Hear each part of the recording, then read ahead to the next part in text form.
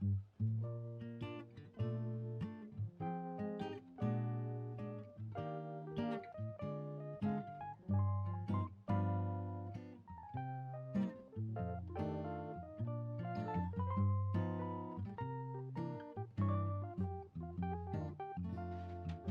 heart is like a jar of pickles, kinda sour, kinda sweet, soaked in brine.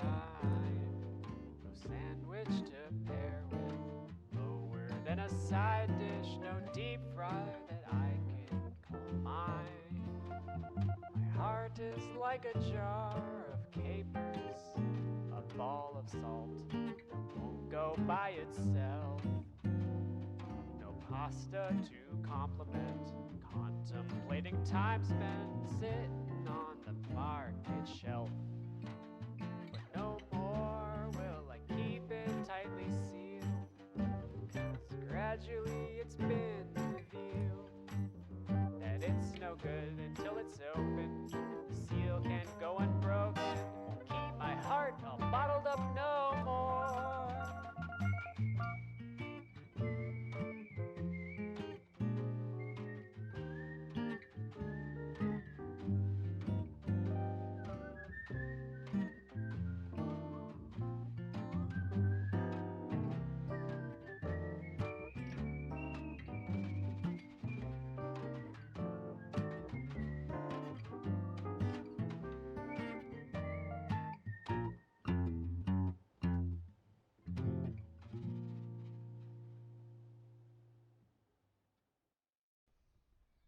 The sink's not clean, the door's not closed. It's a miracle we ain't been robbed. There's no space for food and no garbage can. Is everyone a slob? But soon we'll have a place to call ours. But soon we'll have a place to call ours.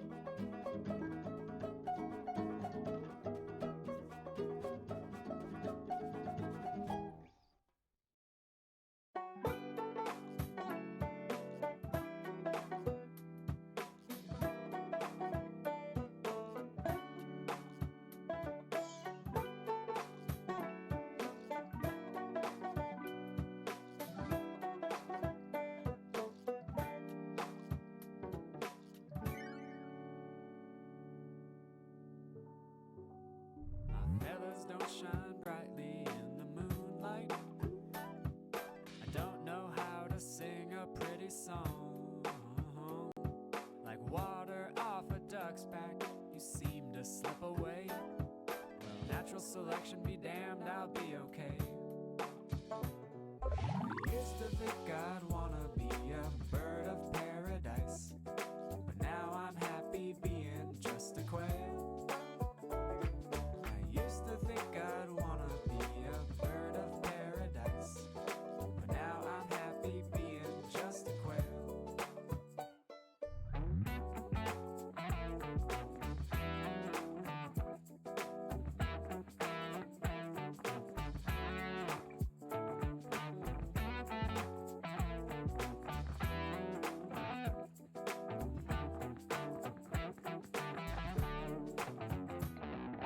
You've got all your dances and your colors, while I'm over here just tripping on my own feet. Can't fly all too well, well it's not so hard to tell. I don't got the moves, but I'm bobbing to my own beat. I used to think I'd wanna be a bird of paradise, but now I'm happy being just a quail. I used to think I'd wanna be a bird of paradise, but now I'm happy being just a quail.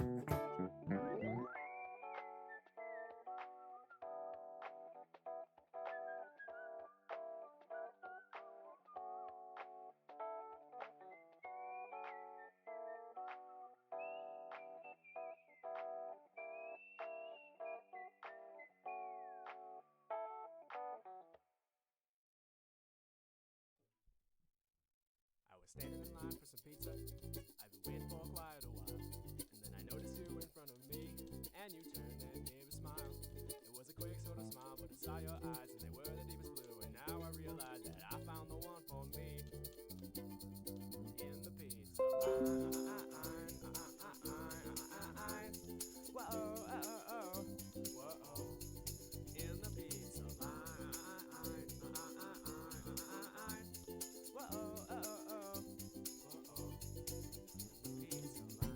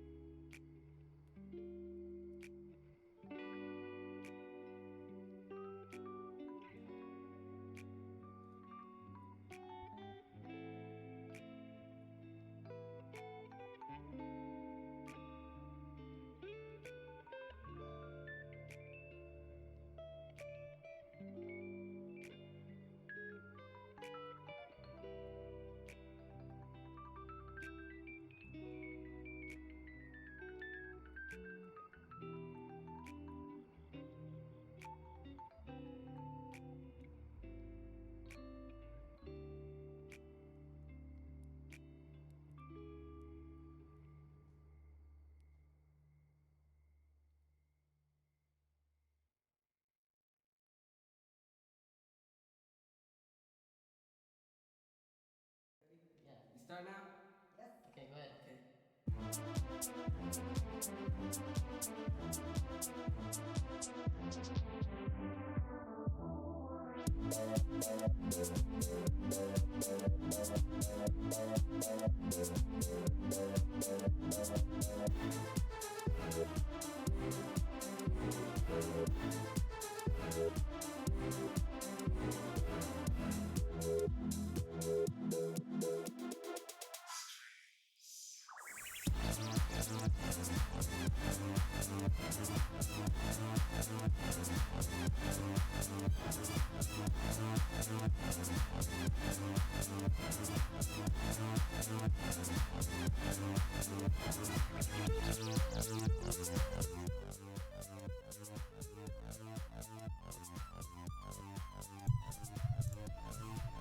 Hello. How's it going, folks? Hold on. Oh boy. Nope. Maybe.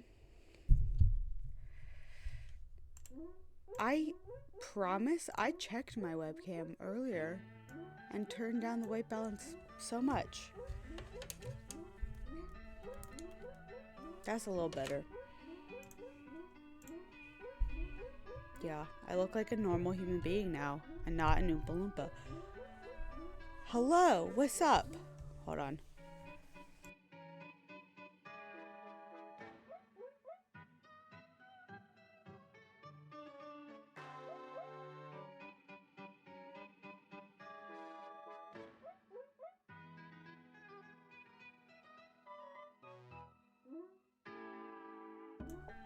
Hello. Happy Friday. Welcome to stream. How's it going? I'm a little drunk. I made the mistake. I was like, oh, I want to drink tonight because that'll be fun. And then I drank 2 drinks before having dinner. So, like, when I eat, I stop being able to become inebriated. So I had 2 drinks. And then I had dinner. And then it all hit me all at once. So I'm a little bit more inebriated than I wanted to be. Luckily, the tummy hurting disease has ceased a little bit. Still there a smidgen, but it's not as bad as it was. So that's always good. We love that. We love to feel it. And I have water. Got a big thing of water, so don't even worry.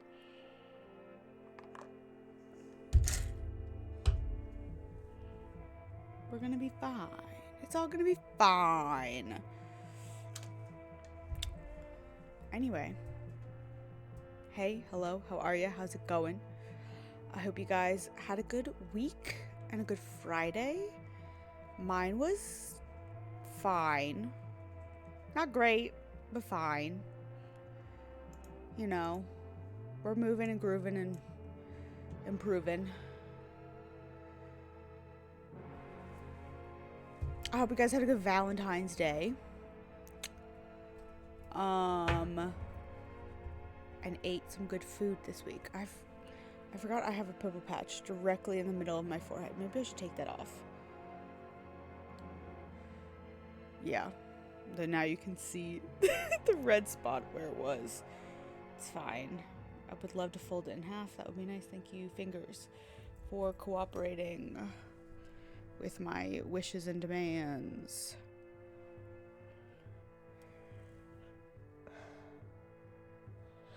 I'm having the hiccups, but I also feel like I need to burp.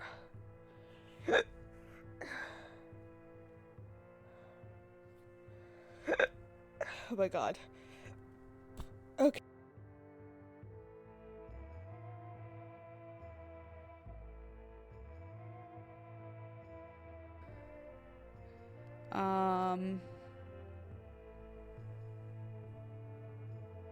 Yeah, I don't have anything else to say. We're gonna continue Duel Destinies, obviously. Obviously. I think we're at the next investigation phase. Did I do...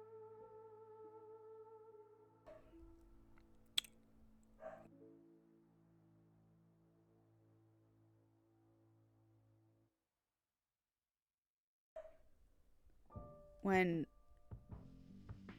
Blackwell called... Was it his little box top? The girl in the box? That was great.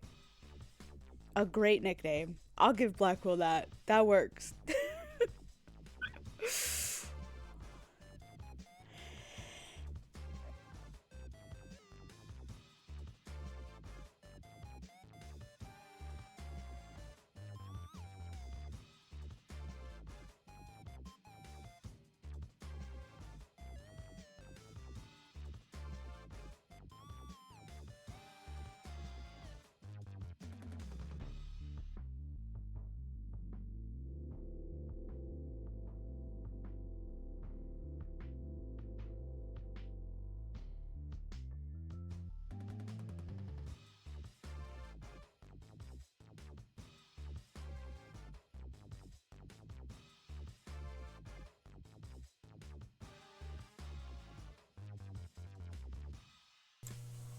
Oh my god, I've been muted this whole time.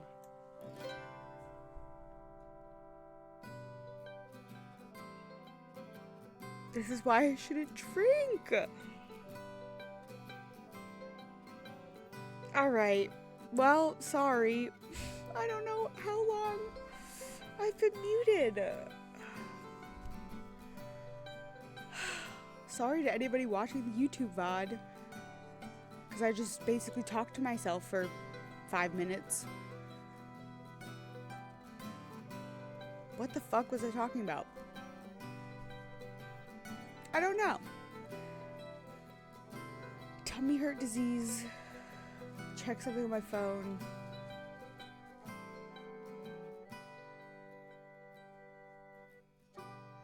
Valentine's Day?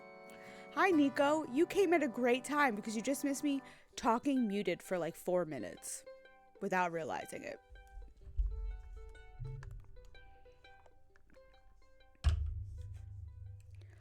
This is why I don't usually drink while I'm streaming.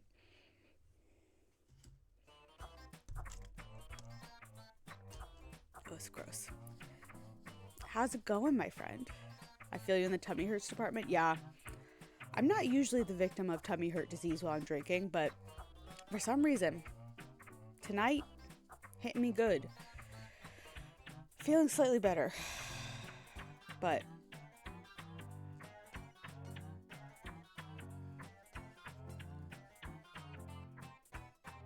at some point, I'm gonna have to go pee again. I peed before stream, but I'm definitely gonna have to go again. What did I talk about? What did I talk about while I was muted? I don't even know anymore. That's where my brain no work. I hope everybody had a good week. And a good Friday. And a good Valentine's Day. And just a good. Hope everybody had a good. Had a great Valentine's Day watching movies with Nico and Carly. That was a good time. Nico, Carly and I were awake, or were up for multiple hours after you left, talking about so much. Talking about this, that, and the other thing for hours.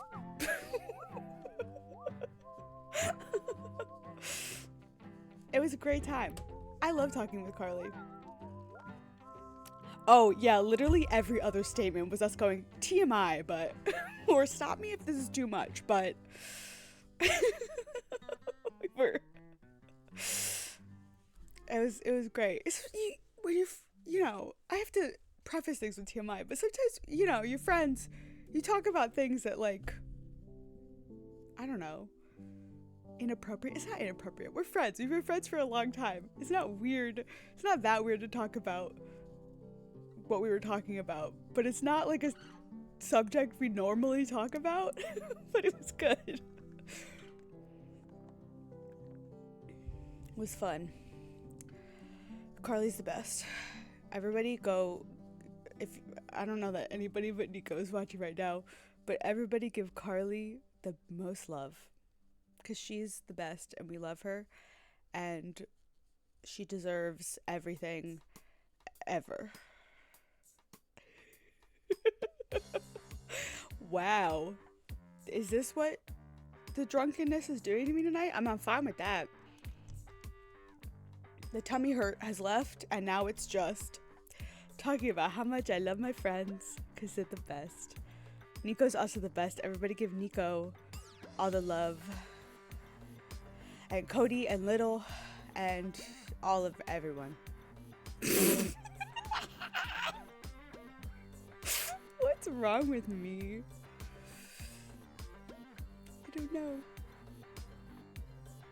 I don't know what's wrong with me. This does not bode well for me, and not getting flustered about fictional characters tonight does not bode well. Not in the slightest. Oh my god.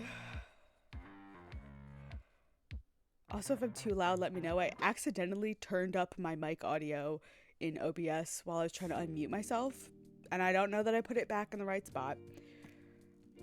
So if I'm peeking the mic, please let me know. What else has been going on? Have y'all seen the Baldur's Gate 3 patch that went live today? I'm going feral for all the new kisses. There's so many new kisses. Housen and the forehead kiss. Oh, and there was one. It was Astarion and Karlach, and it was so tense. Like every single new moment of it, I was like me screaming anew. They like touch foreheads and they smile goofily and like holding the cheek and the forehead kiss and the nose kiss. I was like, I'm gonna pass away right now. I can't. Larian loves us. Larian Studios loves us. very much. And you know, I love them too. And I need my mod developers. I need you to update the mods, please and thank you, so that I can play this patch. Because I need to smooch my vampire boyfriend and Will with all the new kisses. You're gonna play Baldur's Gate, but I have to wait till you find work again. Fair enough. I completely understand that. It's not a cheap game. And when it goes on sale, it's only 10% off. So, like, I totally get it. I'm so excited for you to play it, Nico. But I get it. Excuse me. This is why I don't usually drink before stream. Or at least I haven't done it in a while. Hi, Carly!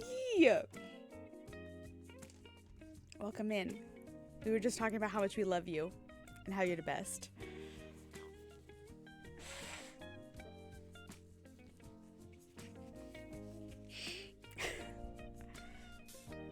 Don't know why I do this to myself. What is this song called? Let's Be Lazy? That sounds like my life. I would like to be lazy every day.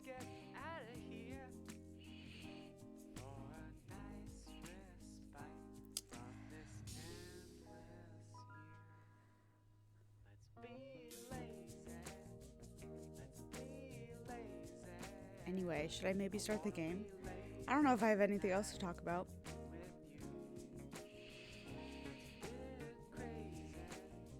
Nothing particularly new in my life that's different from last week.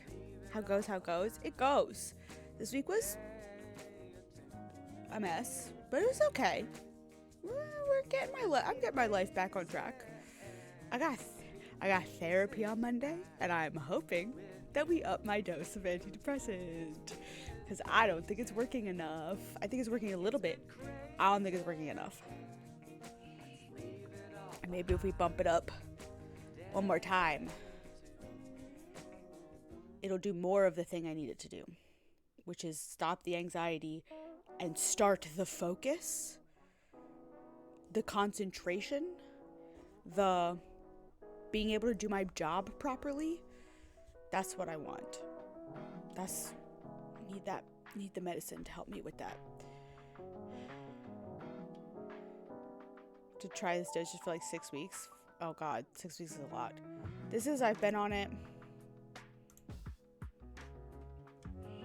How long have I been on it? Where's my phone? What did I do with it? It's over here, blending into my desk. No, I'm not updating my phone right now. Thank you so much for the option though.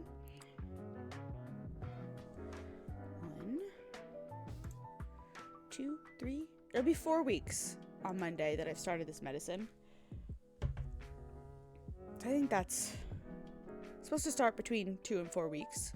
And I think it's done a little bit, but I don't think it's done enough. We'll see. We'll see what my therapist/psychiatrist says. And hopefully it doesn't cost $300 this time. I don't think it will. But I really hope this appointment doesn't cost $300. Because I'm going to have to rethink things if it's $300 every single month. It's a little too steep for me. Especially when I'm paying for grad school. I think that was the first time appointment cost. My insurance will start covering it once I hit my deductible. But, I think it will start covering it once I hit my deductible. But I have to do that first. And it's only February. In theory, I'll hit it. Hi, Navi.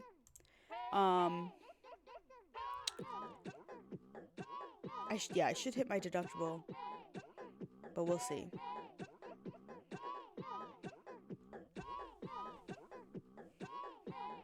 You're supposed to pick up your tea yesterday? Nico, you gotta do that. Go get your medicine.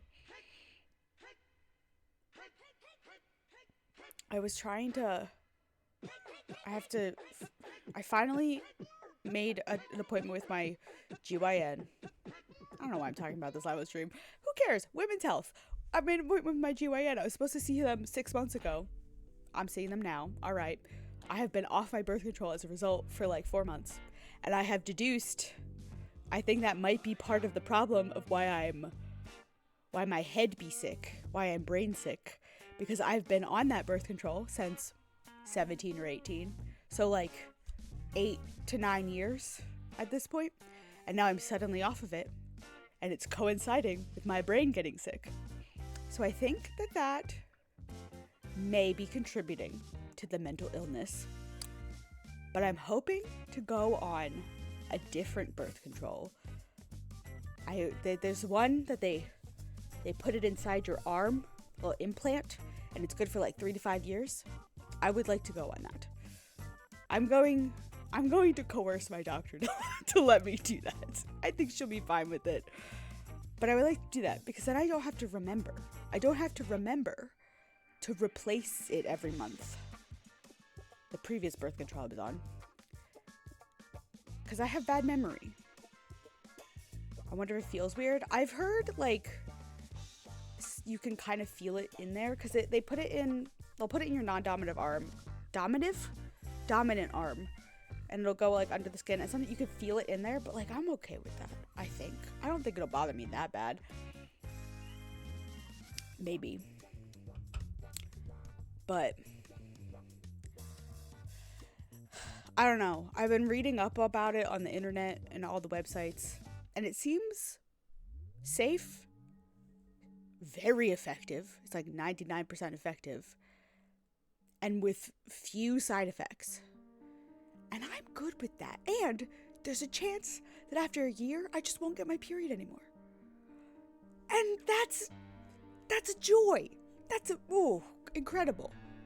I just started my period, I think yesterday. I was expecting to get it next week. I started it yesterday. Nafa. I don't like it.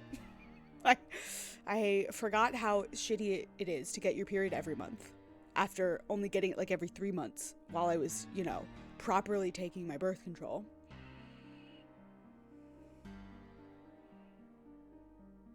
I hate it. Why were we cursed with this burden? God, if there is a God, it hates us. Anyway. Should I play Ace Attorney maybe? Instead of talking about reproductive health?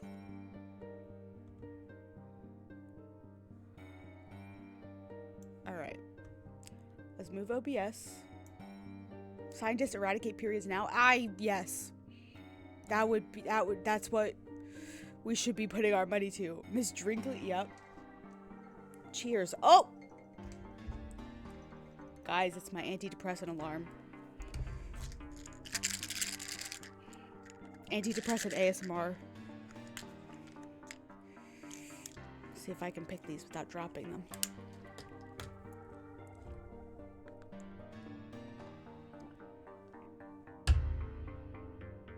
Can I take it?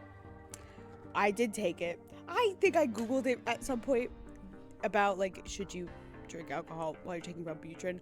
And it was basically like, just don't do it excessively. And I was like, okay.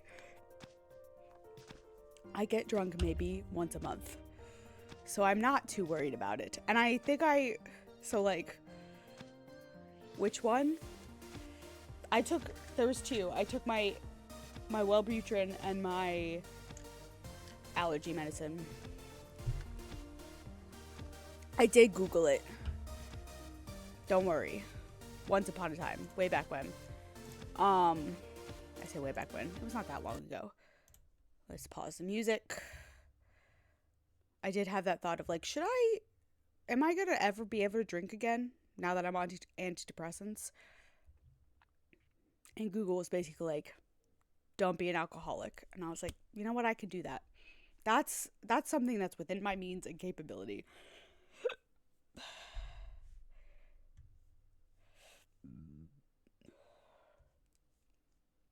Let's switch to the live scene maybe.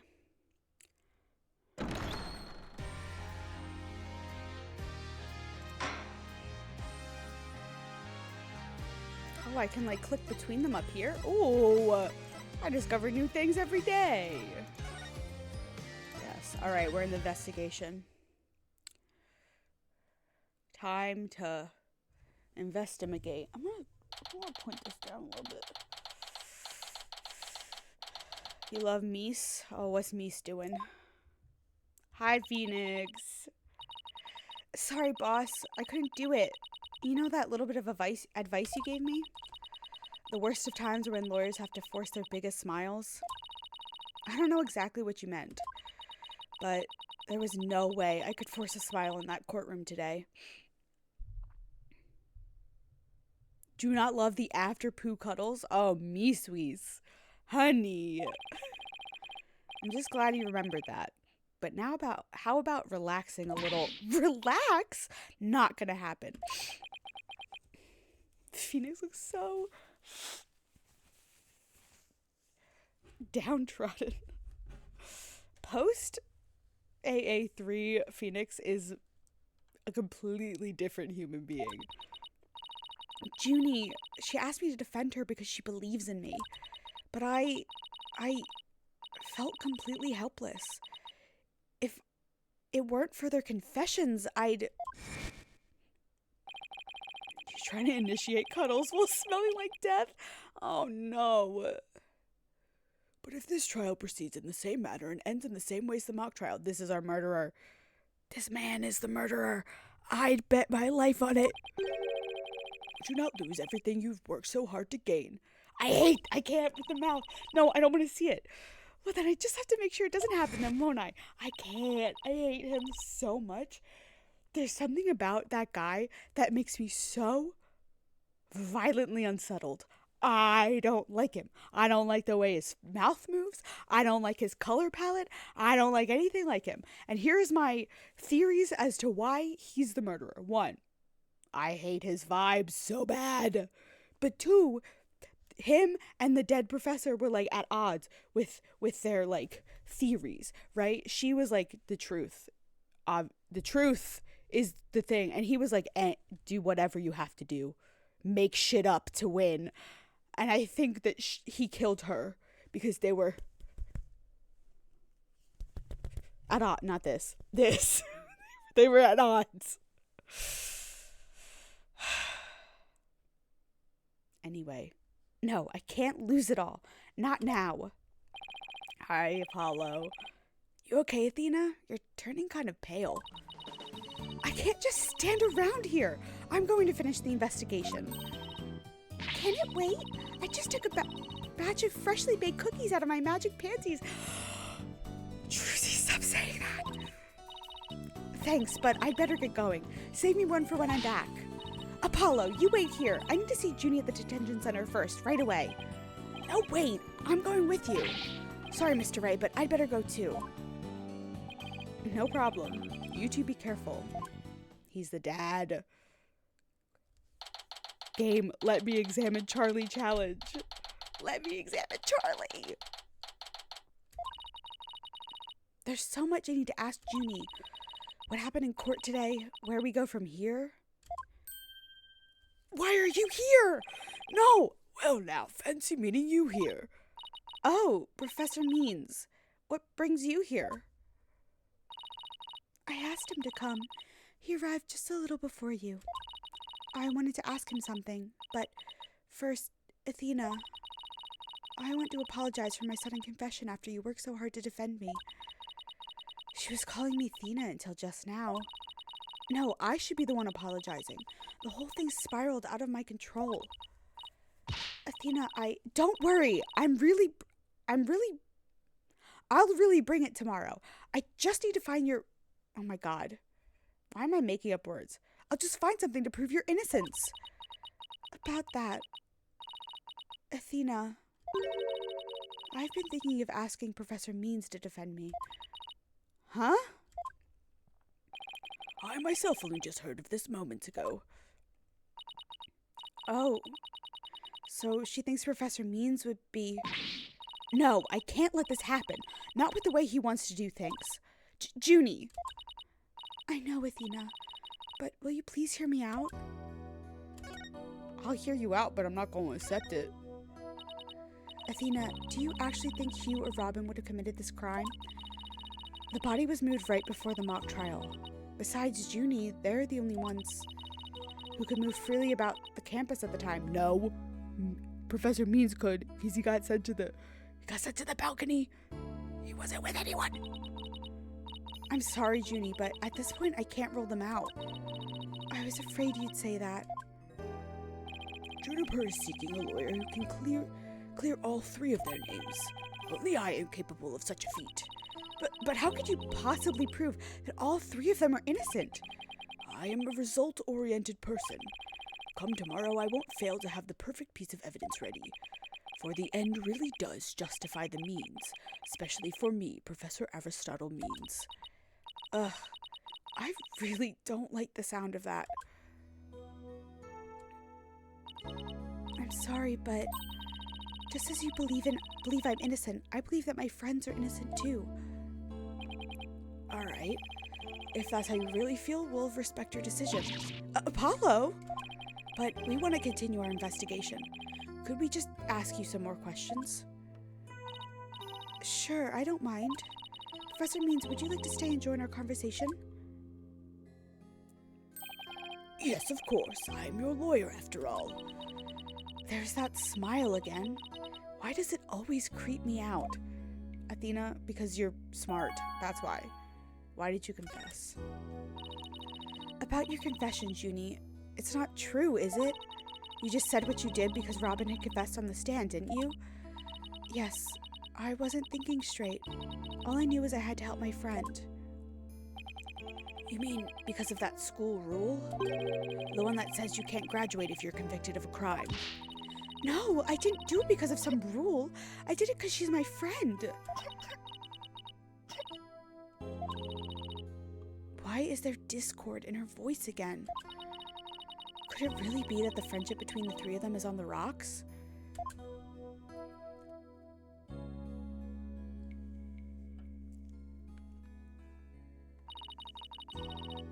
There's more here than meets the eye. When did you three first become friends? Well, even though we were in different courses, we really bonded from the first day at school. We vowed to work together to bring an end to the dark age of the law. That was when our proof of friendship came about. There's that proof of friendship thing again. I just wish this were as simple as that. We even have proof of our friendship. Yeah, as long as our friendship lasts, you can bet we'll be carrying them around. Is this... Okay, there's something I know exists because I see it in fan art all the time. Phoenix and Larry and Miles have these like matching keychains. Is this where... Will we learn about that here maybe? We learn about it at some point. Everybody draws them with these fucking matching keychains.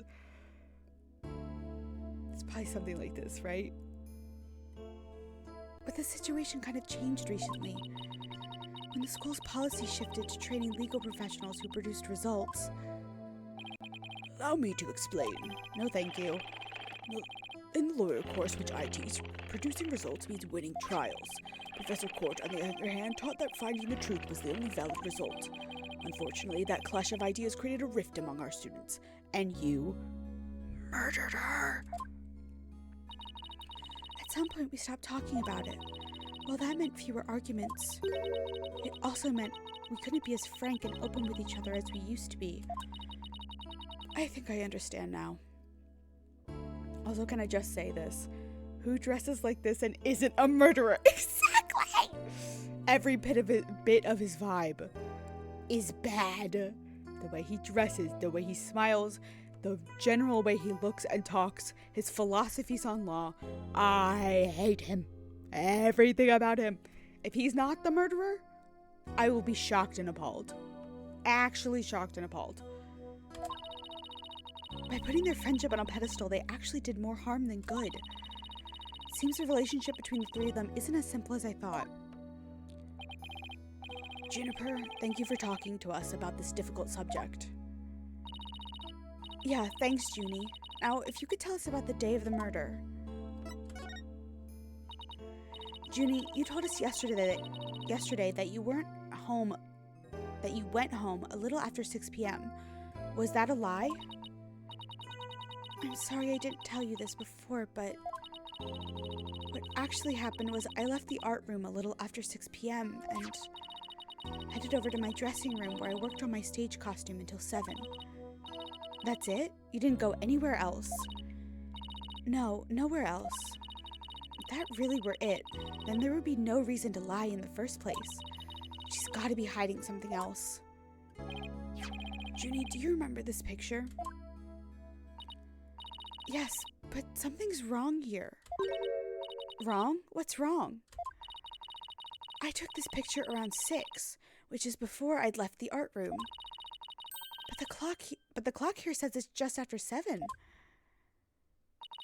By 7, I'd already been working in my dressing room for some time. So there's definitely something wrong with the time in this picture. I guess we better go check the art room. Okay, just one last question about the day of the murder. On the evening before the mock trial, the evening of the murder, you ran into Hugh. Yes, I did.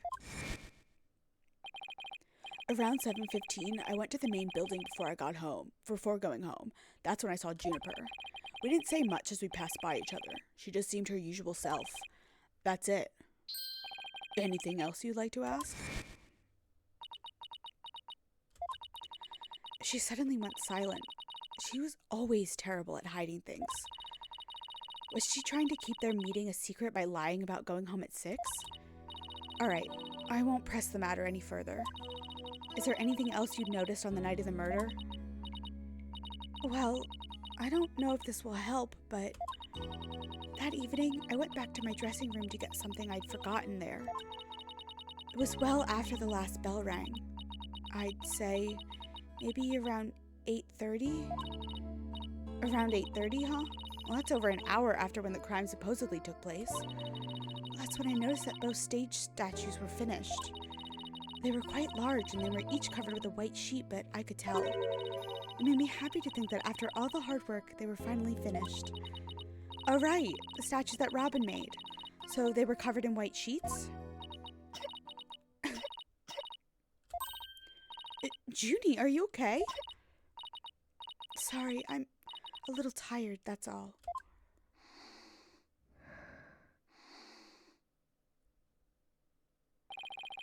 Athena, I think this meeting is over. Professor Means? I will use any means possible to get the results I want in Juniper's case, but it will require considerable preparation, so I must be off. Hold it! Junie and Professor Means, I have a proposal. A proposal? Wait, this isn't another one of your crazy... By sundown today! Yes? I, Athena Sykes, along with Apollo Justice... Wait a second, don't drag my name into... We're going to discover the truth behind this murder mystery. What? And we're going to bring you solid evidence showing just what that truth is. I see, so it has come to this, has it? If we succeed in doing that, I want you to promise that you'll accept it, Junie, no matter how hard it is to hear. Then you shouldn't need anyone else to defend you except me. Have we got a deal? I trust that's okay with you too, Professor Means. I have no objections as long as Juniper is satisfied with this arrangement. Okay, but only if it's the real truth. I'm sorry to put you through this, Athena, but thank you. I've been thinking only of myself this whole time. Junie, it's way too early to thank me, but you can thank me all you want once I get to the bottom of this. Very well, I will see you back here at sundown. Sorry for all the trouble, Professor. It's just she's new to the agency, so... Don't be silly, I find it all rather thrilling. Now let us meet here again later. If you'll excuse me, I'd better go. Okay, see you later. I love Athena. I love her so much already. But if this trial proceeds in the same manner and ends in the same way as the mock trial, would you not lose everything you've worked so hard to gain? Ugh, this is no time to be thinking about that. I've got an investigation to do. I will find the truth by sundown no matter what. Alright. I don't know if I need to talk to... Go back to the Right Anything Agency. I can't examine! Alright. Fuck me then. Alright, we're going back, I guess, to the school. Okay, not this one. Not this one. Is it like I gotta talk to fucking Apollo? Okay, here we go. Why are you on the stage? That's a crime scene. Ugh. Oh, there she is. Is it my imagination or did something just move?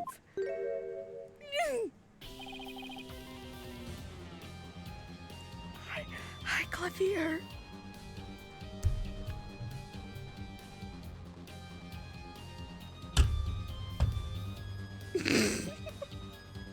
Afternoon, you two. Prosecutor Gavin, what are you doing here?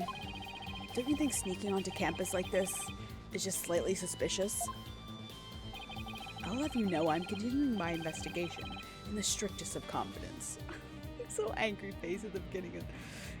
So I love him. I don't want to be caught napping again at tomorrow's trial. And that means a thorough investigation today. Think you can lend us a hand? I'm not one to refuse a damsel in distress, but you needn't have asked, Fraulein. I'd intended to help from the start. You're the best, Prosecutor Gavin. Okay, time for a thorough investigation. I bet I missed lots of stuff yesterday. Hi. Hi, Gavin. Hi, Clavier. Prosecutor Gavin, you were scheduled to perform at the school festival yesterday, weren't you? Or at the school festival, weren't you? That's right, but I haven't seen this stage until yet. I hadn't seen this stage until yesterday. Maybe he did say yesterday. Did I? No, I did make up yesterday in the other line. Anyway, that backdrop with a starry sky and big crescent moon isn't half bad. We'd also had some tricks up our sleeve to make the concert really rock. Pyrotechnics, a fog machine, big banners, things like that. What'd it look like this? Oh, the plans from yesterday. What's that design on the banner there in the back? I know the scales are the school emblem, but what's with the number 6? Looks like it's in serious pain or something. What? Athena, ixnay on the I say. That's the Gavineers logo, Fraulein. Oh, and nice pig Latin air forehead, really smooth. Oh, I meant it looks like the number 6 rocking seriously hard. 9, Fraulein, is a G for Gaviners, not a 6, but whatever floats your pretty boat. Clavier, don't flirt with her in front of your boyfriend. So, where is the banner? I don't see it anywhere on stage. It was an important part of the show, but the school managed to misplace it somehow. He's so angry. Look at his cute little angry face.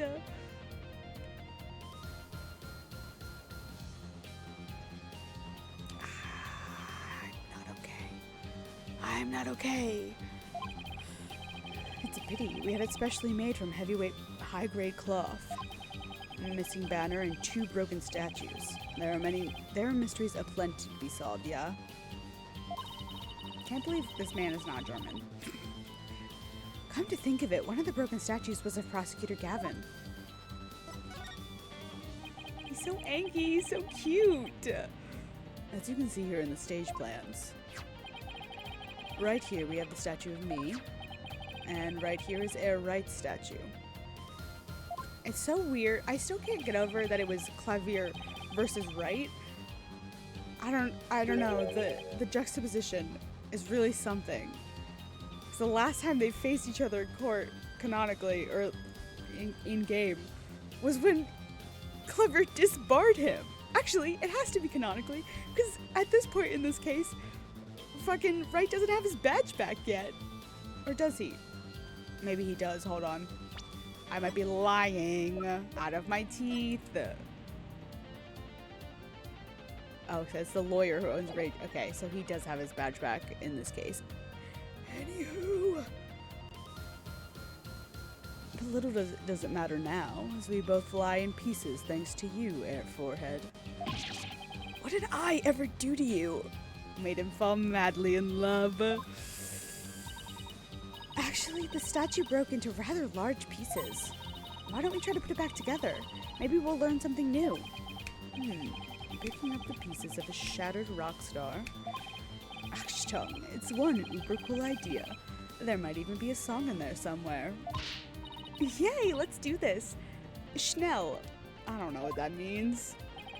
Is this an investigation or am I interrupting a German language club social event? You know you love it, Apollo. Anyway, let's go look at statue number 1. I don't know, this is fine for a rock concert, but the nighttime sky is a backdrop for a courtroom? Personally, I think it's breathtaking. I mean, speaking the truth under a starry sky. Don't you think it's romantic, Fraulein? And the waning crescent moon represents the maximum 3-day trial cycle. Why is that? What do you mean? What do you mean it represents that? 3-day trials outdoors? No thanks. If it starts raining, my hair will be ruined. Okay, we're just gonna examine everything at this distance. It's a bit too far away to get a good look. Maybe we should try a different angle.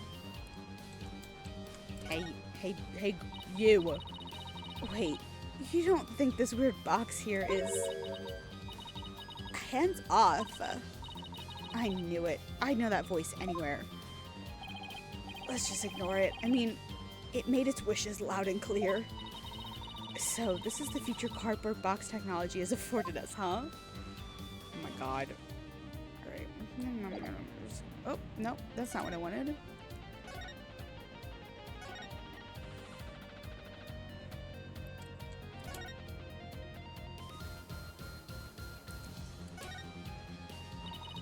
It's a copy of the school paper with that story about the alleged love triangle. Wonder if people really waste their time reading this stuff. It's more popular than you'd think. What was that? I thought I heard something just now. You're just hearing things. It was nothing more than your ears playing tricks on you. Hold on.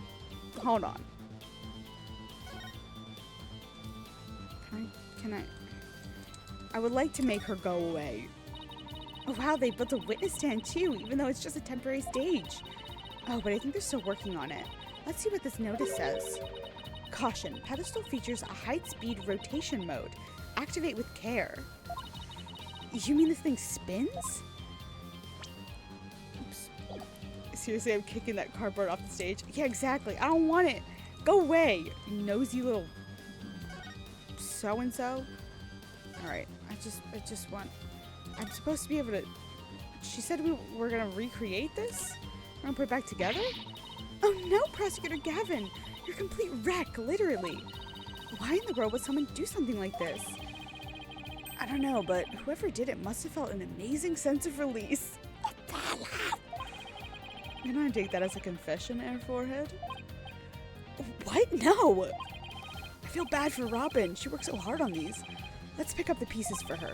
You got it. Let's check every corner of the stage then, yeah? Okay, so I gotta examine everything first. Found one! Piece of Prosecutor Gavin's shattered pride. Are you saying my pride is as fragile as plaster of Paris? Plaster of Paris? What does that mean? Looks like there's other large pieces scattered about. Okay, let's find what we can. White fragment. Okay. Oh, here. Oh. Found another piece of the statue. But there should still be some more pieces. Let's leave no stone unturned. Purple fragment. Okay. Are these not... These are not fragments it wants me to find? Okay. Oh, here we go. Found another piece of the statue. But there should still be some more. Let's leave no stone unturned. Okay, 2 large fragments. Okay.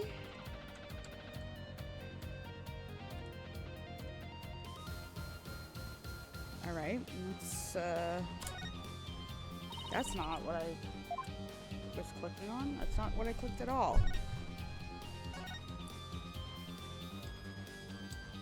Oh, there it is. I found another piece of the statue, but there should still be some more. Let's leave no... Okay. We got 2 purple fragments. I guess let's go look at Phoenix now. The other statue Robin made has been smashed to bits. If there are some larger pieces, we might be able to put this one back together too. Yeah, but all I see are itty-bitty ones. I wonder what Mr. Wright would think. If he knew we put Prosecutor Gavin's statue back together but left his like this. He could always come back to it after the case is solved. I'll help you fix it. Okay, we don't give a fuck about Wright's statue, apparently. Where is the last fragment of Prosecutor Gavin's statue? Where is the last piece of clavier? Not what I wanted. Where is the final piece of clavier?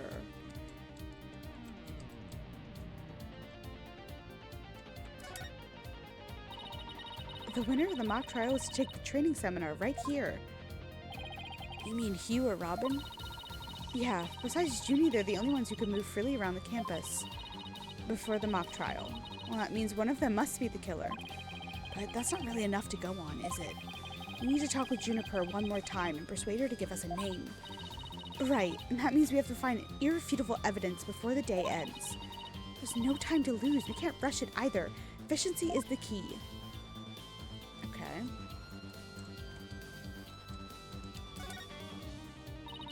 There's even a prosecutor's bench here on the stage.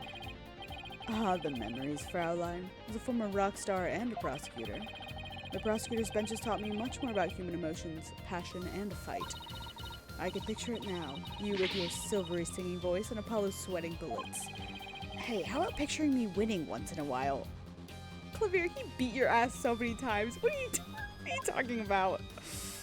Okay, so maybe the last piece isn't here. Maybe it's in the art room.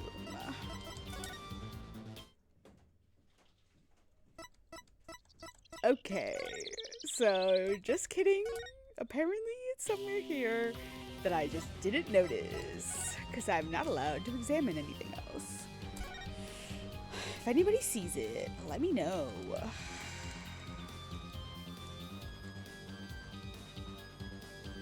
Bitch, I would love you to leave.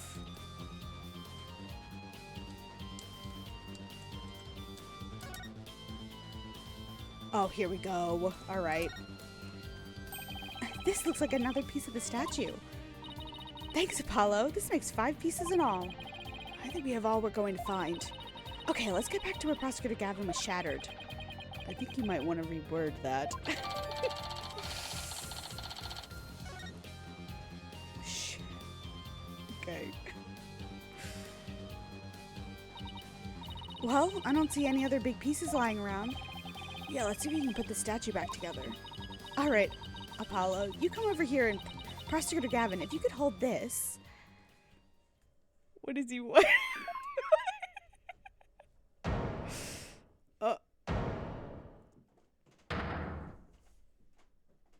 Look at him. We did it. Not bad if I do say so myself. Yeah, but you don't think it's strange we put the statue back together, but look. What's with all these leftover white pieces? These look like they go together. And this one too. Athena, what do you think you're doing? Don't stop me now. The artist inside me wants to get out and have a good time. Oh. Oh. Oh. So, what is it? Ah, it's the goddess of law. Oh god, the goddess of law. I'm having flashbacks. the goddess of law holding a pair of scales in one hand and a sword in the other. That's quite the feat you pulled off there, Fraulein. Whew! I love the feeling you get after you work really hard on something. No. I knew who it was. I meant to ask what's it doing here. Not sure. There's no statue like this in the stage plans. Still, I could swear I've seen this statue somewhere before. Is it not in the back of the picture that we just got? The more we learn, the deeper the rabbit hole goes. Not what I wanted.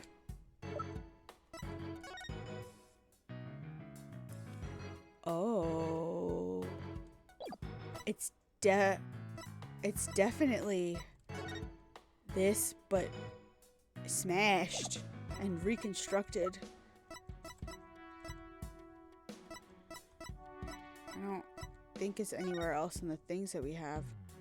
Oh, is it the front of the stage? The this?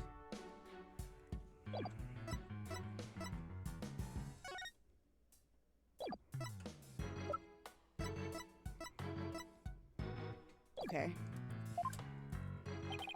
At least we're moving in the right direction. Let's keep searching the stage for clues. I've been wondering about something this whole time. You know that pole at the edge of the stage?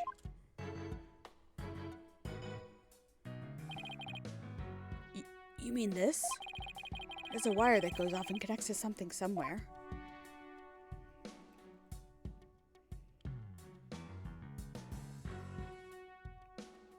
There's one of the banners. An impressive building fit for an impressive school. Yeah, these beautiful walls are like a big blank canvas. See, my shoe prints really leave distinct marks. Hey, cut that out before you get us in trouble. Okay, open window. Then. This wire's for hanging banners over the stage. One of the policemen who was here earlier was checking how it worked. Oh, so that's why the banner looks like it's out of place. The banners were hung and removed from the art room there. That's the art room over there? As in the scene of the crime? Bingo, Fraulein. It's still crawling with cops, though. Hey, anyone in the art room? Oh, God, not this asshole. Oh, it's you people. Ha ha ha. In justice we trust. Oh, it's Detective Fulbright. In justice we trust.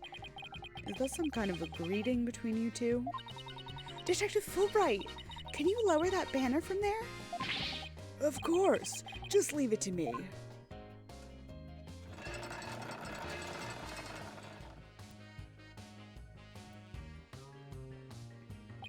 How's that? Thanks, Detective. In justice we trust. Ha ha! Always glad to help. In justice we trust. Oh my God, the dork. So, is that some kind of greeting between you two or not?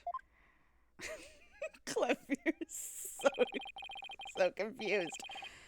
Well, it looks like the banner's down. Let's go take a look. Would love to take a look.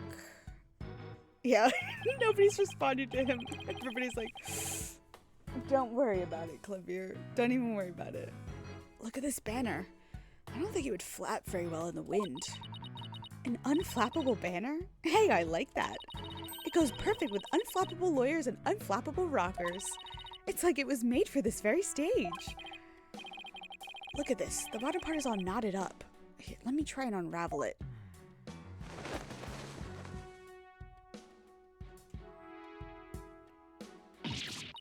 Geez, did you really have to? You don't come across an unflappable banner every day. Athena, there are some things that have to yield to forces beyond themselves. What a cruel world we live in. Oh. Hey, a scrap of paper was caught up inside. It's blowing away. I got it. Yes, great catch, huh? Looks like some kind of note. What does it say? October, Hue 120. What's that supposed to mean? A test score, maybe? Pretty impressive when you consider that 100 is a perfect score. I don't see how even Hugh can get beyond perfect. I think it's probably 1:20 in the afternoon, maybe? Fraulein, shall we inspect the banner again, now that it's been unraveled? Hugh scrap. Alright. Height is 120 centimeters. This is the emblem that's on Junie's school uniform. Hey, you're right. Wait a sec. It's hard to see against the red material, but look. There's a dark red stain here just under the emblem. This banner was on a wire connected to the art room. Right, and the art room is where the murder occurred. Are you thinking what I'm thinking? This stain might be from the victim's blood. School banner. Trace amount of blood was found on it. I'm glad we're writing that down, even though it's pretty much assumed. All right, what have I missed? What else am I supposed to look at? Hey, look what I made. Not bad, huh? You're like a recording artist who samples other people's work and calls it their own. Clever. Well, you know what they say.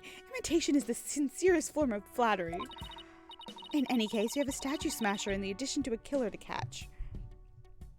I don't know where to put my mic for optimal voice and sound.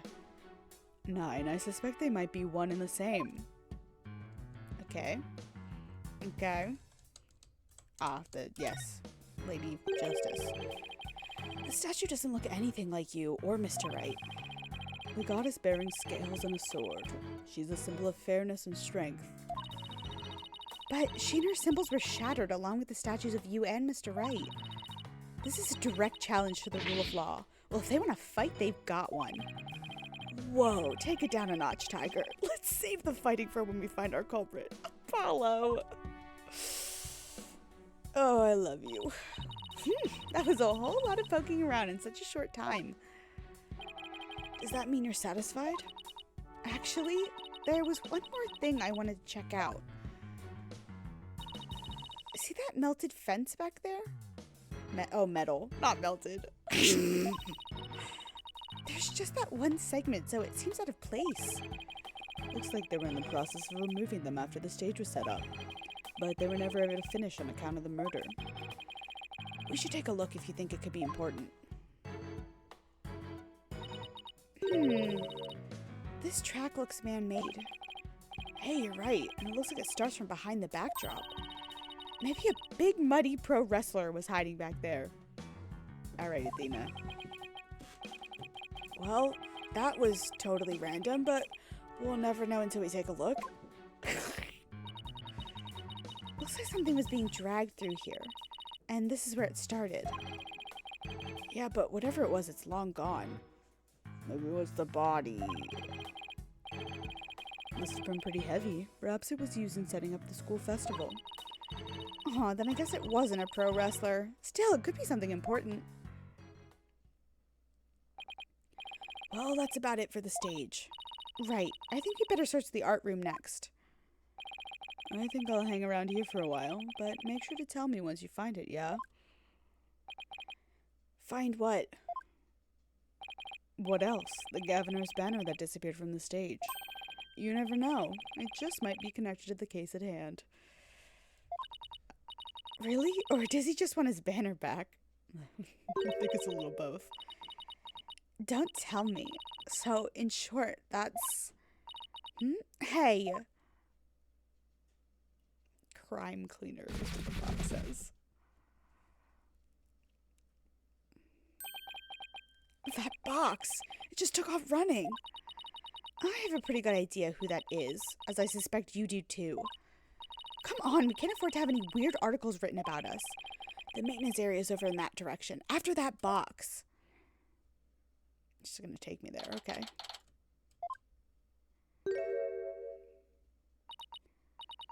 Miriam, you're liable to get tossed in the garbage truck if you hang around here. I'm just an empty box. That's what you do with them. You throw them away. I don't think this is the box she was wearing last time, was it? I think I would have noticed if it said crime cleaner in the last game. Get sparkling clean with brute force. This has to be some kind of evidence that somebody used crime cleaner for the crime scene, maybe? This has to be evidence. Hey, did you change boxes? I like the new look. What does it matter anymore? I was a complete failure in court today. I didn't even notice her saying, did you change your box? My work, my pride, my dreams, everything I've worked so hard for, gone. Sorry, Miss Scuttlebutt, but doesn't believing you had a scoop when you really didn't make you a failure as a reporter? Oh yeah, I was panting. Failure as a reporter? Oh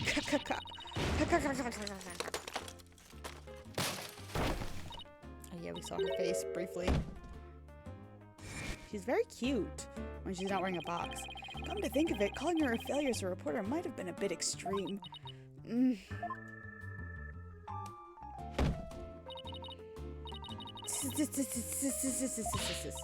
Scold me, despise me, pack me away while I'll never see the light of day. I've been cast aside to waste away to a big pile of mushy paper mache. I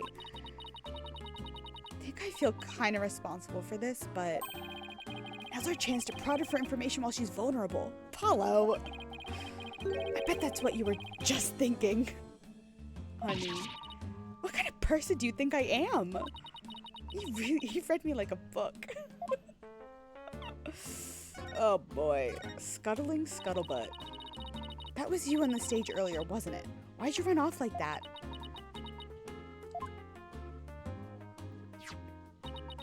Take a look. Oh, it's the governor's banner. At this. Why are you showing me a burnt up old rag? Wait, it's really hard to see, but I think that's the governor's logo there. Apollo, you would know. Apollo, you would know. Anyway. So, this is the banner that disappeared? It's all burnt up. Don't look at me. I just happened to find it in the incinerator. Incinerator? Did Blackwell actually make good on his threat to burn her box? We should probably try to find out whether someone tried to destroy this on purpose. Yeah, this banner is sounding less and less unrelated to our case, Apollo.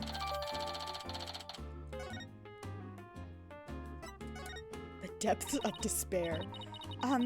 Miriam, I owe you an apology. I shouldn't have said you were a failure as a reporter. Too late. I already decided journalism isn't for me. Last step is to erase all of the photos on my PC. I'm really going to do it. Here goes. 5%, 10%, 4 years of my life down the drain. Shouldn't we stop her, Athena? Miriam, you should keep publishing your paper. I didn't mean that what I said, okay? You didn't mean it? Oh no, my photos! Stop, cancel, abort!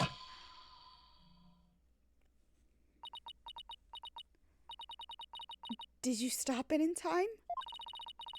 Deletion progress, 99% complete. There are only 2 pictures left.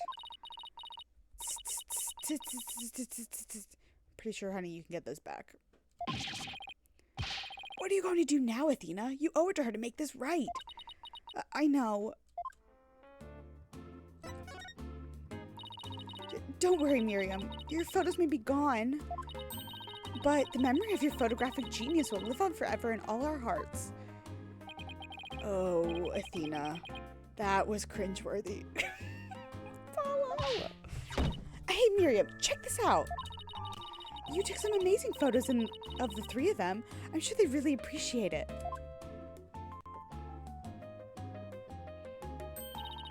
Obviously, I'm the ace member of the newspaper club. The only member, in fact. I know this won't make up for the photos you lost, but here are your newspapers back. Herald and Herald Extra returned to Miriam. There's no rest for the wicked. I plan on pursuing those 3 for as long as I live. Honey, you'll get over them eventually, it's okay. Miriam, why are you so obsessed with Juniper, Hugh, and Robin? Obsessed? I'm not obsessed with them. It's just, they were so close ever since their freshman year. So, well... Athena, are you thinking what I'm thinking? Yeah, I think that's the only explanation. Wait a second. You're not thinking what I think you're thinking. Objection! That's exactly what he's thinking, Miriam. You want in on their little trio. How could you possibly know that? Baby girl. You want some friends. It's okay. I get it. That's one abused laptop. My laptop won't turn on. Never thought my life would end so soon. A mere 17 years.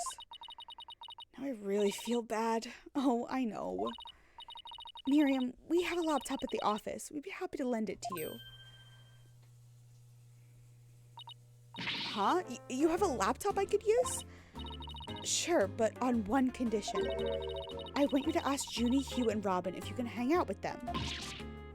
What? Like, I could ever do that.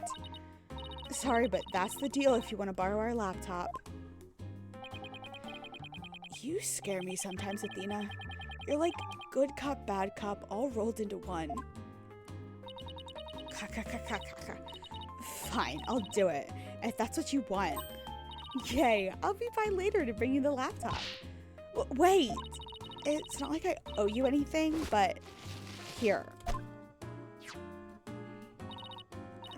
Thanks. Oh, it's a set of pictures. Looks like they're setting up the stage. Why is Hugh running construction equipment? He's 13 years old. Yeah, I took them while they were putting up the stage's backdrop into place.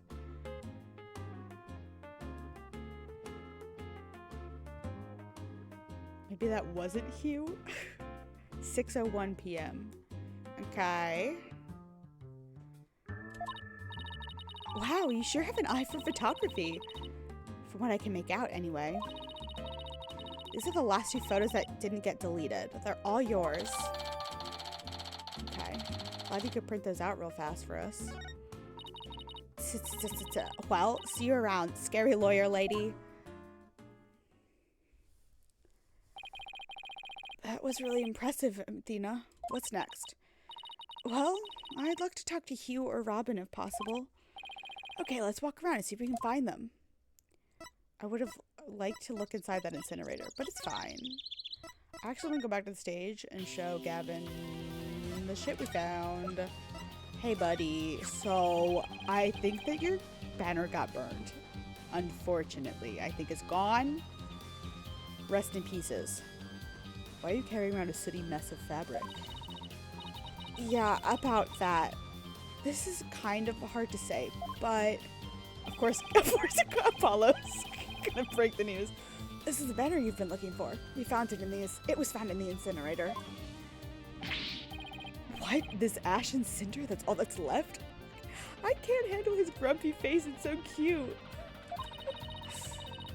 Somehow I don't think it was a random act of vandalism. Yeah, there's no doubt there's some relation to the hand in case. In short, this is a challenge directed at me and Gavineer's fans everywhere. Mark my words, Fraulein, I will find the perpetrator behind this crime. I'm glad you're on our team, Clavier. Great, thanks! Does he mean whoever burned the flag? Or the professor's killer? I'll just cross my fingers that they're one and the same. Okay, cool. Let's go to the art room. That's a lot of pictures of Junie. Well, here it is, the art room where the Crisley crime occurred. Crisley crime. Let's start looking. Oh, there's that devil elephant character. Stop right there. This is an active crime scene. No unauthorized personnel allowed. What? Can't you make an exception? You won't even notice where... Freeze! I don't think so. No exceptions. Now move along. Nothing to see here. Ugh, he doesn't seem very accommodating this time. Let's try again later. Okay. I just want to look at everything. Guilty elephant. Something got spray painted on that table. There's the winch. Use and the book on the floor. Lots of things to look at. 2 different paintings of Juniper in her original adorable outfit. Anyway, let's move. Where? I don't know. No idea. The hallway maybe. Hey, that's Hugh over there. Hello, you. Hugh, we wanted to work with you if you don't mind. It was Mr. Wright. Then it was Mr. Wright. Then sure, but you two? Oh, if it was Mr. Wright, then sure, but you two? Meh. Zen and the art of mastering the bar exam. Okay. I knew it. There's a hint of discord in Hugh's voice. You're not getting off that easy. After all, you're a possible suspect, plus you actually confessed in court. Yeah, why hasn't he been arrested? Why did they arrest those two? Culpable Curry. Okay. Whatever. So what do you want from me? But make it brief. I don't have a lot of time, and I assume you don't either. I could go for curry. I have not had curry in a long time. Unless you count chicken tikka masala, but I don't know that one would, and that's definitely not the curry depicted there. Why did you confess? And it's actually been a minute since I had chicken tikka masala anyway. It's so good. Anyway, about your confession today. You weren't serious about that, were you? Let's just say I had no choice thanks to a certain lawyer who failed to get the job done. So you're really prepared to take the blame for this? Not gonna happen. The voice on the tape is female, so that rules me out. Let's put it this way. You don't actually believe that ridiculous play on words, do you? Well, my confession is just like that. A means to an end. Or, as we say around here, the end justifies the means. Ugh. But I actually do believe the voice is shouting Hugh O'Connor. Juniper's confession was quite advantageous for the real killer. But if Robin or I were actually the killer, we wouldn't have confessed. It's that simple. Ugh. Even you should be capable of such reasoning, or have I overestimated you? The end justifies the means. Means? What are you cooking, Carly? You'd make a great lawyer someday. I mean, you seem to enjoy getting under people's skin. Could Hugh and Robin's confessions really prove their innocence instead of their guilt? This is gonna take some serious thinking on my part. Isn't that the guy's name? You're right. He is Professor Means. I forgot that was his name. Probably 5,000 years late to the cookout. You got there before me, so, I mean, I've been blaming this man since the moment I laid eyes on him. I was like, this is the face of a murderer. Relation to Blackwell. It sure looked like Prosecutor Blackwell was twisting your arm to testify earlier today. Is there something sort of secret he's using against you? I have no intention of saying anything more. Now if you'll excuse me. I just lost his voice in my head. Hold it. I'm not through with you yet. Seems like Rogue Prosecutor has it out for me. There we go. Started doing like a Valley Girl voice for him, and that's not it. Leave, and we might just discuss you know what. Ugh, no way. One little statement and Mr. Cool loses it? What's all that about? I changed my mind. I'll stay and testify. You really are a rank amateur. Even if that were true, you think I'd open up to you? So he's not denying it. That secret might be causing the discord in his voice. Then again, we have the same problem with Junie and Robin. You're just wasting your time and mine. Next question.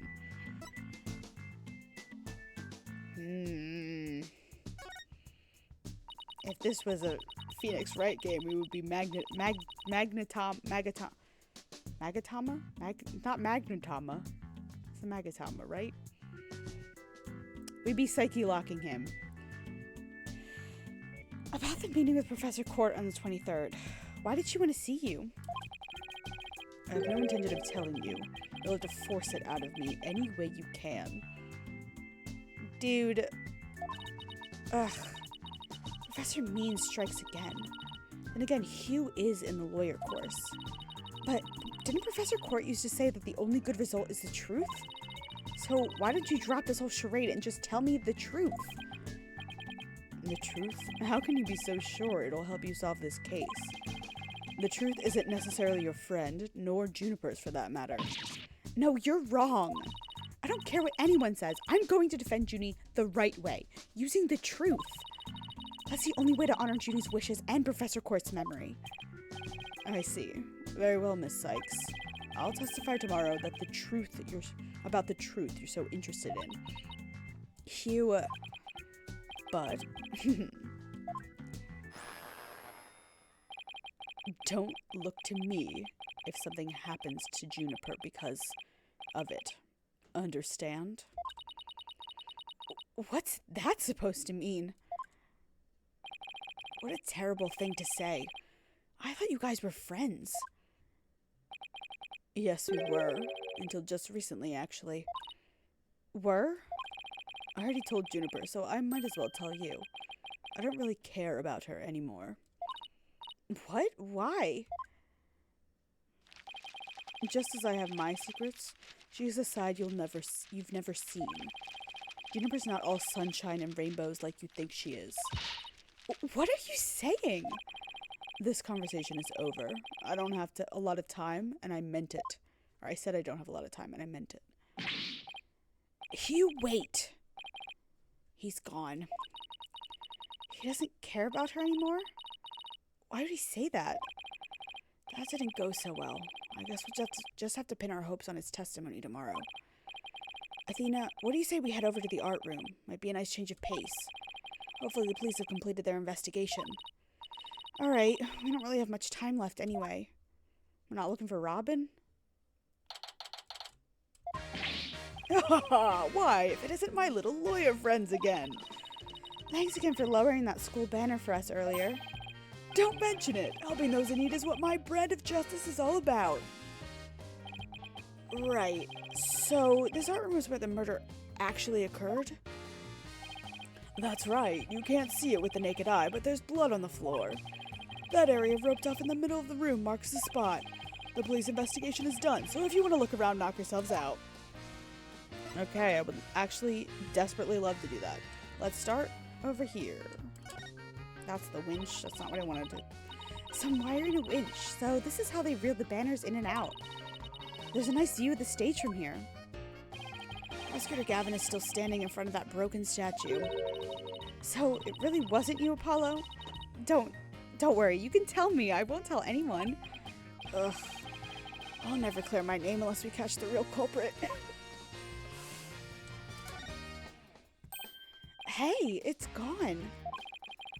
Remember that strange statue in the school camera photo? Oh, it was there. Oh, was that Apollo talking? Yeah, it was. Hey, it's gone. Remember that strange statue in the school camera photo? You're right. I wonder where it is. Robin's a member of the Fine Art Club. Maybe she could shed some light on this. I keep forgetting that Robin is a lady. A picture of a girl wearing a floral hat. Oh, it has the artist's name right here. R. Newman. Wow, Robin must have painted this. Is that Juniper? The clothes are different, but... Oh, look, there's a piece of paper stuck to the back. Let's see what it says. Completely lacks Professor Court's artistry. Must keep practicing. Robin. Huh. I think this is plenty good myself. Wonder what it would have looked like if Professor Court had painted Juniper. I bet it would have been really artistic looking. I assume it's this, but okay. Isn't that a mock trial script? Actually, there's a whole bunch of them here.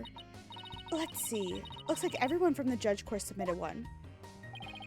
The victim, Constance Court, was the Fine Arts Club advisor, so she probably spent a lot of time up here in addition to her other duties. This isn't where I'd keep a bunch of scripts, but I'd wager that's how they wound up here. Poor, stressed out, overworked Professor Court. I know exactly how that feels. You must, because your desk always looks like a tornado hit it. You're one to talk, Apollo. Me? What about Mr. Wright? Maybe we should rename the firm Right Stuff All Over the Place Agency. I love them all so much. Hey, this area with the rope around it. That's where we detected a large blood stain. In short, the victim was stabbed here or somewhere close by. The fact that there's no visible blood means it was wiped up with something, right? Right, but we were able to detect trace amounts of blood. Merely wiping up does not remove all the evidence of wrongdoing. And that, in a nutshell, is justice, right? I'd appreciate it if you let me have the cool lines. No, I categorically refuse. There's a paint palette here. No surprise there, considering this is the art room. Looks like someone mixed yellow and red to make orange. I prefer yellow. You, on the other hand, are way too red. What's that supposed to mean? I think this is saying that the two of us have to work together in order to solve this case. Oh, what if Professor Court's sending us a message from beyond the grave? What about the blob right next to it? The one with red and green? Maybe she's implying that you need more delicious greens in your diet? Are you saying Professor Court is watching over our dietary habits from the pearly gates? What kind of conversation are we having right now? I want to look at this. Mobile. Hey, look, that's you on this mobile, Apollo. A red demon. A red demon? Looks more like a snake curled around a brush to me. No. See the antenna and the yellow spots on his back? Anyone can see it's a ladybug. Y'all. Guess we'll have to agree to disagree. Fine, we investigate this further at a later date. Agreed? Okay, let's do that. You okay with that, Athena? I really regret bringing this up.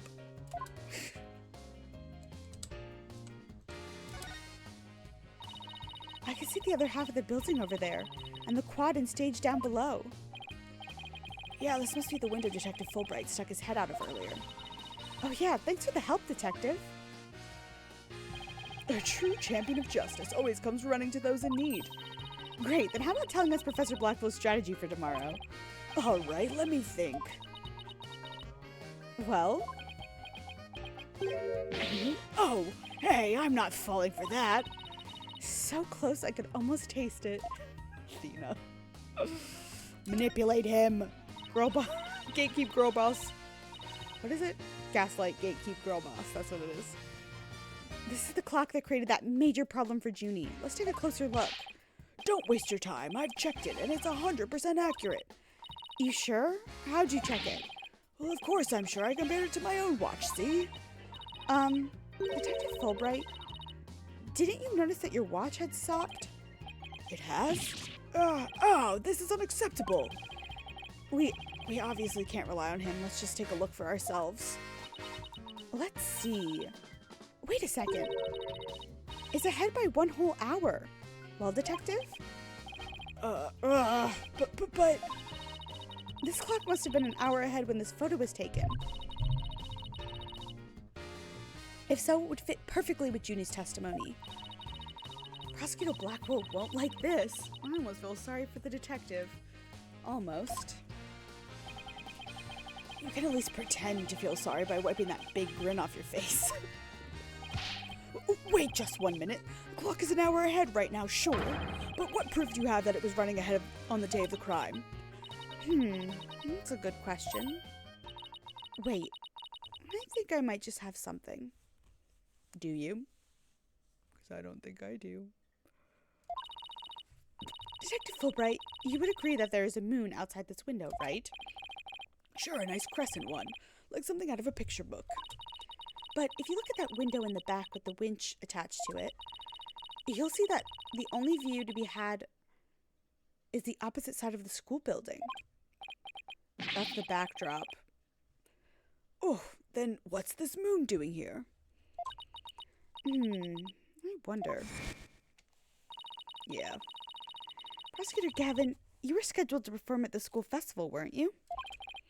That's right, but I hadn't seen this stage until yesterday. That backdrop with the starry sky and big crescent moon isn't half bad. Isn't it the same as the one painted on the stage backdrop? The proof's right here, detective. This shows it was 6 p.m. when the photo was taken. Girl. Oh! Take that! When these photos were taken. I know that what this moon really is. And if you look at this photo, you'll know too. This shows where the moon in the photo came from and the truth of Junie's testimony. What? Where? What does it show? Where does it show that? If you look right here, it'll become crystal clear. Take that! They were still prepping the stage, so its backdrop wasn't in place yet. This photo shows them in the process of moving the backdrop into position. I can see that. That's the big board hanging there. The size matches too. But there's no picture. That's a crucial detail. It is, but I believe what we're seeing is the photo in the photo is the back of the board. The back of the... That's right. And around 6 p.m. when this was taken, a photo of that same board was being taken from the front. What do you mean, the front? The front is against the wall. That's where you're wrong. What about the window? Remember how we said the moon shouldn't even exist in this photo? Take a good look. Are you saying the moon is what? Are you suggesting the moon is the one on the backdrop? Exactly. In short, this photo was taken while the backdrop was being moved. As you can see here, it was around 6 when the backdrop was being set in place. Okay, it's like, why are we not moving? So, the art room clock was running fast, at least as far back as the day of the murder. How? How can I ever face Prosecutor Blackwell now? Yes, I just blew a hole in a piece of the prosecution's evidence. Fuck yeah, girl pop. Or girly pop. Why do I keep saying girly pop? Why am I saying that a lot recently? Why is that in my vernacular? My vocabulary? I'm coming down from being drunk. You couldn't tell. Okay, maybe not that much, because I'm almost knocking things over. Anyway, 3 busts sitting on a shelf. A judge, a defendant, and either a lawyer or a prosecutor. The bearded one must be the judge, and the bummed out one must be the defendant. Streamer doing a tattoo stream tomorrow? Do I have more to drink? Still some left in this. Like, he's streaming from the tattoo parlor? We're talking about what's his face, right? Why am I forgetting his name? Criken. That's the plan? That's cool. What kind of tattoo is he getting? That's very neat. And where is he getting it? Or has he not revealed that? Look, there's another one that's fallen onto the floor. A rat king, but not the tail tangled thingy. Oh, okay. So like Rat King from the Nutcracker, but without the giant tail bit. I was like, thank you everybody for retweeting the stream.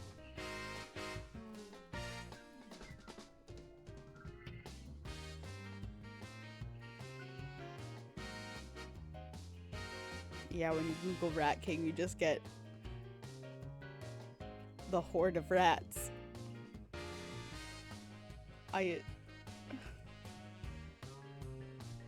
So a rat in a crown. I wonder which one fell, the lawyer or the prosecutor. Think, Apollo, think. This could tell us how tomorrow's trial will go. I'll just wait for tomorrow's horoscopes, thanks. Okay, all right. You like horoscopes? Add that to the Apollo checklist. Why have we put auto on? I don't want it. Thank you. It just wants a rat with a crown. That makes sense. That's a good idea. I'm scared he'll cry and I don't want to watch that. I hope he doesn't.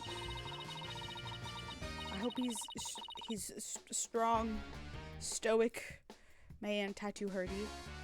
I don't have any tattoos, but I have heard that they do hurdy.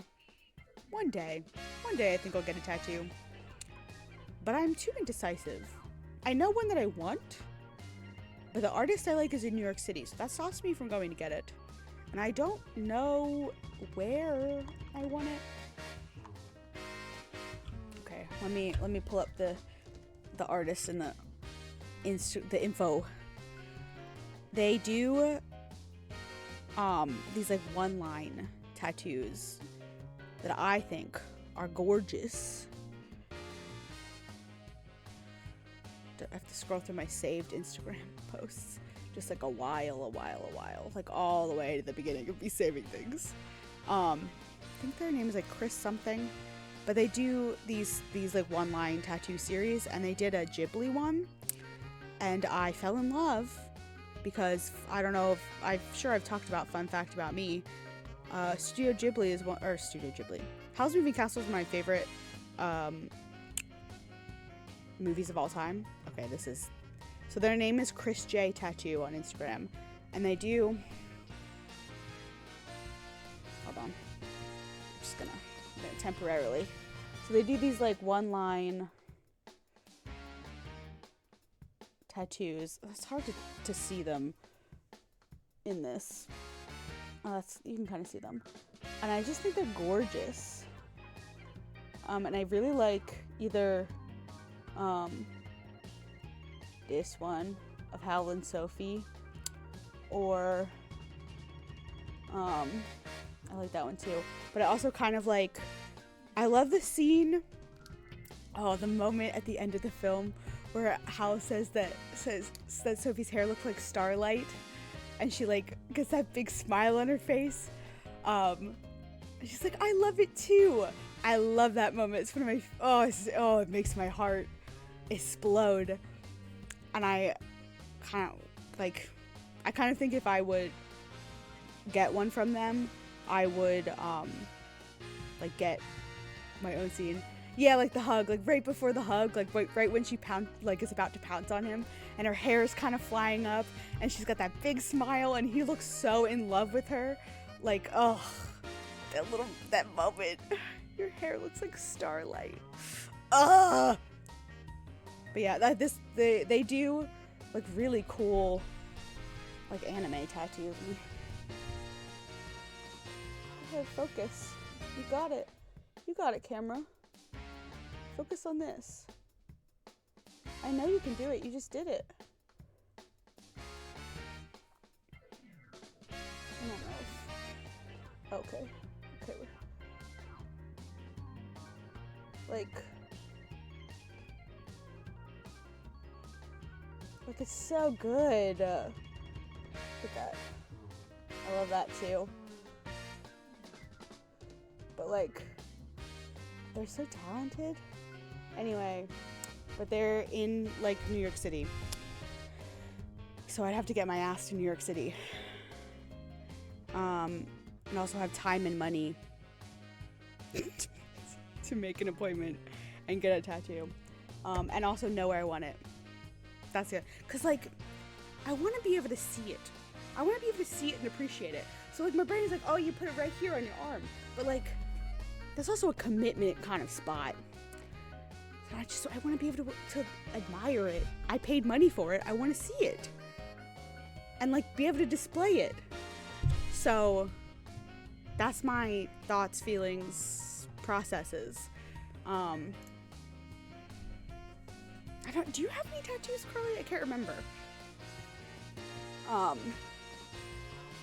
Okay, what was I doing? Thank you for bringing up tattoos. I think tattoos are great. Oh, what are we calling my boy? Buttercup? Is that the dandelion? What if we named him?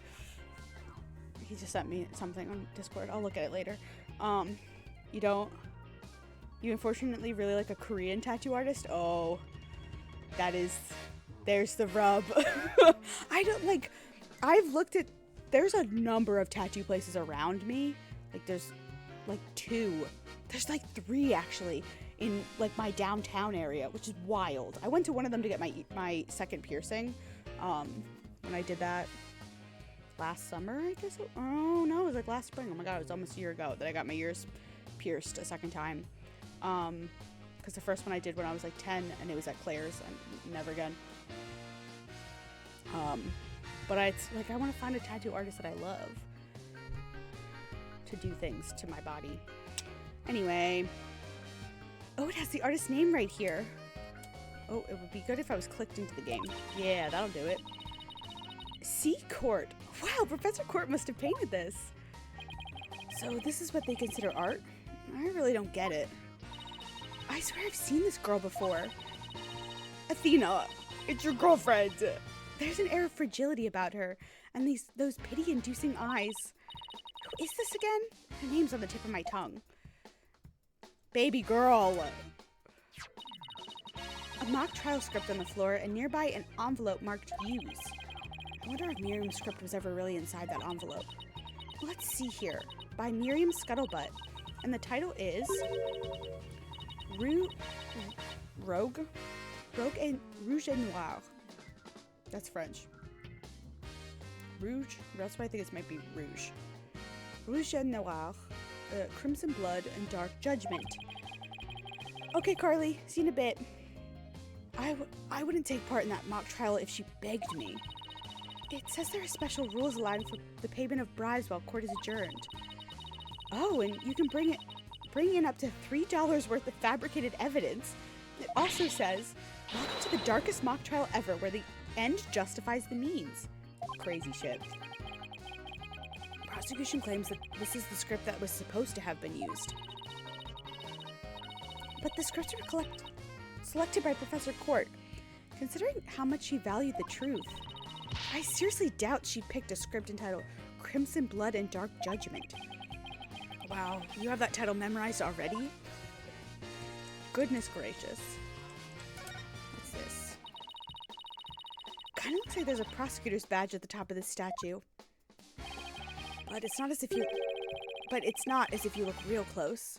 Another strange, difficult to understand work of art. Oh, look, it has a title. Guilty, Guilty, Guilty. Or Guilty, Guilty, Guilty. Real creative. Art. Either it's too abstract to understand, or as subtle as a sledgehammer.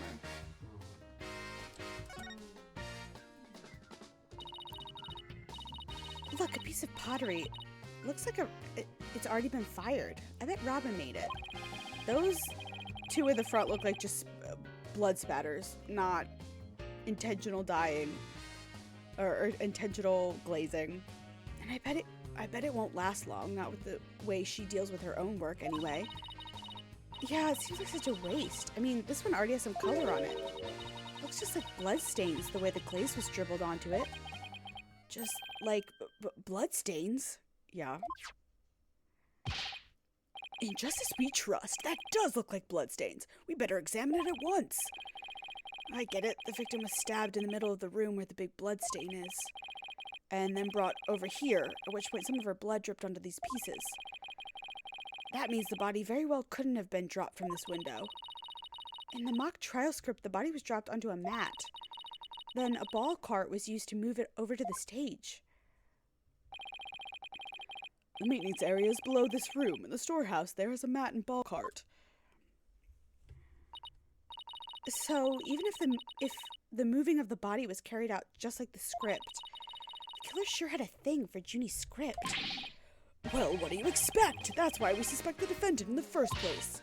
Well, you're wrong, and I'm going to prove it in court. Alright, guess that about wraps up all the important stuff. Okay. I have to talk to him, yeah. Find anything new, Detective Fulbright? Good question. Unfortunately, the answer is nothing much yet. He sure is confident for having found nothing. But if we're talking outside the art room, there's been a major breakthrough. Oh dear. Once I find out what that is, I don't know what I shall do. No need for the theatrics. I was told I could fill you in on this one. Wow, you saw right through me, Detective. I'm impressed. We're gonna get arrested for murder via unwarranted flattery, are we? Apollo! I love the two of them together. They crack me up. So, what's the major breakthrough you mentioned?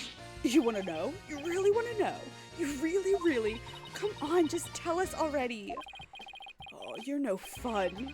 Anyway, we got the results of the voice print analysis back. Voice print? You mean for this tape recorder? Exactly. The voice belongs to the suspect, Miss Woods, beyond a shadow of a doubt. See right here? They analyzed the voice on the tape inside and out. That's not happy about that. And you thought the voice on the tape was saying Hugh O'Connor. Thanks for the good laugh, Miss Sykes. Ugh, he's the last person I want laughing at me. So now there's evidence of Juniper shouting, "You're a goner," around the time of death. If we were to take this as truth, how are we supposed to make sense of it? I don't know. I can't think of any reason why Jeannie would shout that in the first place. Well, I think we've examined pretty much everything we can. By the way, did Professor Blackwell happen to tell you anything about tomorrow's trial? In justice we trust. It's of no use trying to pry more information out of me, having just learned that the clock had been 1 hour fast. Means we're back to square one considering the suspect's actions that day. I wonder what the main argument will be about now. How the body was moved would be my guess, but Professor Blackwell's got his own plans. Oh, does he now? Detective Fulbright? Try as you might, I won't say another word about the investigation. No, I wasn't going to ask about that. I was just wondering if you'd seen Robin.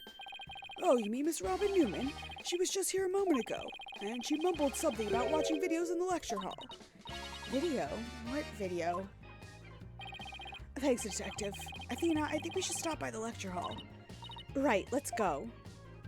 Alright, I'm going to take a pause and go to the bathroom.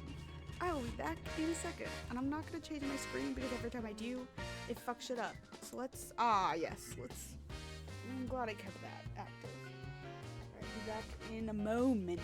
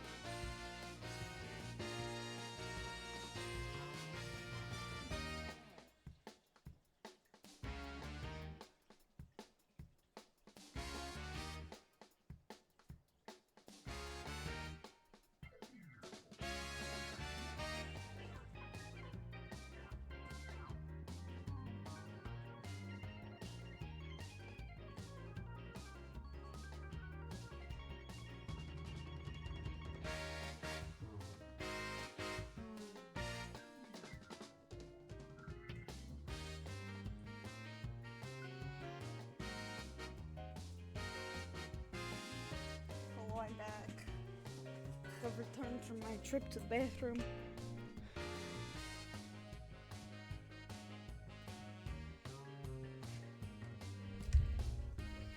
Ugh.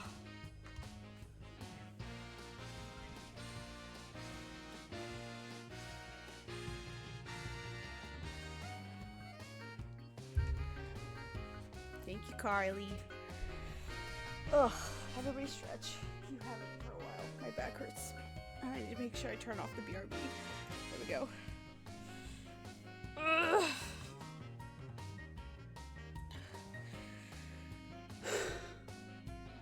Anyway, what am I supposed to be doing?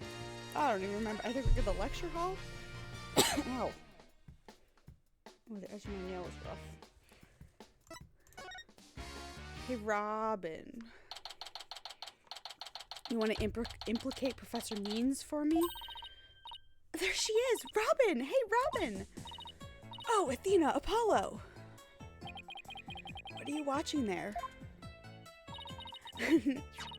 Oh, it just so happens to be a video of the mock trial. I had to use a bit of coercion to get it, but the end justifies the means, right?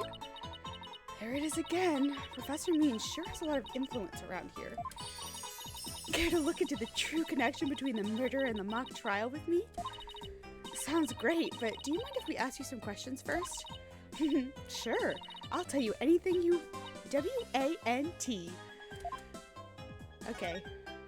Why'd you confess? Hey girlfriend, why'd you confess? About your confession today. Why'd you do it? Because Juniper hasn't done anything wrong. I had to stop the trial by any means possible. Right, the end justifies the means. So you're a follower of what Professor Means, too? Professor Means is a wonderful teacher, as was Professor Court. I like them, B-O-T-H. She brushed that one off like a pro.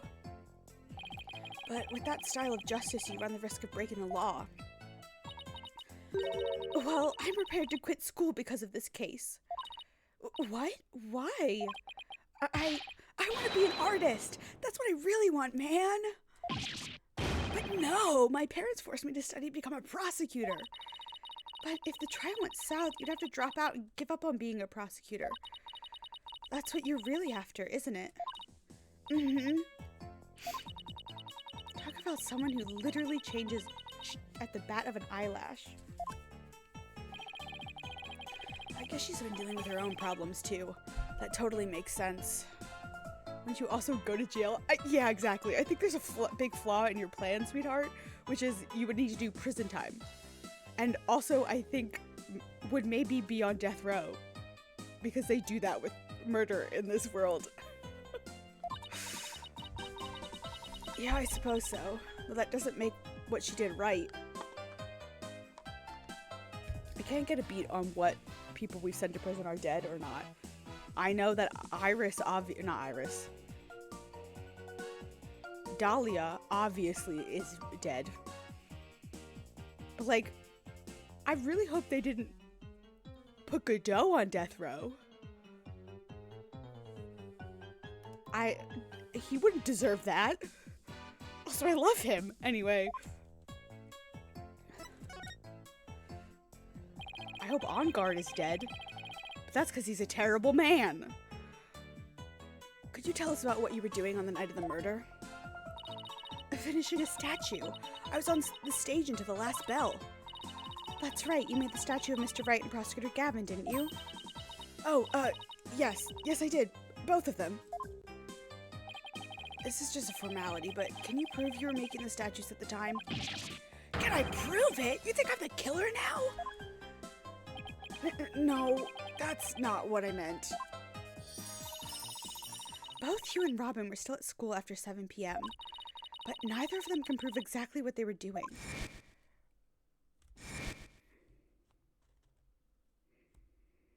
I can't wait till we see that picture, but with Professor Means there. Could one of them have really murdered Professor Court? Oh, crud. Didn't mean to do that. Let's speed through that one.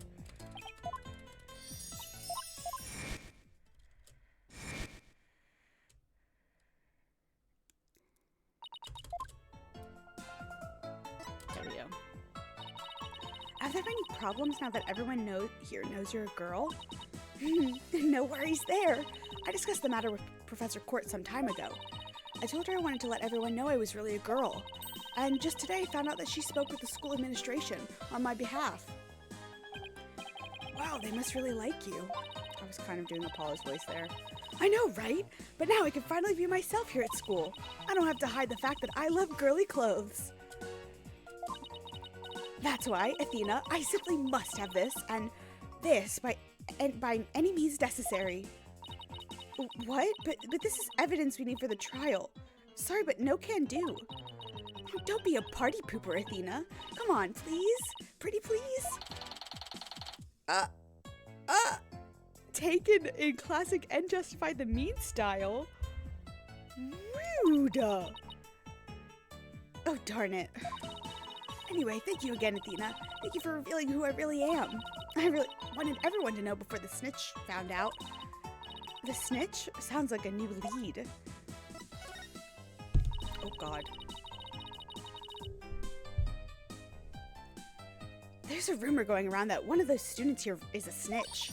Here they're watching everything we do. Our activities, our relationships, our interests. And reporting it all to one of the professors.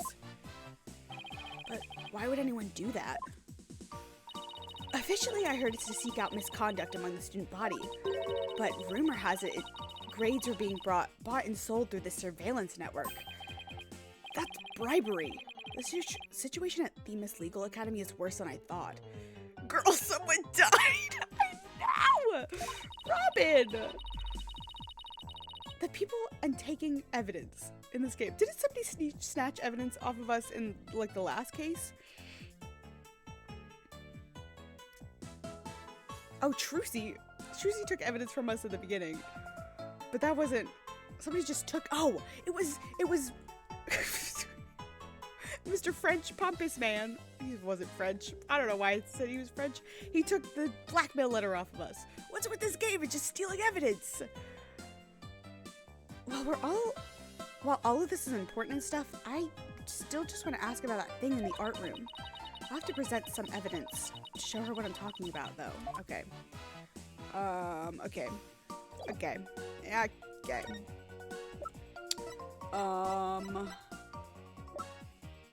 This? Ramen, I just remembered something I wanted to ask you. This photo shows a piece of art on the table. Do you know what it is? Oh, whoa! Look at that unique artistic sense! That has to be one of Professor Court's creations, man! Professor Court's? Artistic sense? Okay. Professor Court's artistic sense. That's a tough one. I'd say it's avant-garde and very eclectic. In other words, it's weird and all over the place. Come to think of it, that strange-looking painting in the art room. Honey, it's Picasso. It's just inspired by Picasso. It was one of Professor Court's works, wasn't it? The statue in that photo was originally a statue of Lady Justice. Lady Justice? Professor Court had planned on placing it on the judge's bench in the lecture hall. But the day before the mock trial, it broke while she was polishing it. She said she'd take it back to the art room and try to fix it somehow. So this is the statue in its proper state. You bet! Just look at that wild silhouette. Wow, it's so C-U-T-E. I don't get it. Do you have to be an artist to appreciate stuff like this? Athena, the Lady Justice that you put back together on that stage. Oh, right, I didn't realize before because it was in pieces, but before it was smashed. Maybe it didn't look like Lady Justice and more like it does in the photo. But what in the world was it doing on the stage? Okay. Well, I think that about covers it. Okay, then how about watching the mock trial video with me? What do you say? I have PTSD watching videos in these games. I really hope I really hope we don't watch it now, and then we have to watch it 15 more times during the next 2 trials. Sure, sounds good to me. So how do you want to watch it? All classroom desks at this school have their own built-in computer, you know. Yeah, we are surrounded by them. Wow, this place is definitely a lot cushier than I thought. I know you guys are in a hurry, so I'll just fast forward to the important parts. Let's start with the professor's pretrial speech.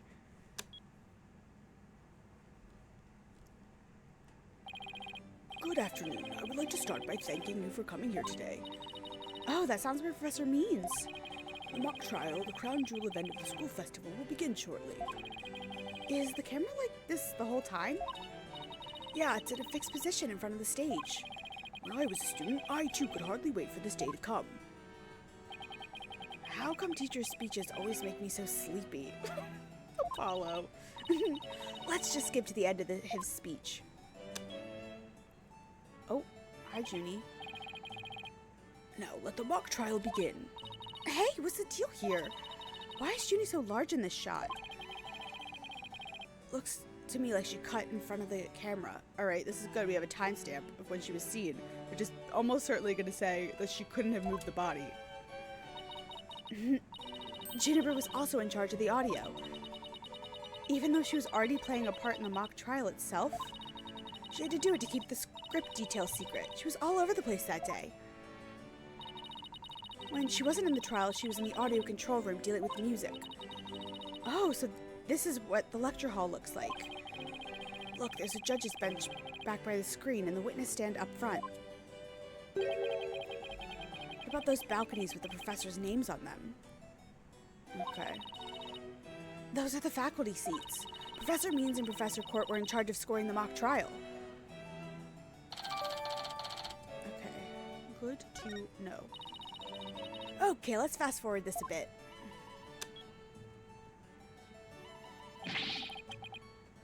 That's why the defendant is definitely guilty. Oh, that's why the defendant is definitely guilty! I should have realized it was her. That was me! Could you tell? Objection. A frail co-ed used her bare hands to stab a professor with an arrow. I don't think so. You read that line in a mock trial, Apollo, but you made it sound kind of... You read that line in the mock trial, Apollo, but you made it sound kind of weird. Cut me some slack. It was my first time reading that script. I think Juniper's going to speak next.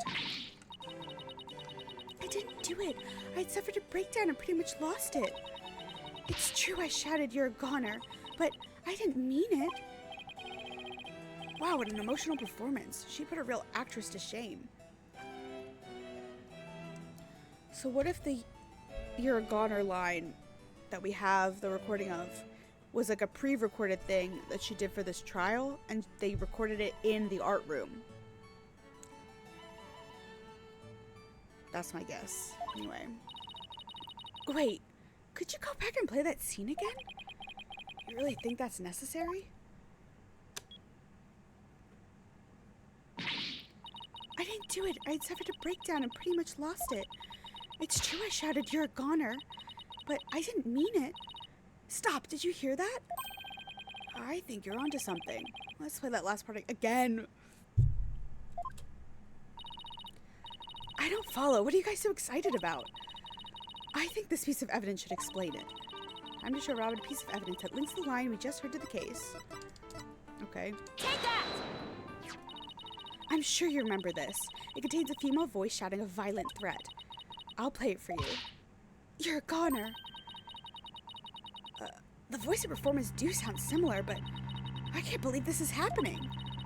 It's just a possibility, but if the voice on this tape is really a recording, one made from the mock trial video, then that means this evidence was fabricated. Should that really be a shock? This school, all it talks about is fabricating evidence. This school is teaching everybody to fabricate evidence all the time! Ah! They didn't get to do a voice print analysis in time for court today. That's why the gender of the voice became so important. And if the real killer had foreseen that gender would become key in today's trial, he would have tried to deflect attention away from himself by making the suspect female. So basically, the only one with something to gain from doing this is our sole male suspect. Or the creepy-ass professor! The edges of enemies! I don't think that was intelligible, but... God damn it. Wait a second. No, way! Professor Mean's credo, the end justifies the means, is the end justifies the means. It makes perfect sense that a student who took those words to heart would fabricate evidence. We need to get that tape analyzed as soon as possible. Okay, it may be fake. Allow me to assist you with that. Oh, it's you! Allow me to assist you with that. Prosecutor Gavin, at least make some kind of noise so we know you're there.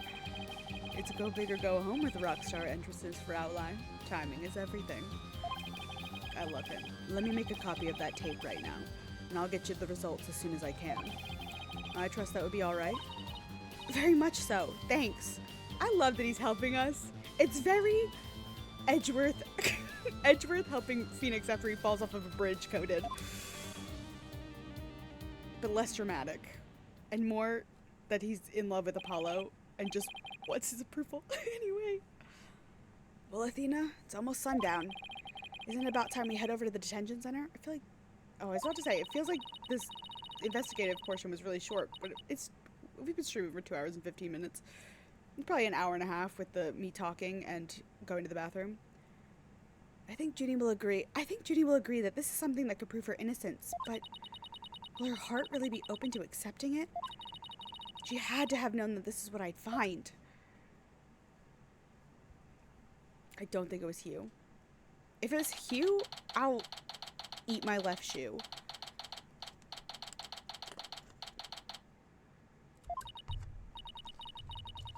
And that about covers the main gist of our investigation. I see. Very interesting. You've been quite the busy beaver today. I hate him! Thank you all for your hard work, Athena. Well, my time's about up, and it'll be getting dark soon, so... Junie! You must be tired after being on your feet all day. You should go home and... No, wait! You have to listen to me! I don't want to hear anymore. I know what you're going to say, Athena. Junie, you promised. We're going to discover the truth behind this murder mystery, and we're going to bring you solid evidence showing just what the truth is. If we succeed in doing that, I want you to promise that you'll accept it, Junie, no matter how hard it is to hear. Okay, but only if it's the real truth. So please just listen to what I have to say. Once you've heard it out, I'll let you decide what to do.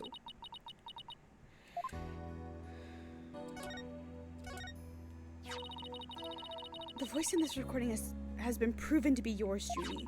And in the mock trial video, we can hear you reading your line from the script. We're having both of them analyzed now, but from what I can tell, the voices are the same. And the only one who'd benefit from faking the voice recording would be Hugh. Or the professor standing right next to us. But that doesn't make any sense. I mean, Hugh confessed in order to protect me. This may sound strange, but his confession is a ploy to make himself look less suspicious. In other words, he was just pretending to protect you. Besides, his confession came after you and Robin had already confessed. If he hadn't confessed right then as well, wouldn't that have seemed a little suspicious? Say what you will, Athena, but none of us would hurt a fly, let alone kill someone. Hugh is a gifted student. He gets outstanding grades and never causes trouble. Apollo. Wait, Athena. My bracelet reacted just... My bracelet reacted just now. I can't handle the bracelet. I don't know what it is about it. Every time he says that, I'm like, that's so ridiculous. Like, it's so ridiculous that he's like, my bracelet. It's reacting. Like, I don't know. It's like one of the dumbest superpowers. It did? But why? It's alive. And it's literally just that, like, the bracelet is made of some, like, special metal that constricts when someone is lying. Like, I think that's the actual explanation. Junie, can you look me in the eye and repeat what you just said? Oh, none of us would hurt a fly, let alone kill someone. Hugh is a gifted student. He gets outstanding grades and never causes trouble. Yeah, close your eyes, girly pop. Now I'm sure of it. She's lying. Perceive. Alright. Hugh is a gifted student.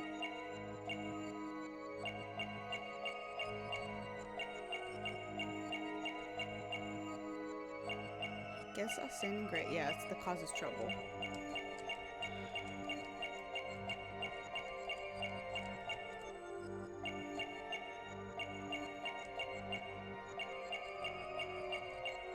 Is it? I didn't see anything reacting, unless I'm crazy.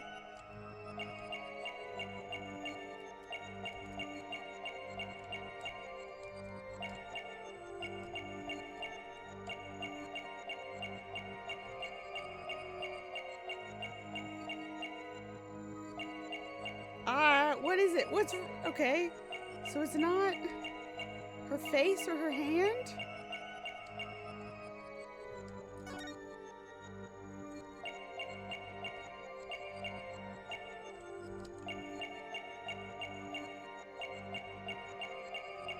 Does her pinky move? I'm gonna have to watch this about 14 times before I figure out what's wrong.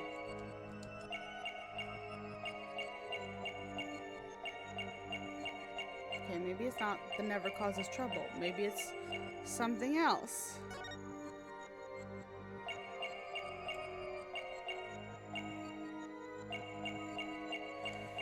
Oh God, I don't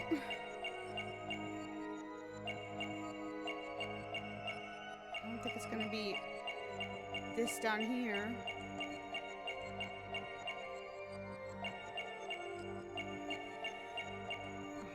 Okay. I don't want to watch this 400 more times. Give me a moment.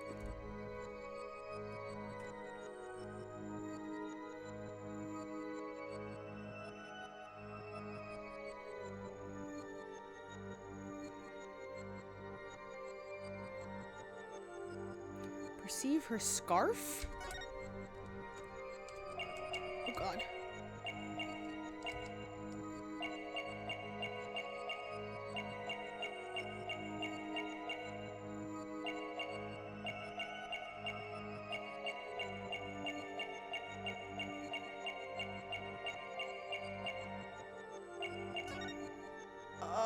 Okay. Gotcha!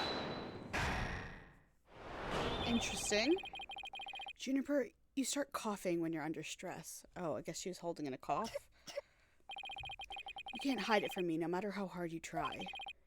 When you said, "and never causes trouble," cough escaped. A cough escaped and made your scarf flutter. As for why you were stressed, it's because you were lying.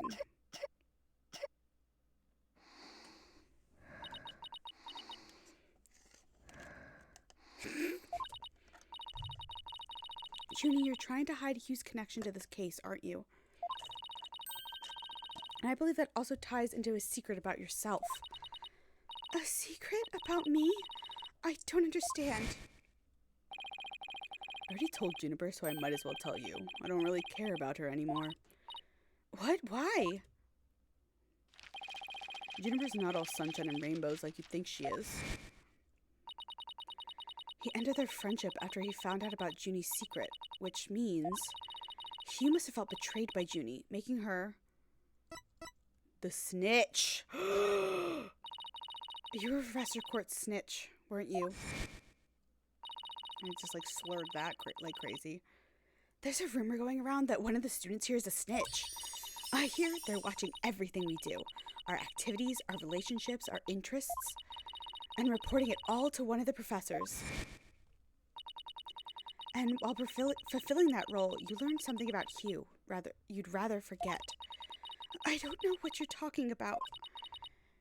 Junie, please, stop hiding things from me. I hate having to force things out of you like this.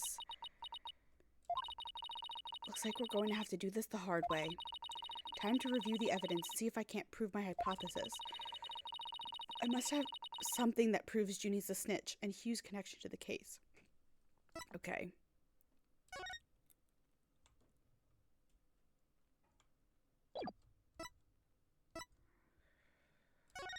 That's not what I meant to do. Is it this?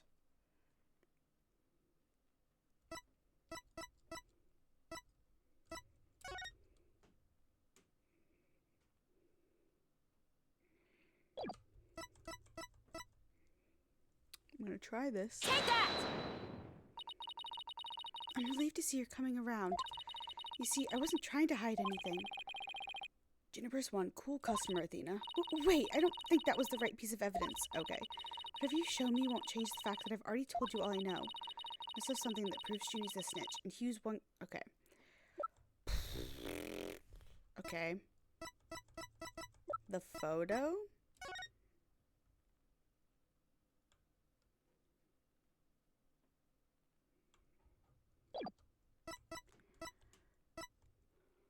Oh God, I don't know.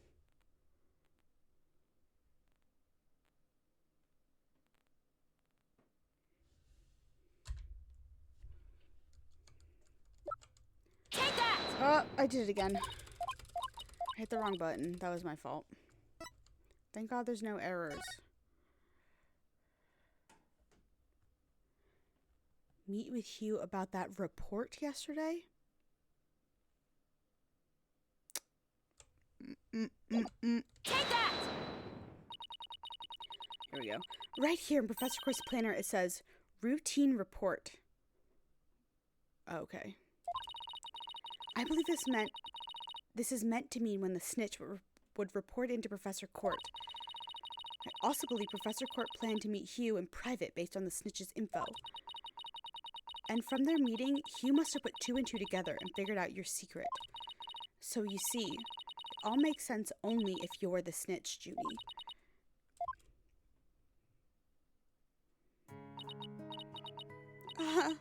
Forgive me. Forgive me, Athena.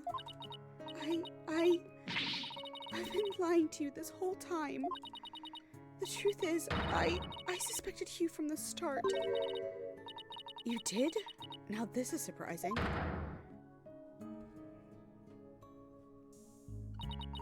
I'm so sorry. I've talked about friendship so much, but I've been a terrible friend.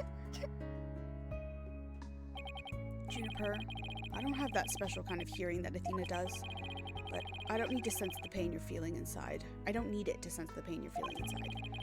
And its intensity is directly proportional to how you feel about your friend. Am I right? Apollo. Please, Junie, tell me why you suspected Hugh. I have a feeling that would be key to getting to the key to getting to the bottom of this whole case. Alright. What exactly was your role as class snitch? Professor Court had told me how Academy alumni had strayed from the path of justice. The dark age of the law. Oh, the dark age of the law, huh? She didn't want any more of our students going astray like that. But few others at the Academy shared her view. I thought her ideas were beautiful, though sad and unrealistic. I wasn't talking to you, old man. She asked you to be her eyes and ears, didn't she? I used to report to her once a month about any wrongdoings I'd seen or heard about. And that report session in her planner, the one from October 22nd, was a part of that? Yes, that's when I reported Hugh to Professor Court. She snitched on her own friend? I had accidentally overheard Hugh talking. What did you hear? He was talking to someone on the phone.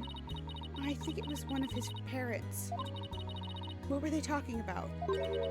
Something about having paid money for good test scores. I only overheard him talking, so I never did find out who the money was going to. What? That's bribery! He was buying his way through school, and if that's the case, then that evidence that always seemed out of place might actually be about this secret. That always seemed out of place? Is it this? The 120? Take that! We found this while we were investigating the stage. It's got Hugh's name on it. I didn't know what the number meant at the time, but now I'm beginning to... now that I'm hearing about bribes, it must mean that a bribe of 120 grand was to be paid in October. Oh, it must mean that a bribe of 120 grand was to be paid in October. You got 120 grand out of just 120 written down? What's more, take a look at this mark. That same mark is on the pages of Professor Court's planner. Hey, you're right. Yeah, y'all didn't notice that immediately? Oh, wait. But why would Professor Court have that kind of information in her planner? You don't really think the person who was taking the bribe money was... It's just a possibility at this point, but it may indeed have been Professor Court. But... No, it's definitely him. That's impossible. She'd be the last person I'd ever suspect of accepting bribes. Like I said, it's just a possibility, but a rather good one. Maybe their private talk had to do with the possibility of the bribery being exposed. And what started out as a little argument soon got out of hand. It's not your fault, Junie. Anybody would have suspected Hugh if they knew what you knew. No, I don't believe that alone would have driven him to murder. There's another reason why I suspected Hugh. You've got to be kidding me. There's another reason? I saw Hugh around 7 p.m. the day before the mock trial. Oh, so she's finally ready to talk about that. When I saw him, his... Oh, Thena. Junie, are you alright? Just try to relax and tell me what happened. I never wanted to see what I did. But I'll have to live with it, won't I? In that hallway, Hugh's hands... His hands Buddy were looks maybe drugged. dripping with blood.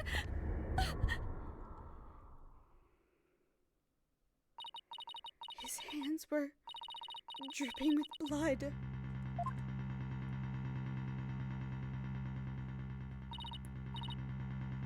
What? But why? There's no way. Okay. Yeah, he probably just found the body because if he was swaying around like that, if he cleaned up everything else, why wouldn't he clean his hands? Don't believe it. Think he got stumbled on it? Maybe got hit in the fucking head because this game loves cranial trauma. And then by Professor Means' staff. And then, yeah, anyway. What am I going to do? Deep down, I know Hugh can't be the killer. But my mind keeps telling me he is, no matter how hard I try to convince myself he isn't. Oh, what am I going to do? Hugh, he's... I can't take this anymore. Tina. So she hid the fact that she had seen Hugh and said she went home at 6 because she wanted to avoid talking about what she saw. Junie, it must have been terrible holding all of that in. But it's going to be okay. I'll get to the bottom of this. And that's my promise from one good friend to another. I'll be defending Juniper tomorrow.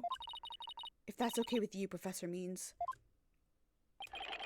My main concern is whether you can defeat that prosecutor. But I won't try to stop you. I'll be watching from the gallery. And shall look forward to seeing what sort of results your methods can produce. Good luck tomorrow. Now, if you will excuse me. I hate that man. I hate him. Lena, I'm sorry. I really mean it. I wish I had trusted you from the start. You have to uncover the truth tomorrow. I know you can do it. Don't worry. We already know that the prosecution's key piece of evidence is a fake. And thanks to you, we figured out the motive, too. Do we know that? We're waiting for the analysis, Apollo. I don't think we know that for sure, but we're pretty confident. Let's give this our best shot, Athena. Let tomorrow be the day Juniper walks free. I wouldn't have it any other way. We should be all ready now. What could possibly go wrong this time? Don't jinx it, baby girl. Still, there's this strange, uneasy feeling I can't shake. I better be imagining it. Probably not, because it's not Hugh. Oh, okay.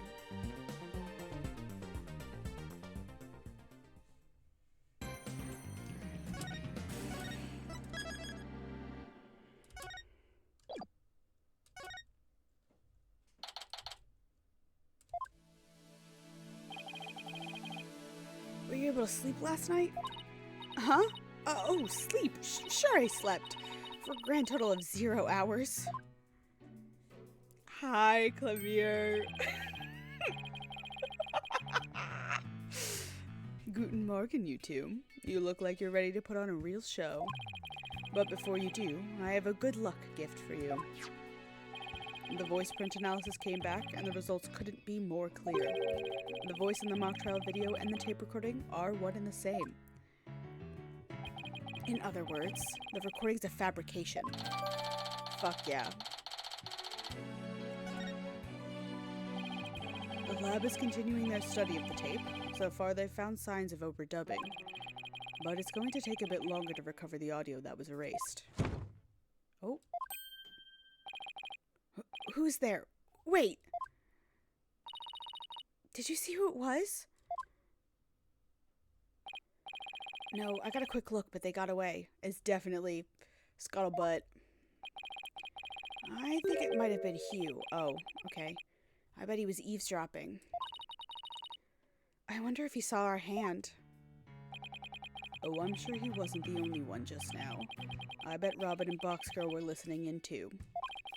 I will make sure they don't make a run for it. That is my final gift to you. Thank you, Clavier. Okay, all that's left now is to reach out to the truth. Time for a mini Corps of Steel workout. I'm Apollo Justice and I'm fine! Your turn. I'm Athena Sykes and I'm fine! I love them. I love them both so much. My babies. My children. All rise. There's Taka and Blackwell. Court will now reconvene for the trial of Juniper Woods. The Sykes Brigade is totally psyched. The defense is ready, Your Honor. Prosecution is ready as well. Isn't that right, Prosecutor Blackwell? Yes, well, moving right along. Yes, yesterday's adjournment was unexpected yet necessary. But I'll be running a tight ship here today, so no funny business from anybody, understood? Sure you will, Judge. Your baldness, Robin Newman and Hugh O'Connor have recanted their confessions. But later I shall grill them at leisure to find whether I can charge them with perjury. Well, this sure complicates the matters. Still, one must not overlook the facts. Now, about the school camera photo that was submitted yesterday. A pity, but that evidence is no longer relevant to this case. The autumn clock runs fast. It cannot function as an accurate measure of time. As for the bungling detective who overlooked that, he is paying for his failure as we speak. Poor Detective Fulbright. I hope he returns to work with all his body parts intact. What did you do to him? What have you done, Blackwell? But if that's the case, then what will we? The accused is the sole person who could have moved the body from art room to stage. And I mean to prove it here to this day. It's just like Detective Fulbright said. But what else does he have up his sleeve? My understanding of this heinous crime is thus. The murder took place near the center of the art room, as evidenced by the blood stain. Blood was also found on some pottery next to the window over by the maintenance area, which is to say the body was carried over to that very window. I don't think so, but you know. From there, it was dropped down to the maintenance area below, and though there was nary a scratch to the body aside from the fatal wound, that too was per the script, as a high jump mat was employed to cushion the fall. I need my headphones to stop falling off my head. Then a ball cart was used to haul the body over to the stage. That's not very clever. It's the same exact body moving scheme as the script. Anyone could have moved the body that way. Objection! Your propensity to spew forth words before you think is not very clever either. Why you? Moreover, the prosecution is a witness, which is most unfortunate for you. Witness, it's time for you to come forth.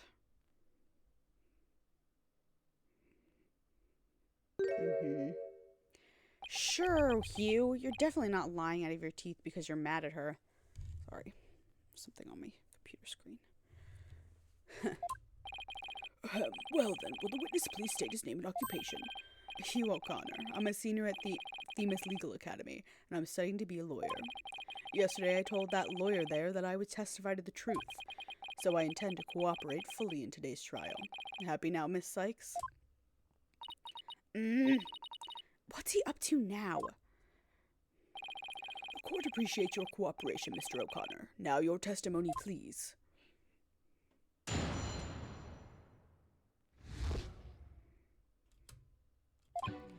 The lecture hall was packed before the mock trial, but the rest of the campus was empty. That's when I saw Juniper dragging a large mat from behind the stage. I was watching her from a vantage point between the stage and the maintenance area. Were you?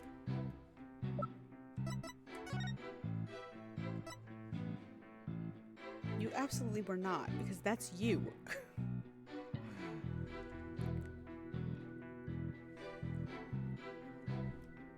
You were... That has to be him, right? Yeah, it's got the glasses, it's got... She was heading towards me, so I assumed she was on her way to the maintenance area. But I didn't have time to stand around and see what she did after that. The real truth hurts so much, doesn't it, Miss Sykes? Or maybe you thought I was going to bring up something else entirely against your client. Ugh, never a snappy comeback when I need one. He's continuing straight at us today, using any means possible.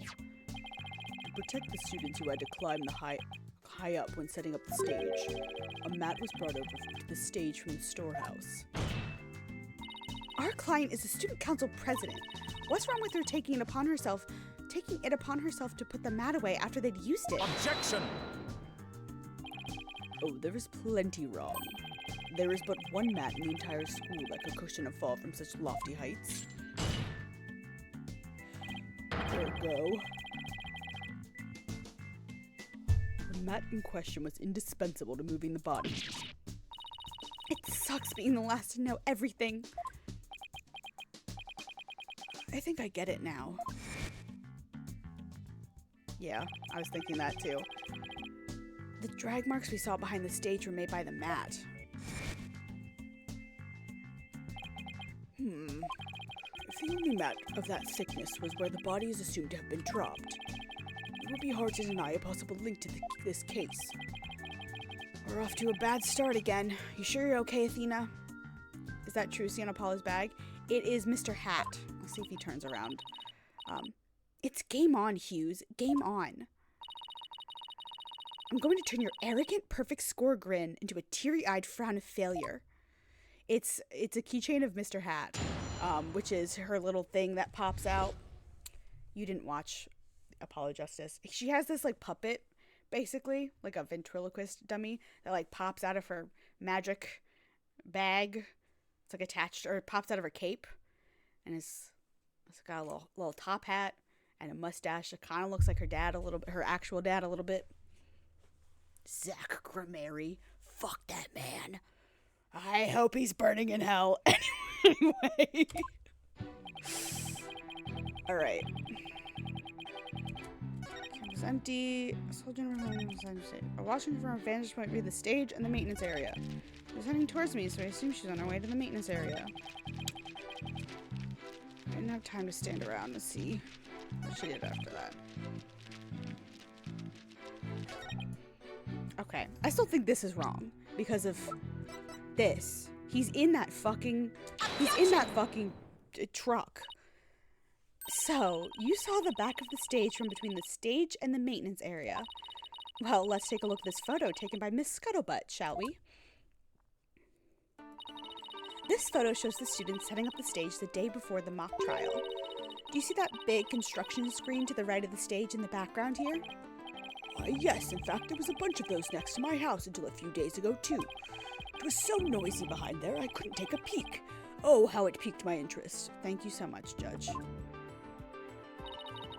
Exactly, Your Honor. You cannot see past such screens. That is their purpose. Hello, welcome on in. How's it going?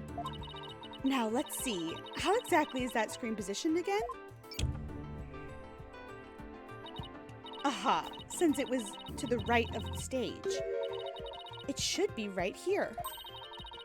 Oh, and from this vantage point, The witness claims to have seen our client behind the stage backdrop. Oh my, but the screen would have been completely in the way. That's right. Therefore, the witness couldn't have possibly seen our client from this point. Youch. Is it not him in the truck? It really looks like him. Like, I don't know why he would be forklift certified as a 17-year-old, but that looks exactly like him. With a weird little collar on, but there's the glasses and the hair. Anyway. Mr. O'Connor, have you been lying to this court? The screen. Right, it must have slipped my mind. What? Are you telling me you, Mr. Genius, forgot something as literally big as that? There are two kinds of memory lapses. The normal kind you mouth breathers have. Whoa, dude. And the genius level lapses of memory that people like me have. I hate him. I wouldn't be sad if he got arrested for this crime, even though I'm pretty sure he didn't do it. You're well, sorry cooking while watching this. That is totally fine. You cook away. I hope that your food is good. Me, I'm doing good. Thanks for hanging out. I hope that you enjoy your food and your cookings and that my terrible voices are a good background sound to the cooking. Why don't you just admit that it was a normal, everyday brain fart already? Would the witness please restate what he remembers minus the lapse of memory? Should be good you're making borscht. Ooh, very nice. I've never had that, but I do want to try it at some point. That's easy. I was on the other side of the screen. No, you weren't. In other words, I witnessed Juniper from the stage side of the screen. No, you were not! Objection! You're testifying that our client was behind the stage. But need I remind this court that the back of the stage is not visible from the front. To actually see our client behind the stage from the stage side of the screen, the witness himself would also have to be in the same area behind the stage. Excuse me. But in that case, our client would have definitely seen Mr. O'Connor. You're a dumbass. I hate him. Nice one, Athena. Keep it up. Yeah, this is good. It's Mr. Hat. Cape. Such a good touch. And the little face. I just love this outfit on Apollo. I love Apollo so much, but this outfit's so good. I am in love with all these characters. I don't know what's happening to me. Definitely the alcohol, but it's something about this game. It's got me crazy. All right, golden boy, is this not your chance? Telling the truth will be like a weight lifted from your chest. The truth? What truth? The fact that golden boy here was where he initially stated. That is to say, he was between the maintenance area and the stage. The O on it was throwing me off because he's O'Connor. I think I was expecting a C for some reason. Objection! But then the screen would have blocked his view. Objection! On the ground, yes, his view would have been blocked indeed. Oh, they're gonna say he was in the truck and so he could see over it, which, like, I guess he could. Anyway, it's a beet soup, and it has beets, carrots, potatoes, beef, cabbage, and lots of dill. Ooh. I don't know that I've ever actually had beets.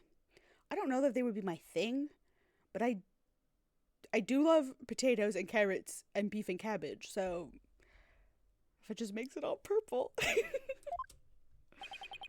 But consider how smoke always wants to rise up high. Buddy, what the fuck does that mean? Athena, look at that photo again. Do you think something on the other side of the screen? Something high enough to see the stage. Yeah, he's in the... Why is he forklift certified? Crane, I guess it's crane certified. No way, this crane right here? I don't remember seeing a crane there on the day of the mock trial.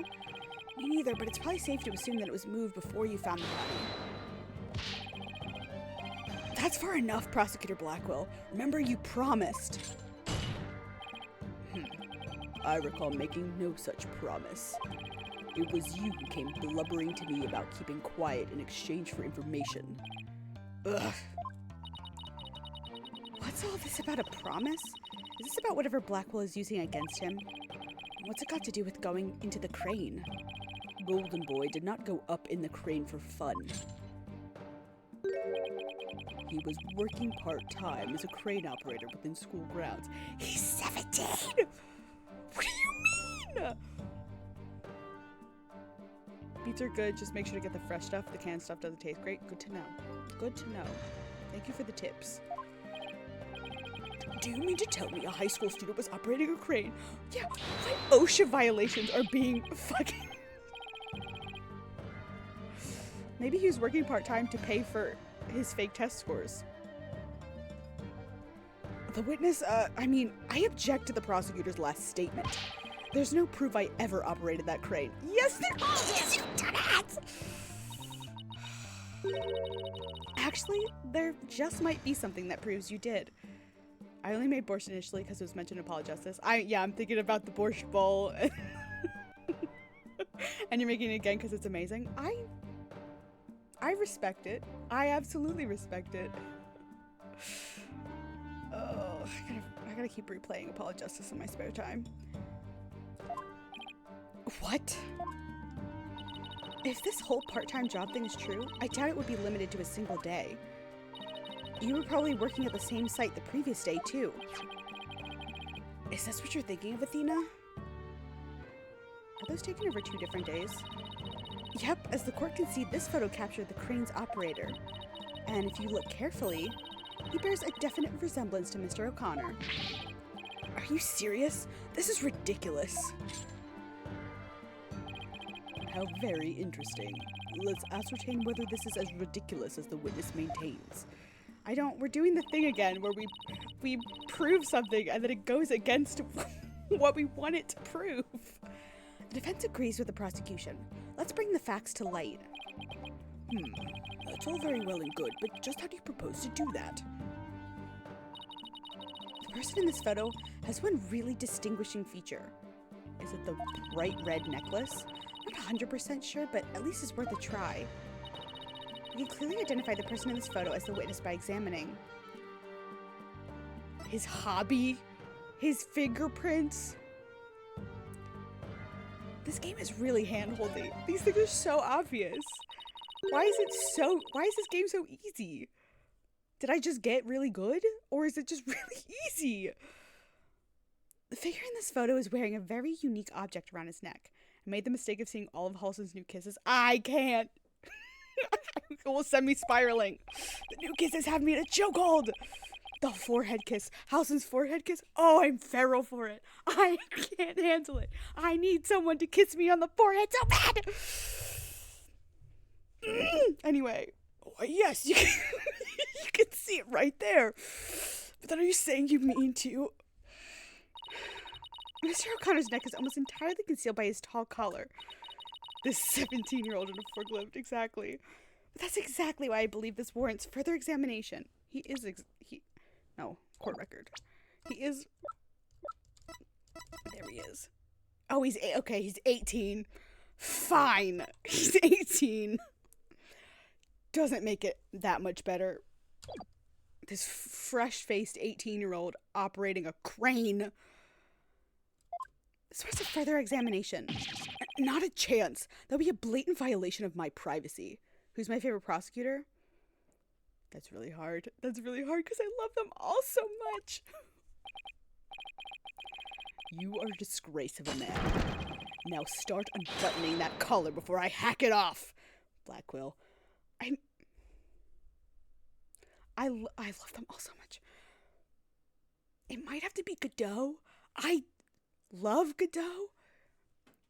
But I love Edgeworth too. Oh. They're all my babies. It's like, how do I pick a favorite? Like when I finally finish all the games in the series, I want to do like a tier list stream where I just like rank all of the different things. And I don't know how I'm going to do it. I don't know how I'm going to choose because I love everybody. I love everybody. Except for the obvious ones, obviously. But, like, I love all the prosecutors, the main prosecutors. I love all the defense attorneys. And our friends. Yeah, what's the big deal? Now, let's see your neck. Strip, strip, strip, strip. He's 18, so I can say that. I guess I have no choice. Oh, is this the thing? Is this the thing of their friendship? Your favorite is Blackwell?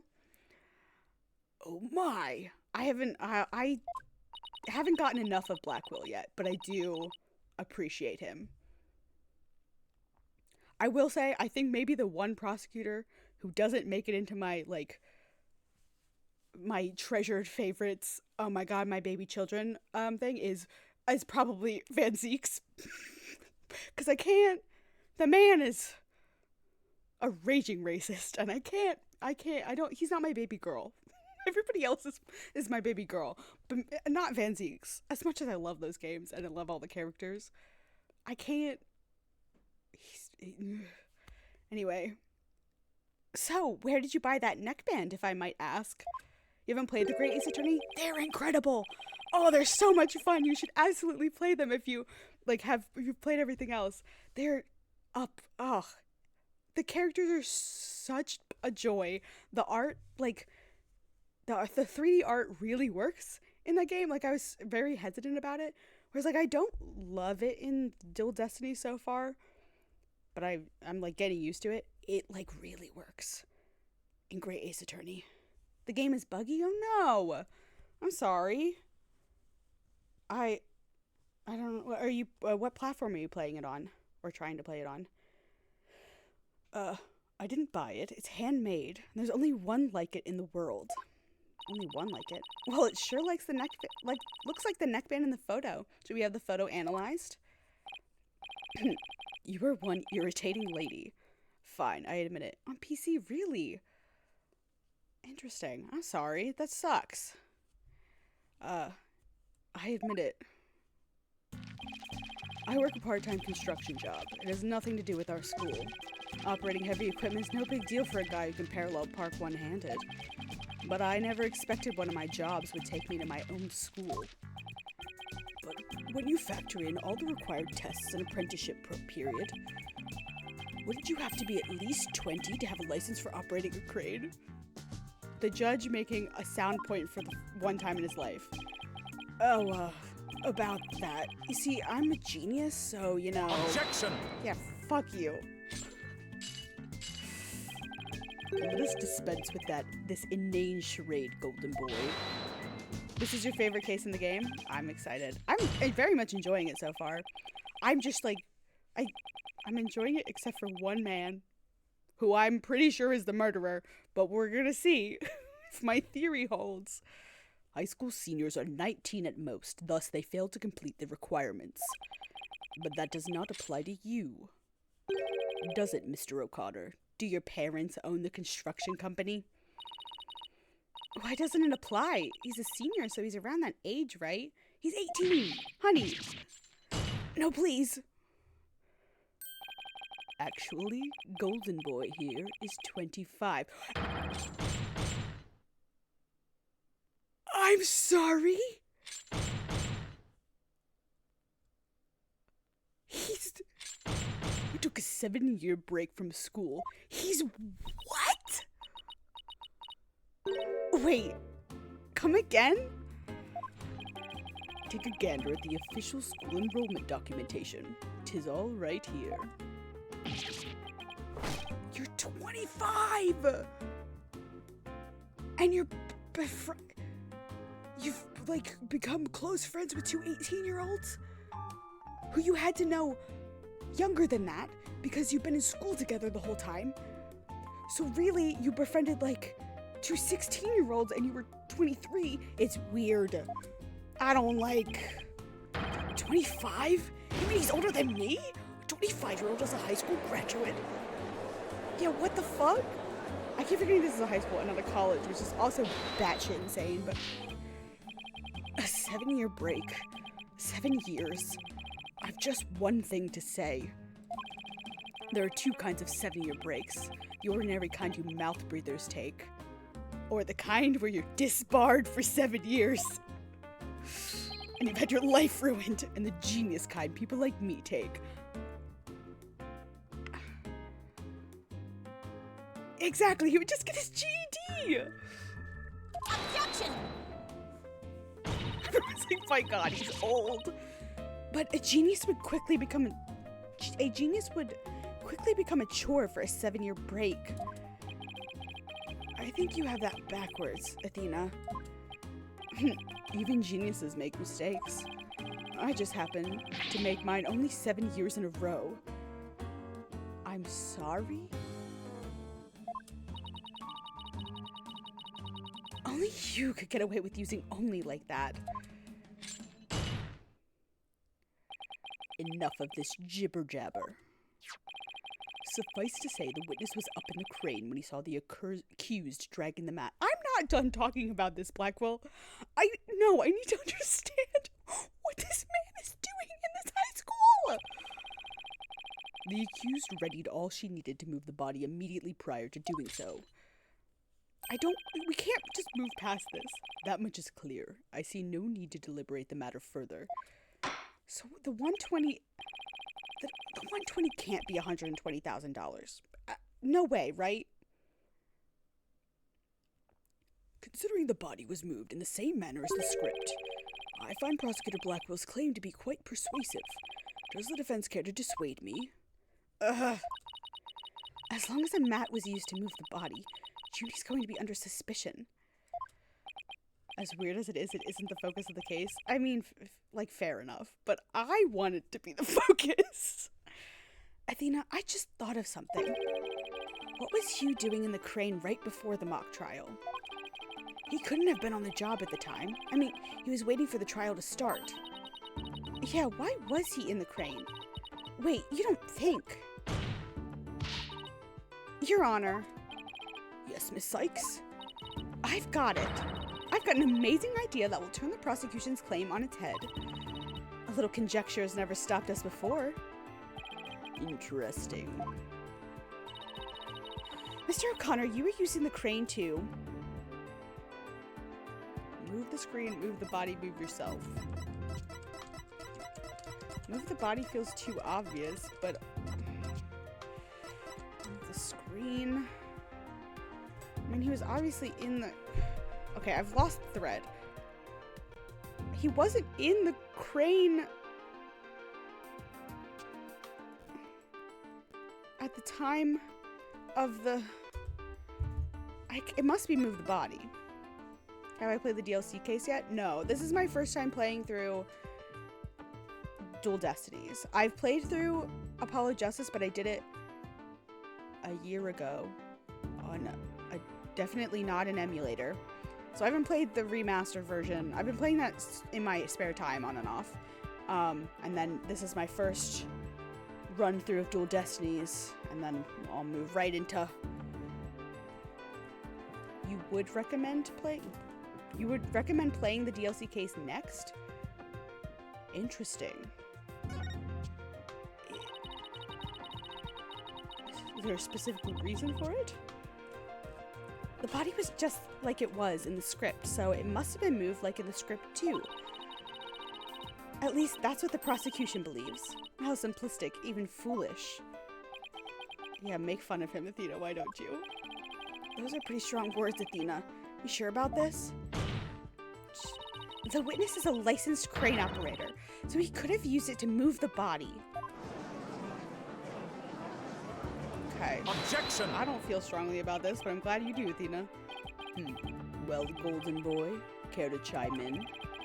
I intend to say no more on the matter. Save that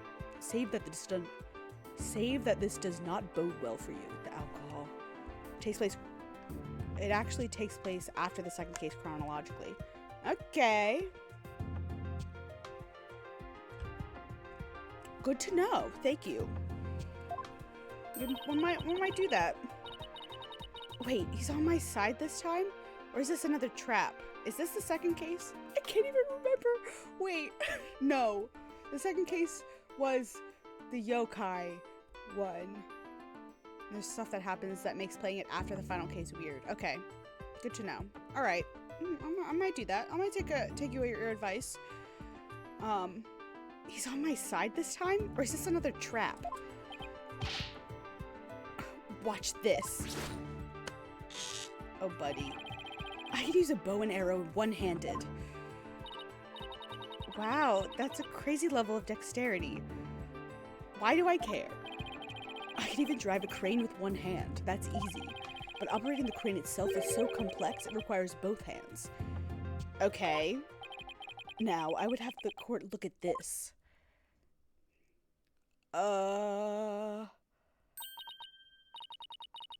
Please tell me that's a ketchup stain. I'm so... Okay. Did you try to... You definitely got stabbed with the ice pick. So is this his blood? And not hers? Why didn't we test that? The court system is... Anyway, you wish. My hand was injured and required surgery. That's the reason I kept my hand in my pocket all this time. Okay. I've already verified this with the hospital treatment. Quite a nasty wound, they say. Learn from my mistake. I played it after case 5 and it made things slightly weird. Okay. Okay. I will play it next. So how did you hurt it? I see no need to discuss that. It has no relevance in this case. I don't know that I'll be able to start it tonight, but next week maybe. 2 hands are required to operate complex machinery such as a crane. Ergo, on the day of the mock trial, the witness was incapable of moving the body by crane. Now I'm the fool? I love when they're both hunched over like that. I'd planned on moving the crane the night before the mock trial, but then I got injured. I wanted to keep my part-time job a secret. I had to do it just before the mock trial instead. So the blood on his hands is definitely from this injury that Judy saw. I still think he got clocked in the head or something. And here I thought this was the big break we've been waiting for. Now that the defense's sophistry is laid bare, I would have the court recall my claim. The body was dropped out of the 3rd floor window to a mat near the maintenance area. Then a ball cart was used to move it to the stage. See? I've been paying attention. Thanks so much, Judge. Well done, Your Baldness. Now consider this. The accused was sighted dragging that mat. Ergo, it was she who moved the body. This feels so flimsy. Oh, I think you were on the right track, Athena. You do? Yeah, Juniper remains the prime suspect if we assume the body was moved per her script. So, as the defense, you have to figure out how else the body could have been moved. But... Oh, is he telling me to think of another way besides the crane? Miss Sykes, if you have a counter-argument, this court would love to hear it. And if you do not, it is time for the verdict. Isn't that right, Your Baldness? Objection! No, not yet. All I have to do is show that the body wasn't moved like it was in the script, right? Well, that would show that the mat had nothing to do with this case. There is a sword of great renown that cuts down Sophistic? Why does this man have to use words that I don't know? Makes me feel so dumb. sophistic lawyers. Its name is evidence. You don't scare me. Force a smile, Athena. You can do it. What's wrong with your face, Athena? It's a weird mix of terror and creepy grin. Just focus on how the body could have been moved without it being dropped. How could anyone lower it without just dropping it? It's not like it could fly. It's the fucking wire. Obviously, they used the wire. Or maybe it could. After all, there is a way to zip between the art room and the stage. Yeah. They zip line the body. That's great. Oh, then that would explain the wrist thing? They like tied something around the wrists and then dropped it that way? Someone could have easily used that thing. Again, they make them so obvious. This game is... Why is this game make it so easy? Yes, of course. Miss Sykes, the court would like to see what you have for us. All I have to do is show the tiniest shred of a possibility. The mat and the ball cart weren't used to move the body. This is what was used. Okay, where's a picture with the... Is it this one, probably? I don't think anything else has the winch information. And it's not in this picture, so it's gotta be this. Take that! Nope. Okay. Yeah. Okay. What is it?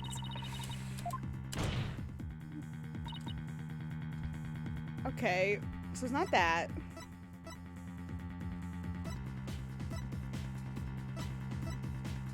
I kind of had a feeling it wasn't that, but I didn't have a better idea. Not gonna be the statue. Not on that.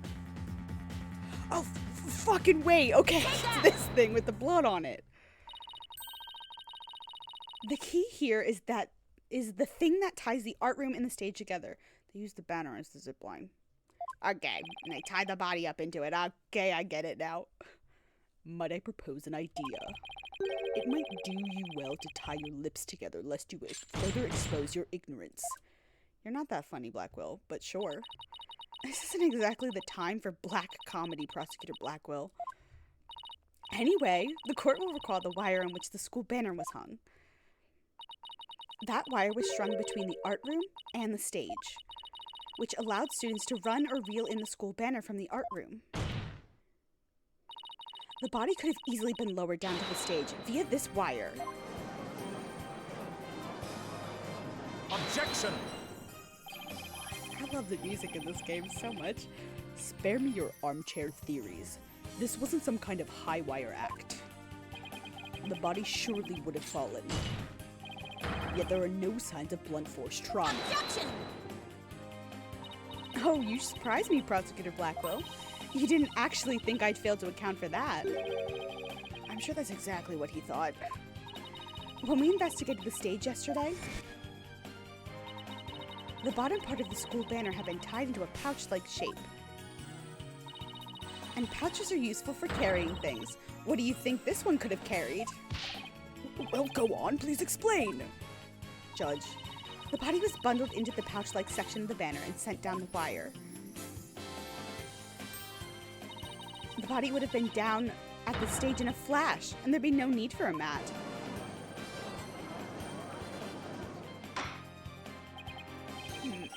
I've heard the phrase carrying the banner, but the banner doing the carrying. Objection! My hair against my neck, and it's giving me the ick. I've no patience for you and your cheap parlor tricks. Your claim is as shaky as a corpse performing that absurd high wire act. If you have an actual objection, then come out and say it.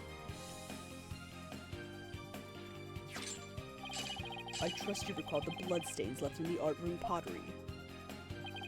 If the wire had been used to move the body, it would have had to be via the windows above the quad, the one with the winch.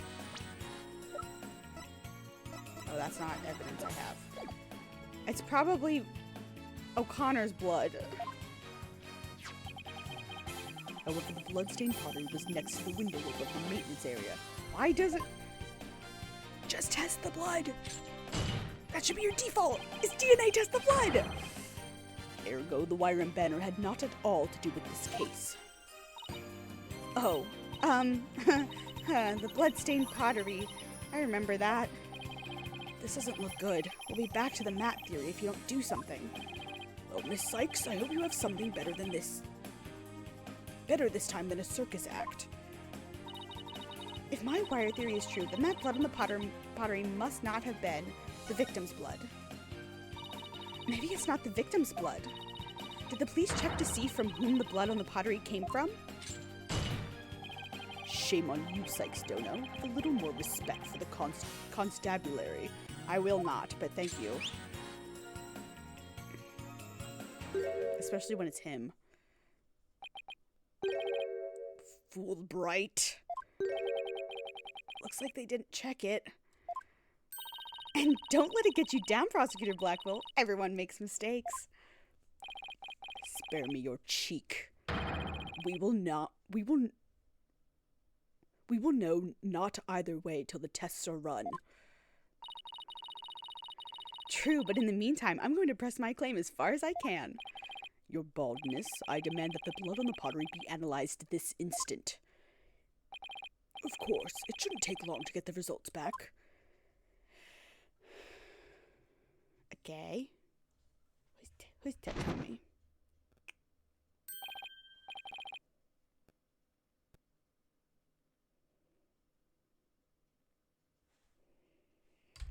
Oh my, that was quick. We're history if it turns out to be the victim's blood. Please, please let it be someone else's. It seems the blood was not from the victim. What? Furthermore, a comparison with other parties involved in this case reveals it's Hugh's blood. That the blood belongs to one Hugh O'Connor. Yes! Score! I got a big brain. Oh my god. Anyway.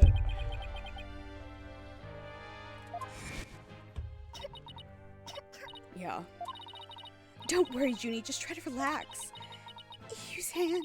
His hands were dripping with blood. Your Honor, as we saw earlier, the witness's left hand had suffered a serious injury. He sustained the wound in a struggle with the victim, and his blood got on the pottery. Then Junie saw his blood-stained hands as they passed each other in the first floor hall. It's the only explanation that covers everything. Oh, he has head trauma. Objection! There is but one way now to turn aside her blade, but do not cast the blame on me. Your grudge is with Sykes Stono, for it is she who forces me to expose your secret. What are you going on about, Blackwell? Oh, okay. He's talking to him. Fine, whatever. Wow, how much dirt does he have on Hugh? The court will observe that this odd-looking envelope. What the fuck? It was inside this that Miriam Scuttlebutt's script was found. Miss Scuttlebutt's? But didn't the prosecution already claim that? This envelope is the one that contained her script? Circumstances have changed. You see, Golden Boy had hidden this from us all. I guess that's a recording device? And a paperclip? What the fuck's happening there? Let's see this. My word, talk about the world's most painful paper cut. Is that a knife? What is that?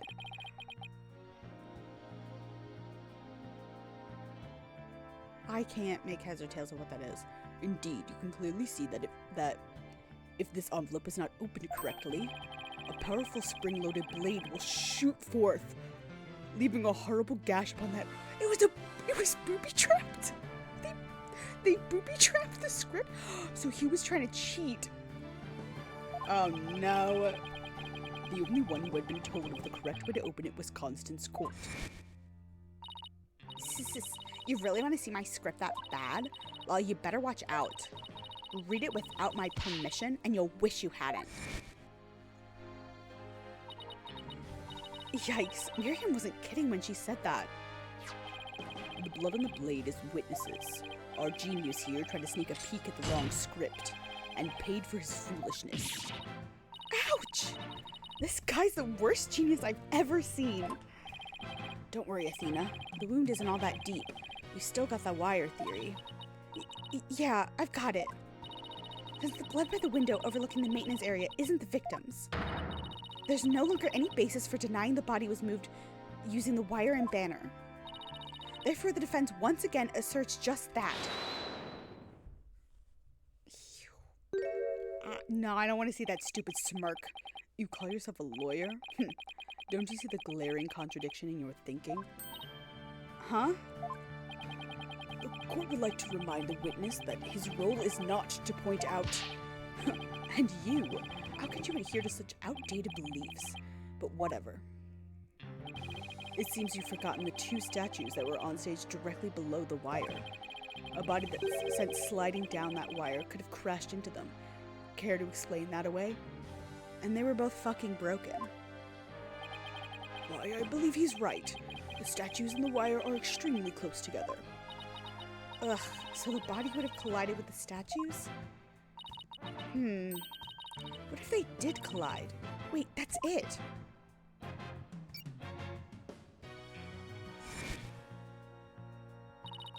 Speaking of those statues, we still don't know how they were broken. They look like chess pieces. But what if we assume the body crashed into them? That would also explain that loud sound we heard while we were in the waiting room. Oh, now that you mention it. You and Mr. Wright went out to the stage area after you heard the sound. Objection! Interesting. How very interesting. But may I ask just one question? When was it you heard said sound? It was a little after the mock trial had started. I love her little angry widget. Mr. Wright and I were practically bored to tears there in the waiting room when... It was during the mock trial. Precisely. If that sound you heard did happen while the body was being moved, that would place it during the mock trial. Which means it's oh my god, it's that dude! It's what the fuck is his name? Aristotle bitch ass. What, oh my god, what is his name? I've forgotten his last name. This creep means, I wanted to say more. Borscht is almost done? Hell fucking yes. I'm so excited for you. Ugh, which means the body wouldn't have been there before the mock trial started. Because it wasn't, I never once thought it was you. I think he's an asshole and a creep now, but you see, right before the mock trial started, I saw the body. Oh yeah, he saw it on the stage before the trial started. Oh. Now I'm confused. Maybe he's fucking lying? I don't know. He said he saw the body before the mock trial. If so, then might claim that the body was moved during the mock trial doesn't hold water. Stupid contradiction. It's going to get me and our case killed. Focus was on just 3 suspects because the body was moved before the mock trial. That has been the major premise thus far. Your assertion, therefore, contradicts the very foundation of this case. Objection! Both sides still lack incontrovertible evidence. So should we not also treat Golden Boy's testimony with some level of suspicion? Yeah, seriously. Good point. Yeah, weirdly good point coming from the prosecution. But Prosecutor Blackwell is on our side. I bet he's figured out the truth behind this case. Well, great, as long as he's not up to something else. If the statues really were broken when the body hit them, then Hugh's statement about seeing the body before the mock trial is a big fat lie. Maybe... because there's also the Lady Justice statue. Okay, Mr. O'Connor. Let's get to the bottom of this contradiction about when you saw the body. Look me straight in the eye and repeat your statement to me. Like I said before the mock trial, the body was, you know... I shall only say this once, Golden Boy. You would best tell the truth and do it now. That is, if your head wishes to enjoy the continued companionship of your body. Yikes! Now, out with it. Did you truly witness the body? Or were you just lying about it? Which is it? You what?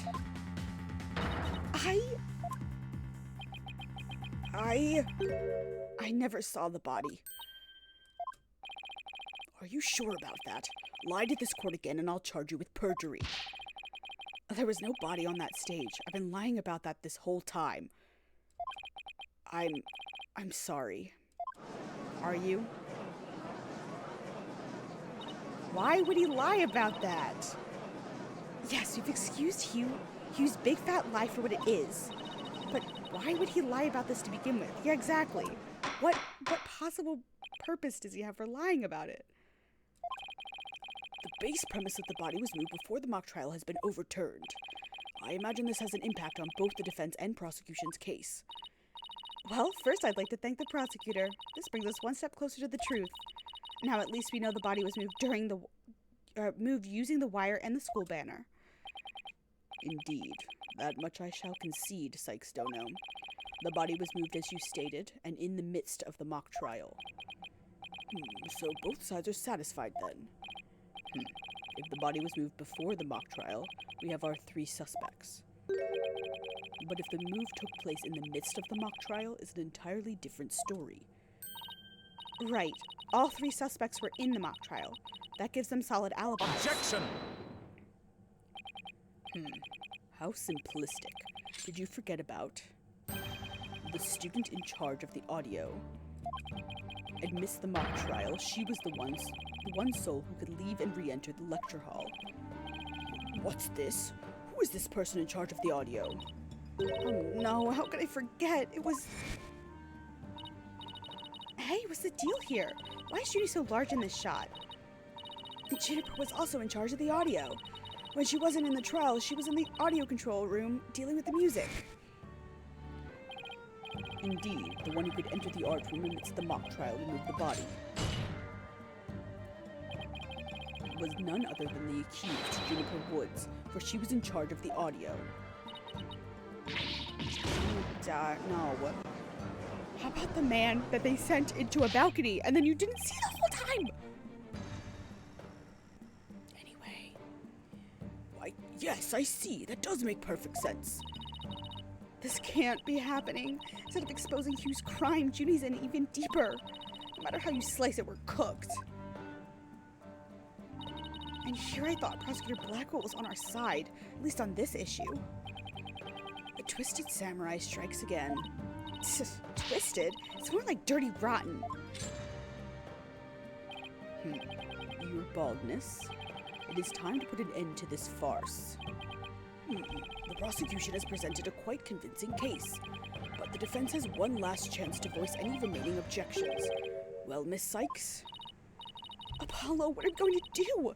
I've got nothing left. Nothing. Nada. Niet. I don't think that's what that word was, but whatever. I'm trying to think of something, but I'm drawing a big blank, too. Ugh. Poor Junie. Unless we figure out something, she'll be... Objection. Objection. Well, I object to...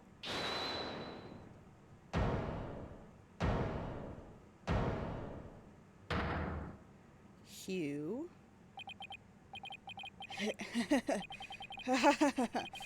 Stop right there. All ears to me. It's time you heard about the rare genius of Hugh O'Connor. What are you doing, bud? Listen and you'll hear the secret behind my perfect crime. What? Perfect crime? What are you doing? I'm so... Wait, this is some serious deja vu. Didn't we just go through something like this yesterday? Yes, we did. This had better not be another one of his enraging traps. The murder, the moving the body, the cover-up, it all sprung from my brilliant mind. Strap in. Okay. Thank you. Well, go ahead, arrest me. The real killer's right before you. Bud, you're sweating bullets. I know it wasn't you. Order, I say. Mr. O'Connor. You already confessed yesterday, then earlier today recanted your confession. As if you mouth breathers could comprehend my genius, the end justifies the means. Now bow down and kneel. Kneel before my great and maddening intellect. What a face he's making. Objection! Enough. The only thing maddening is the Oh God, what is with him and the words? I don't know. I don't know how to pronounce. Ignominy? Ignominy you bear for all to see. I'm guessing that's how it is. For it is impossible for you to have been the perpetrator behind this crime. There is no perfect crime, only a perfect alibi, for you were at the mock trial. And it is silly that I must remind you of this, but you were a participant the entire time. There shall be no mercy if you persist in hindering this trial with your silly little act. Hugh doesn't seem the least bit shaken by Blackwell's threat.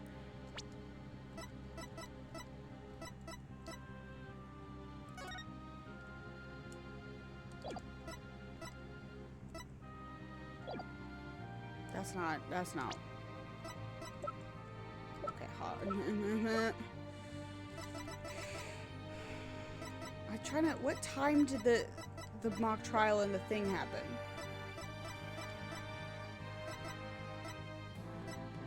Oh, and I don't have the video in my inventory anyway, do I? God fucking damn it.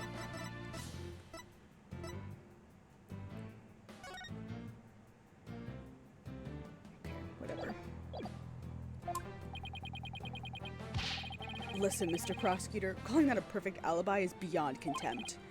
Your Honor, I'd like to take this opportunity to offer further testimony. I will now demonstrate the very moment of genius that transcended even perfection. You're sounding like Franziska von Karma a little bit, bud. You won't believe this, but I used a body double. Yeah, you're right, I don't believe it. That wasn't the real me at the mock trial. That means I didn't almost lose. My body double almost did. I slipped out stealthily while my double took care of the trial. I had the run of the campus. In short, I'm the killer. Juniper's innocent.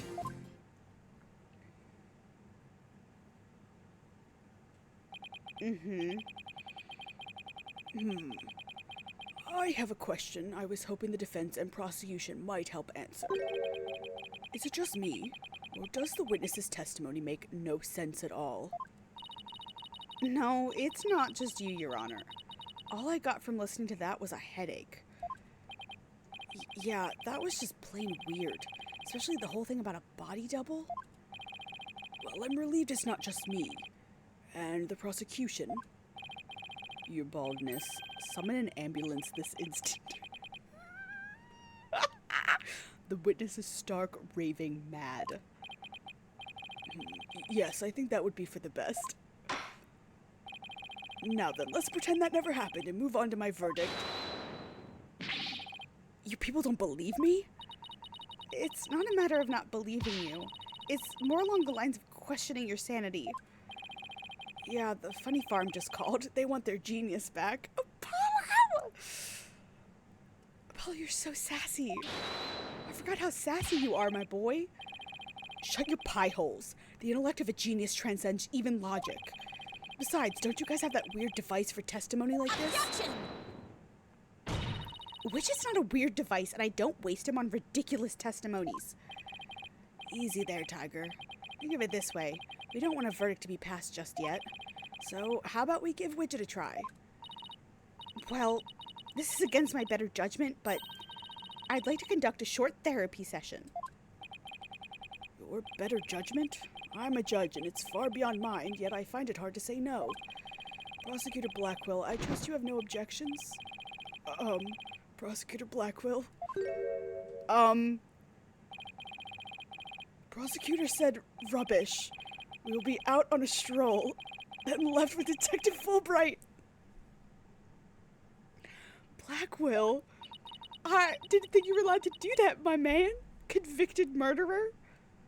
How does he get away with stuff like that? And I'll interpret that as meaning he has no explicit objections. All right, Miss Sykes, you may proceed with your therapy session. I've seen my share of crazy trials, but this one takes the cake. What the fuck?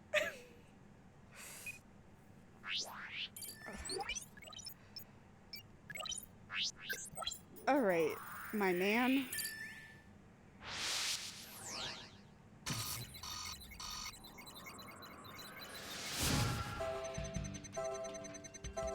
What the fuck? What do you mean this is the picture we're using? Are you joking?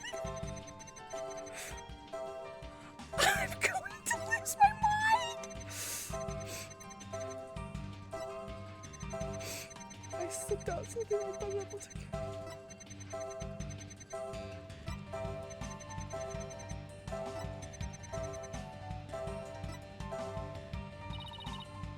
I don't get it. His confession is overflowing with happiness. Maybe he enjoys thinking thinking how us mouth breathers can't comprehend his genius. But this goes way beyond normal happiness. He seems to take an insane level of delight in his confession. Even a normal level of delight would be weird for a confession. Then again, he's not what I call normal. Hugh, why are you confessing? Who is this really for? I feel like that's the key to his out of control emotion. Alright. I guess I just probe. Oh, what's causing the happiness?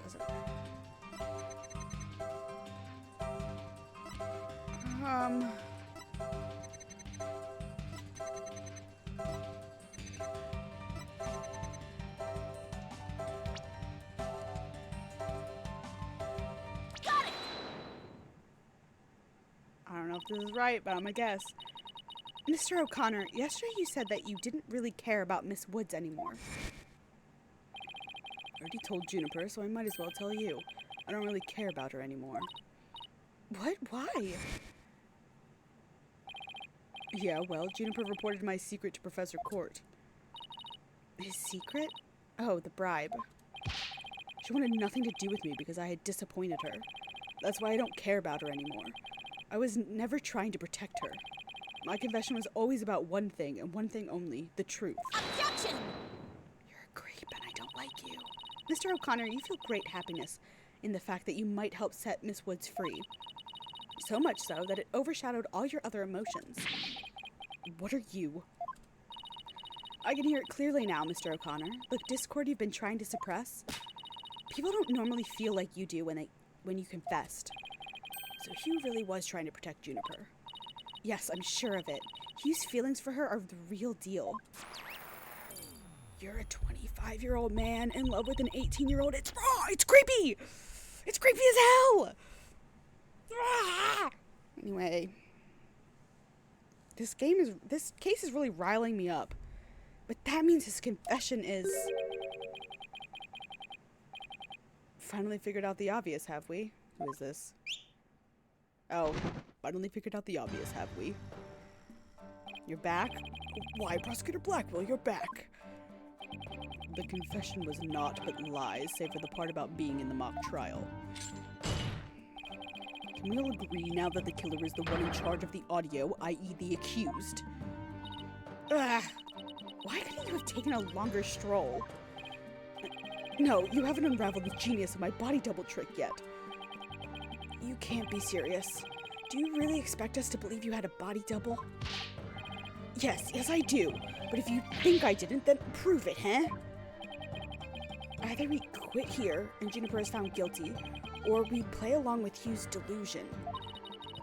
Let's go with the least worst choice. But first let me update his testimony. Okay, I don't believe this, but he used a body double.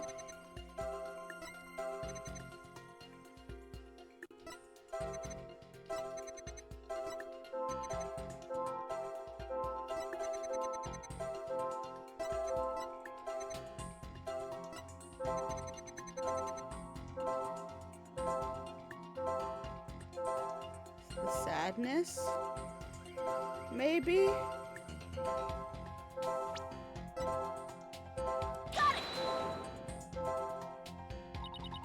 Mr. O'Connor, this emotion is inconsistent with your testimony. Yeah, okay. I know what you're talking about. I take joy in my intellect, feeling anger toward your superficiality. Suffer sadness at the world's ephemerality and wonder at the universe's mysteries. Alright. What's the surprise in the first one?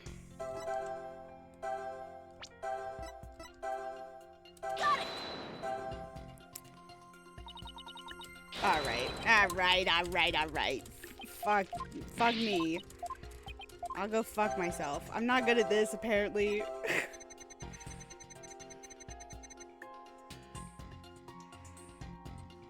It's weird that there's no emotion in this one.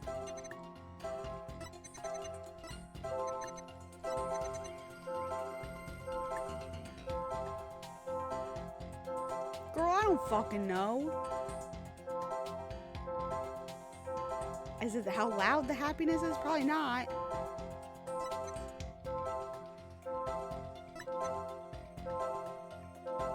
Maybe it's the sadness in this one. I don't think I pinpointed that. Good thing there's no consequences. No! Oh my god. Anyway. I'm gonna be everything. Every little thing. I don't like that there's nothing here. I don't know that I can pinpoint nothing. But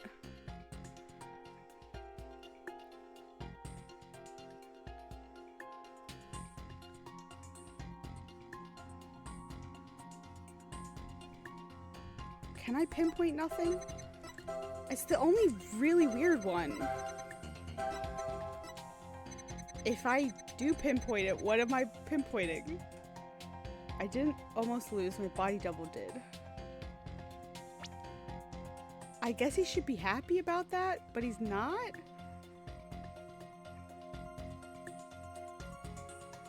I don't know.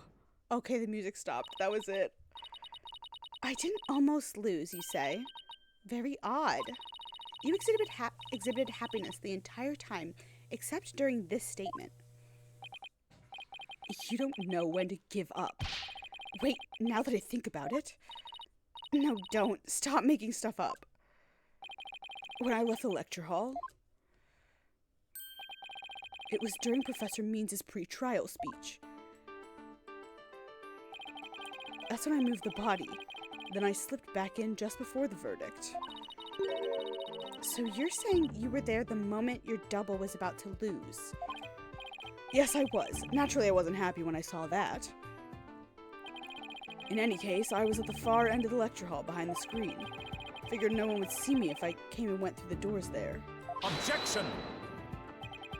Slake Stono, how much longer will you indulge him in this charade? Well, it's true that none of the audience might see him go through either of those doors. The faculty seats on the balconies are a different story and have a splendid view. I thought you could do better than that. The lawyer's bench is on the right side when facing the front hall. Yeah. I used the door to the right side near the lawyer's bench. I'm really hoping he just says, both the balconies were empty. Yes! He's about to say that that balcony was empty! And that's Means' balcony! But that's he was empty at the time, which is only natural. I hate this man. I'm not excited to have to see his face while we cross-examine him, and it's a horrible smile, but after all, it belonged to Professor Court, and as we all know, she was already dead by then. That can't be right. An empty balcony seat on the left side contradicts this piece of evidence. Take that! I have no idea where this contradiction is going. I do! But, but I don't have any other moves at this point. Guess I'll just have to follow it and see where this takes me. You said the left balcony seat was empty, but was it really? I saw it with my own eyes. It was definitely empty. But what about this diagram? According to this, Professor Means was supposed to be seated in the left balcony seat. But if you left the lecture hall during his pre-trial speech, he would have been standing there at his seat addressing the students and faculty. No, this can't be right. Okay. You do no one any favors by exposing the falsities of his confession. I do myself a favor. I told you plenty of lies so far, but this part is true, I tell you. There was nobody in the left balcony seat. You gotta believe me. I do. Doesn't seem like he's lying this time. Okay, Mr. O'Connor, let's have you testify again, but this time don't spare any details. You got it. I'll repeat it as many times as you like. I mean, my ingenious escape act warrants repeating, considering I'm the real killer. All I really care about is whether that seat was empty or not. Okay. Second floor was deserted. Why won't you believe me? It's true, I tell you. Went out through the window, and all I had to do was go through the empty audio control room. Why are you sad about that? Hey, why are you sad about that? I detected powerful sadness and fear right after you said this part. It's as if you said something you shouldn't have. What's wrong with you? You shouldn't reveal a person's inner feelings for all to see. It's kind of her whole shtick. Mr. O'Connor, it's you who is revealing your inner emotions by the way you speak. Plus, I have a good idea about why you're feeling sad. You're a horrible person. Can't you just leave me be? You said that you went through the empty audio control room, but that's not true, is it? There was someone who returned from there once Professor Means finished his speech. And that someone who was in the audio control room was... Juniper? Take that! I know you realized there was a problem with your statement as soon as you were saying it. That's why you felt so uneasy. If the audio control room really was empty, that would mean Miss Woods was roaming around the campus. Mr. O'Connor, if you really want to protect Miss Woods, just tell the truth. If you believe in her, revealing the truth is the same as protecting her. Juniper's innocent. That's the truth. But in this dark age of the law, the truth can be easily twisted to serve anyone's needs. When the end justifies the means, your only choice is to fight back with lies. Hugh's heart won't hold out under this battle between truth and lies. Is there something I can do to make him recant his false testimony? I fear nothing now that I have lost everything. Go ahead, Prosecutor Blackwell. Cut me down if you wish. I thought you'd never ask. With you gone, we may swiftly proceed to a verdict. There he goes. We gotta stop being surprised. This is like third time it's happened. He broke out of his shackles again! I don't want to be the poor accountant down at the detention center. You, O'Connor, in deference to your valor, I will limit your suffering with one clean blow. Hold it! Could you just wait one moment before you cut him down? Silence! Do not come between a samurai and his foe, said Stono. I never learned about this in law school. Careful, prosecutor. Remember that shocking experience you had last time? Good on you, Apollo. Very well, Golden Boy may live. For now. Enough already, Mr. O'Connor. Miss Woods would never want you to protect her this way. She values the friendship between the three of you more than anything. That's where you're wrong. She doesn't feel anything for me now. But what does it matter anymore? I might as well tell you everything. This is, no doubt, news to you. But I am not and never was a genius. Oh no. Wow, I never could have guessed. What makes you say that? Sorry, but I already knew. Me too. Me too. And don't forget me. Though, in all fairness, it was pretty obvious. I thought he was a genius at first, but... The stuff he said was crazy. No need to rub it in. Just shut up and listen. It all started several days ago. I accidentally learned that my parents have been paying good money for my grades. But that's bribery. So the bribery wasn't Hugh's idea. All my perfect scores were the product of cold hard cash, not genius. Even worse, when I confronted my parents about it over the phone. Juniper overheard me. Oh my, what a terrible misunderstanding. I feel like there's like a fuzz on the end of my nose. It's tickling me. I've been living a lie. I don't know what else there is to say. I'm no genius. I'm completely worthless.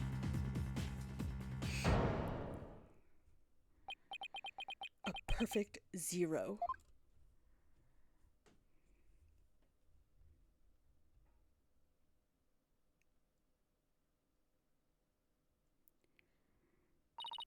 Hugh, even so, I still wanted to make it up to Juniper for disappointing her like that.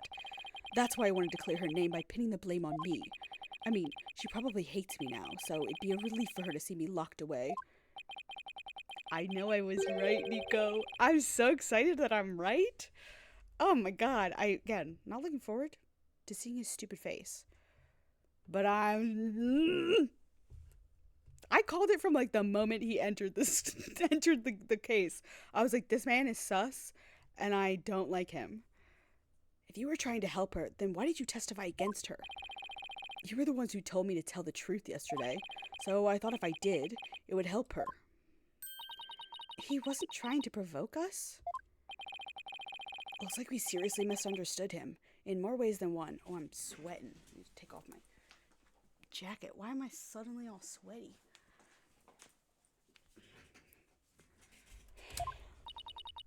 At the detention center yesterday, Junie was in tears when she opened up to me. But the truth is, the friendship between the three of them is still rock solid. If there was something that could help me prove that to Hugh. We even have proof of our friendship. Yeah, as long as our friendship lasts, you can bet we'll be carrying them around.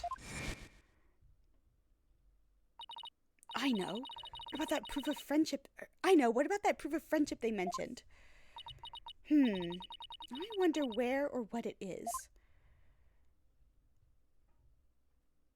I didn't buy it.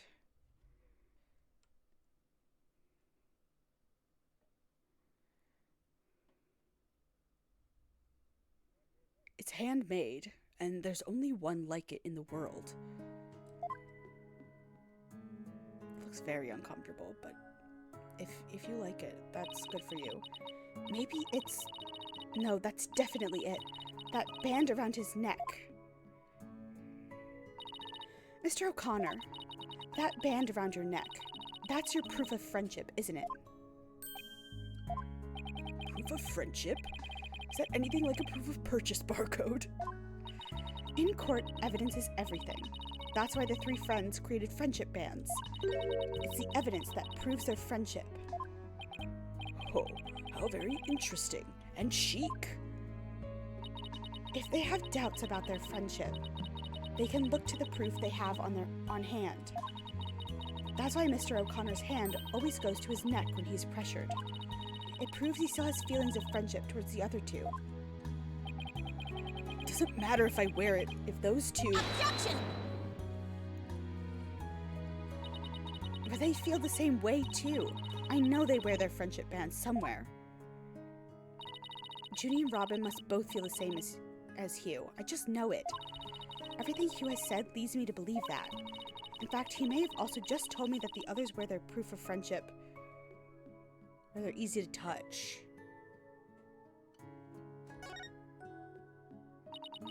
All we have to do is think back to their testimonies. Ready? Miss Newman holds her arm when pressured. And Miss Woods holds her wrist. I know Miss Woods very well. She would never abandon her friendship with you over something like this.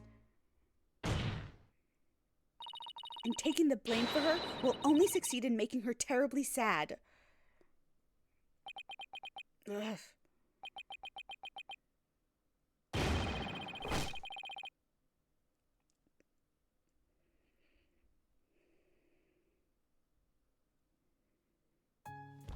Oh!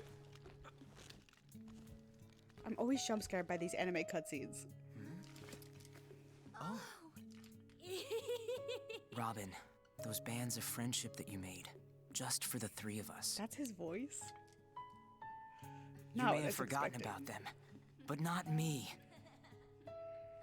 They're made of clay. How did he get it around his neck? Hugh! Also, why did he say there's only one other like it? Hey, Hugh! There's two others like it.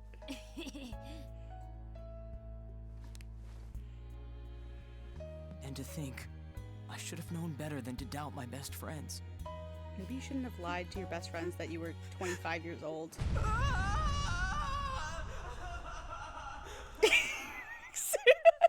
Carly, you and I are on the same wavelength. I didn't kill anyone. And I didn't have a body double.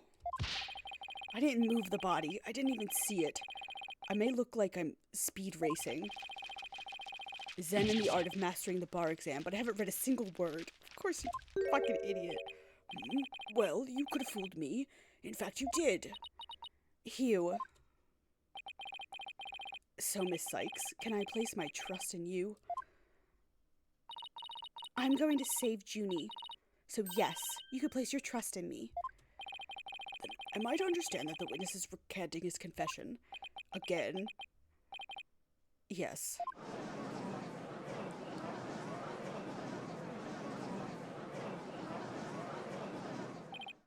A most roundabout trial. I much prefer the turnabout variety myself. Hehehehe. Now we're back to the fact that there was one suspect who lacked an alibi. Wrong! You're wrong! Which is in the end the truth you've been seeking this entire time. So we're back to square one? Now I'm exhausted and depressed. It probably doesn't matter at this point, but I might as well update the mood matrix.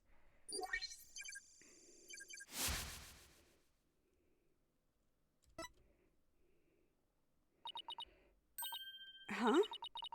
Does this mean... Further resistance is futile. The time for a verdict is nigh. Objection! No, it's not! Please wait! What sort of devilry are you up to now? What if our client wasn't the only one without an alibi? The trial would continue, right? Well, yes, I suppose it would. But after such a thorough investigation, does such a person really exist? Yes, we found someone. It may have seemed like a major roundabout, but Mr. O'Connor's testimony has cracked this case. There's no more noise. He was telling the truth now. During the mock trial, the balcony seat opposite him really was empty, which now means there is one person unaccounted for. Good shit. Bye-bye. Besides Junie, the only other person without an alibi during the mock trial is this bastard. The balcony seat was empty. That much is true, isn't it, Mr. O'Connor? That's right. How many more times do I have to say it? So basically, Professor Means wasn't where he was supposed to be during the mock trial. Silence! Need I remind you, every last soul in the lecture hall heard him delivering his speech. Objection! I know, and that's not in dispute here. Now, let me explain how a speech could be given from an empty seat. It was pre-recorded. What if the speech was pre-recorded? That's the only way the speech could have been delivered from an empty balcony seat.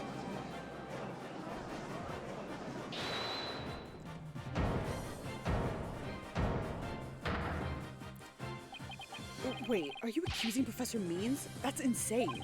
I mean, he's the one who gave me the tape recorder. Take this to the police. Take this to the police, he said, and tell them you found it. So it's obviously faked evidence? What? Really? Wait a second. Mr. O'Connor, did you just say that Professor Means gave you that phony recording to you? Or gave that phony recording to you? Phony? The defense will refrain from hurling unsubstantiated allegations. Well, I said he gave it to me, but what do you mean it's phony? Wow, who could have seen this development? Tape recorder updated. The voice shouting "You're a goner" as recorded in this tape was dubbed onto it later using a line our client said in the mock trial video. Why, this is an extremely crucial piece of evidence.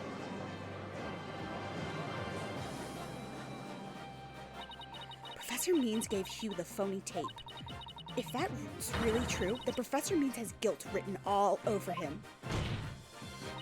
Your Honor, the defense moves to call Professor Aristotle Means to the stand. Silence! The seat was never empty. act was but an oversight by our dullard of a witness. An inmate who was formerly a surgeon once told me something. He said it's often all too easy to overlook critical symptoms. Objection! Well, we're not going to overlook this oversight. If the speech was pre-recorded, the basis for suspecting our client would be shattered. Let's check with Professor Means and see whether the empty seat was a witness oversight. A verdict without first looking into that would be inconceivable. That's enough, both of you. Now here's my opinion on the matter. Whilst a surgeon overlooking critical symptoms is a problem, a witness's oversight too must not be overlooked. Thus, as to the matter of whether Professor Means was or was not in his faculty seat, I believe we must ask the professor himself. Has the judge gotten smarter? This man would not have this much of a spine in any of the previous cases. Did our man grow a backbone a little tiny itty bitty bit? One single vertebrae? And one single brain cell? I appreciate it. I agree. Professor Means should be here in the gallery today. Do as you please.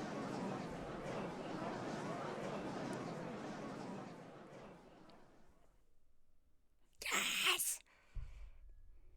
I hate him so much. I hate looking at his stupid face. Will you please state your name and occupation for the record? We haven't gone to part 2 yet? Certainly. His voice is the same as the judge, so sorry about this.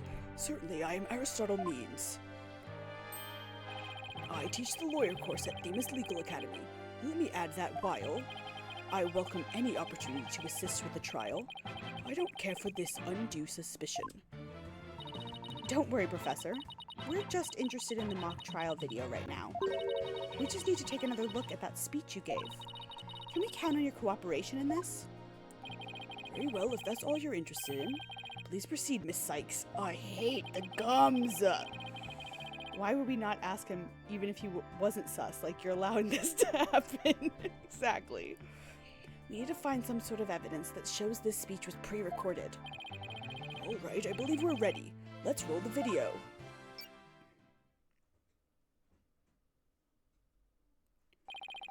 Good afternoon. I would like to start by thanking you for coming here today. The mock trial, the crown jewel event of the school festival, will begin shortly. When I was a student, I too could hardly wait for this day to come. Oh no, I'd forgotten how long and boring his speech was. Wake me up once this is over. Hey, no fair! The experiences of our youth have a powerful and profound effect on our adult. Oh my god. Ah, you there, wake up, pay attention. Huh? Oh, I'm awake. Isn't that right, Your Honor? Huh? What? I'm awake too. Wide awake, you see?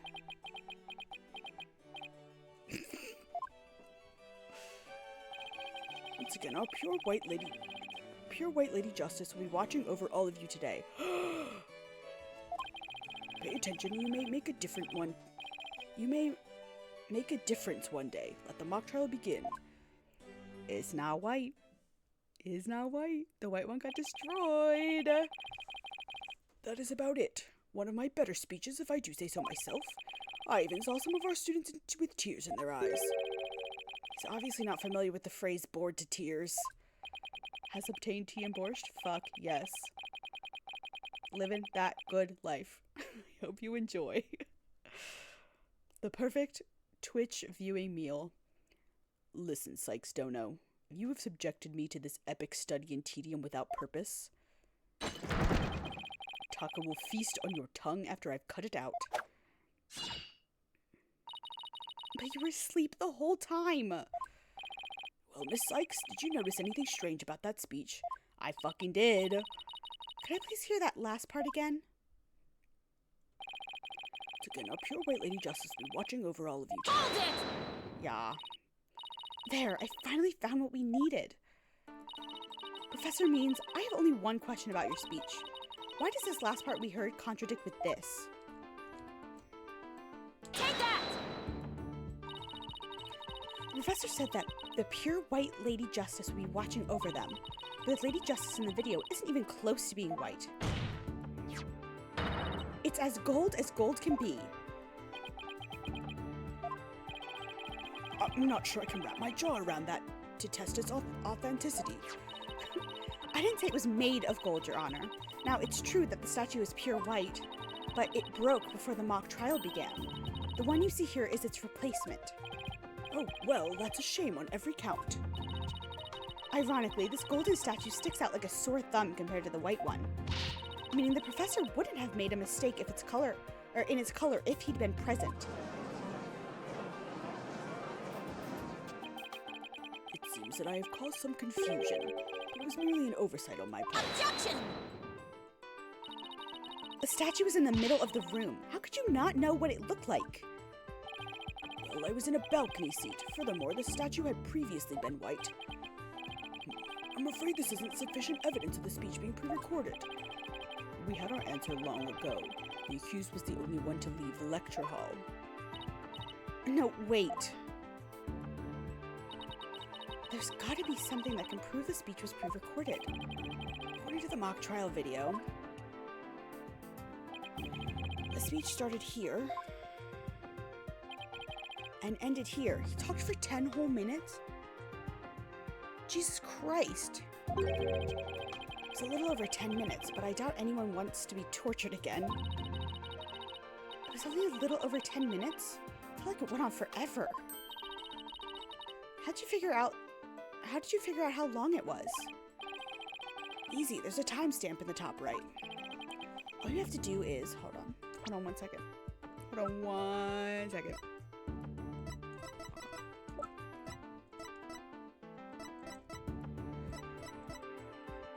Oh god, the information on this is all gone. There was something about there being like 10 and a half minutes of content left. Oh, here it is. 10 minutes and 35 seconds of noise requiring further testing. Wait, literally! Subtract the time the speech started from the time it ended. Speech goes on from the 10-minute mark to the 20-minute 35. The speech goes from the 10-minute mark to 20:35. Wait a second. I could swear I've seen the same interval of time listed among the evidence. Athena, we're so smart. Maybe there's a way for me to use the speech time to show that it was pre-recorded. Take that! I would like the court to take a look at this. And this is the voice print analysis that proves the video on the voice recorder belongs to our client. Yes, but didn't we just establish that the voice on the tape recorder was a fabrication? We did, but what I'd like to focus on is the noise that is also there. Noise? Yes, the defense believes it's resulted when the tape's previous recording was erased. And what do you hope to prove by that? The length of the noise is what's important. It's 10 minutes and 35 seconds in all. And what did the timestamp read at the moment Professor Means began his speech? That would be exactly 10. Exactly 10 minutes. Now let's fast forward this long-winded exercise in boredom to the end. Okay, stop. The video timestamp now reads 20:35. Based on this, we know the time it took for the speech alone. Half-hour extreme long boring speech. It's the 10 minute and 35 seconds exactly boring speech. Right, subtract 10 minutes and you get 10:35. 10 minutes and 35 seconds? Right, 10 minutes and 35 seconds. The same as the noise on the tape recording. I assume you all understand what this means. Professor Means' pre-recorded speech had been where the noise is now. Silence! You seem rather confident considering this is a mere happenstance match of numbers. Yeah, but what a very specific happenstance. Objection! But is it really just numbers? The lab is continuing their study of the tape. So far they found signs of overdubbing. But it's going to take a bit longer to recover the audio that was erased. Clavier, my love. The police are analyzing the noise as we speak. It won't be long until we know what was originally there.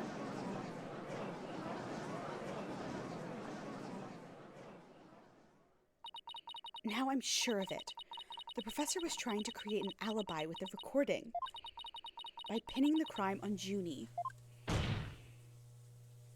Clavier is your second favorite prosecutor? That's a very good choice. I love him so much. I didn't realize I loved him as much as I did until this game. And every time he appears on screen, I get so flustered. I don't know what it is. Well, he's not going to get away with it. Not on my watch. Miss Sykes, I believe you are well aware of my methodology. Making up fucking evidence left and right? Yeah, I'm aware of it. Even if Juniper were the perpetrator, I would vigorously defend her as per my word. And to that purpose, I offered to be her lawyer. Alas, look what's happened. All I've stated are obvious deductions derived from evidence and testimony. Truth be told, I had no intention of testifying. I had been keeping quiet for Juniper's sake. But now that you cast this blame upon me, I have no choice but to reveal the truth. Put those gums away! Uh-oh, this doesn't sound good. I will now reveal the truth behind why I had pre-recorded my speech before the mock trial. Are we not gonna go into a part two? Are we... There's a second... I thought there was a second trial. Okay. Never mind. Maybe it is all during this part. I thought we were gonna have another TB continued. Is this the same trial? This has been the same trial the whole time, right? I'm not crazy. I'm not absolutely bonkers bananas. That's a possibility. The defendant came to me with what she said was very important, and by necessity, secret.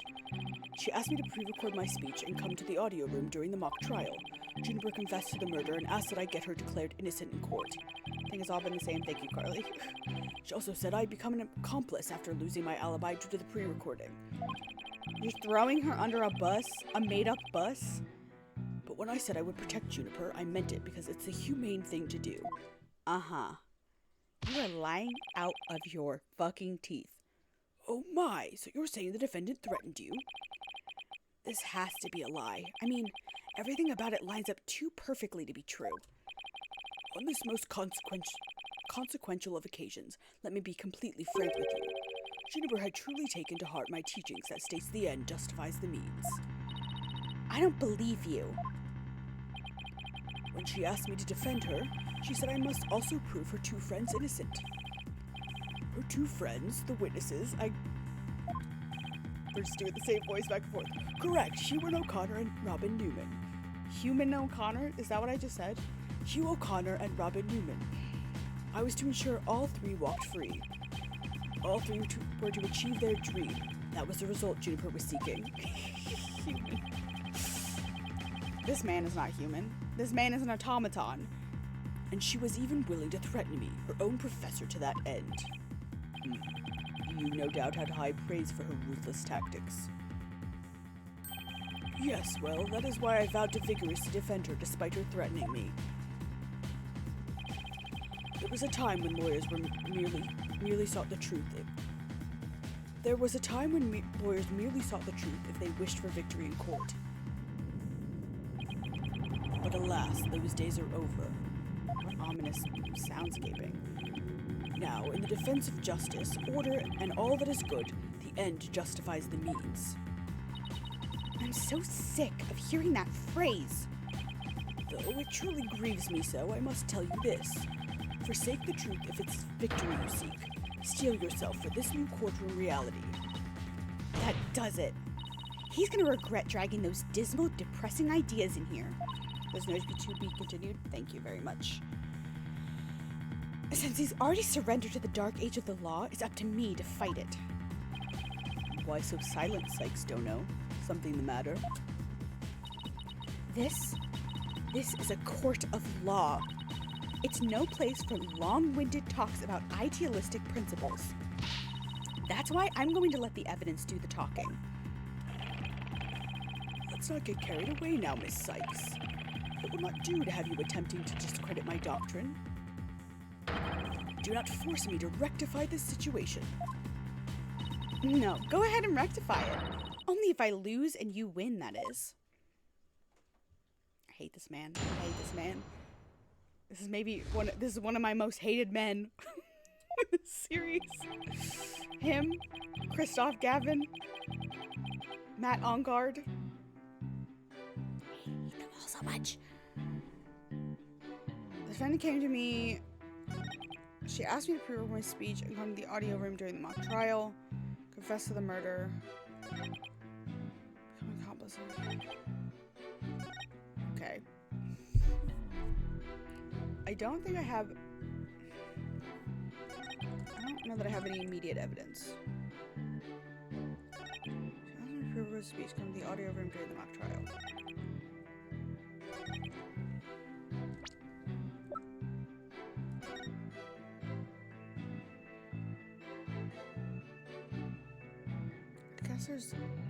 I guess that these things are doors, so he could have gotten there.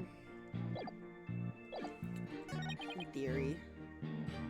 Confessed to the murder and asked that I could have declared innocent in court. She also said I'd become an accomplice after losing my alibi due to the pre-recordings. But when I said I wouldn't... Well, Athena obviously is honest. If you recall, Blackwell, while intimidating, has pulled no real tricks. He's actually one of the most honest prosecutors. Yeah, I mean, he's not been, like... He's an asshole, but he's not a liar.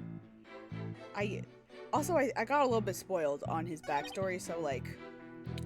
I know a little bit about his situation. Because fanfiction...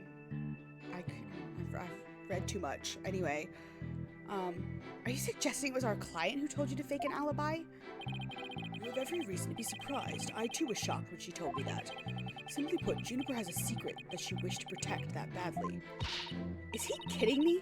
That lie couldn't be further from the truth. The problem is, how am I going to expose it? It was an earnest request from an outstanding student. How could I possibly have refused?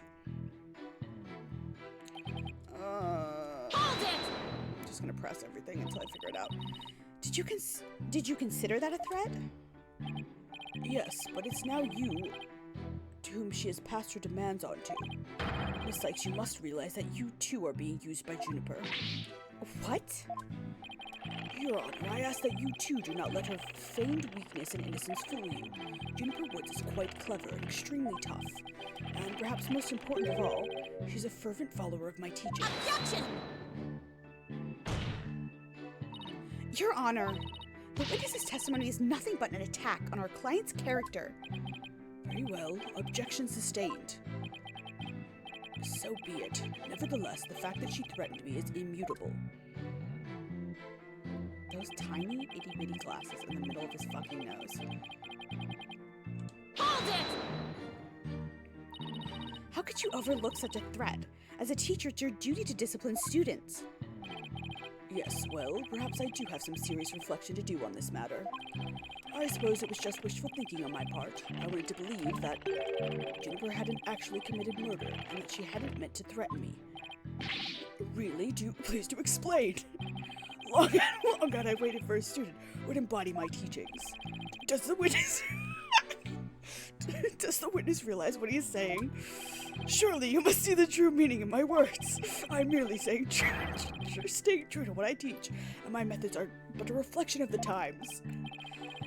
Oh wow, his way of thinking is really warped, But I haven't heard any inconsistencies yet. I wouldn't be so sure. Really? The more he tries to avoid logical inconsistencies in his testimony, the more likely we'll see inconsistencies between his actions and words. It is the dark age in which we live. There is much I would like to say on the matter. Hold it! You were trying to protect our client? Yeah, right. He'll say anything to pin the blame on Junie. What a frightful look. I would ask that you not glare at me so. I have nothing but admiration for how Juniper was willing to go as far as to threaten me. That is why I am protecting her by any means possible. She has been a model student. Liar, you're trying to pin the blame on her. How am I going to show that what he's saying isn't what he's really thinking? You cannot possibly overturn my claims. So isn't it about time you admitted defeat? After all, if my unassailable logic is not truth, then what is? If he thinks I'm going to give in to his pack of lies, he's got another thing coming. I'm going to find a hole in his story if it's the last thing I do. Even though he's rotten to the core, he's a total pro. I mean, that all made perfect sense. Yeah, but you can't believe a word he says. He's making this up as he goes along. He'll trip up on his own words yet. Time to see how consistently the professor's testimony matches up with his actual actions. Okay, I think I just haven't pressed this. Also, Athena insisted on defending Juice and Juniper. She wasn't manipulated at all. Exactly. Athena, yeah. That's a weak sauce, but like that's also not something that we could really prove. I doubt our client would have come to you with something like that. Oh, maybe we'll do that in this section. You have a point there. If only Professor Court had been alive, I suspect Juniper would have gone to her instead. So, our client came to talk to you after Professor Court was dead. Let's go through this step by step, shall we? First, Juniper came to me that day. Oh my god, okay. So I have to present something, and I don't know what.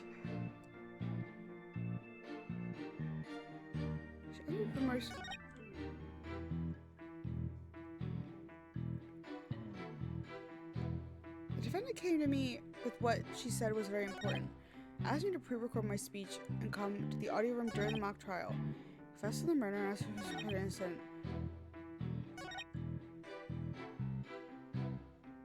Oh my god. What am I gonna press? I've pressed everything.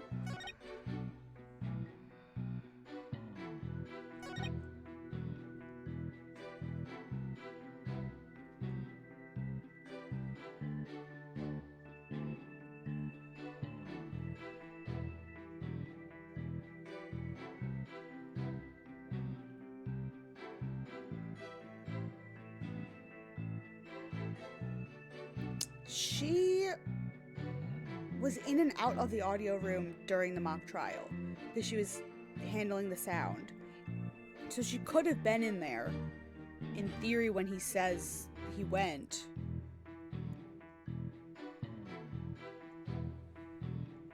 Asked me to pre-record my speech and come to the audio room during the mock trial. But the I did it, or the whatever her voice got recorded over after the mock trial.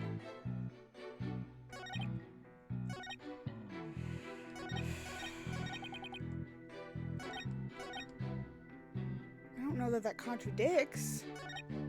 Oh my god, why I I was just making fun of this game for being easy, and now here I am.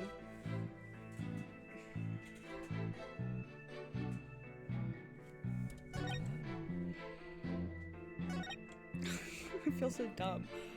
She asked me to prepare my shade to come to the audio room during the mock trial. Okay, let me just look at my shit. I have the planner. Probably not anything. The arrow is probably not relevant. The mock trial script is also probably not relevant. Time of death. Doesn't matter.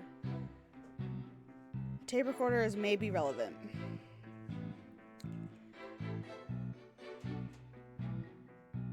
Because it's fake.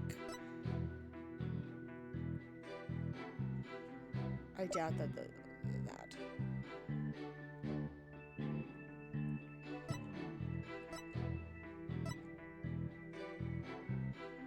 Why did they burn this one? Probably was covered. Oh, how much do you want to bet he used the Gaviner's Banner to clean up the blood? Banner to clean up the blood, and that's why he burned it.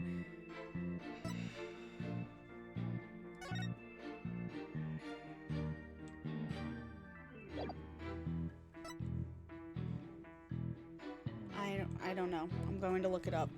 Unless somebody has a hint for me. I'm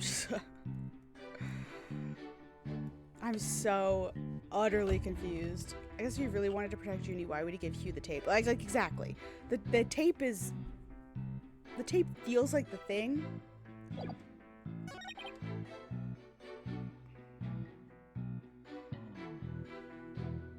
He like recorded over it.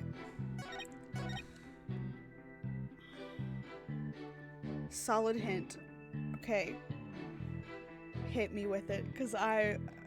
head empty, brain no work. Was that Carly? Was Carly's thing a solid hit? Because...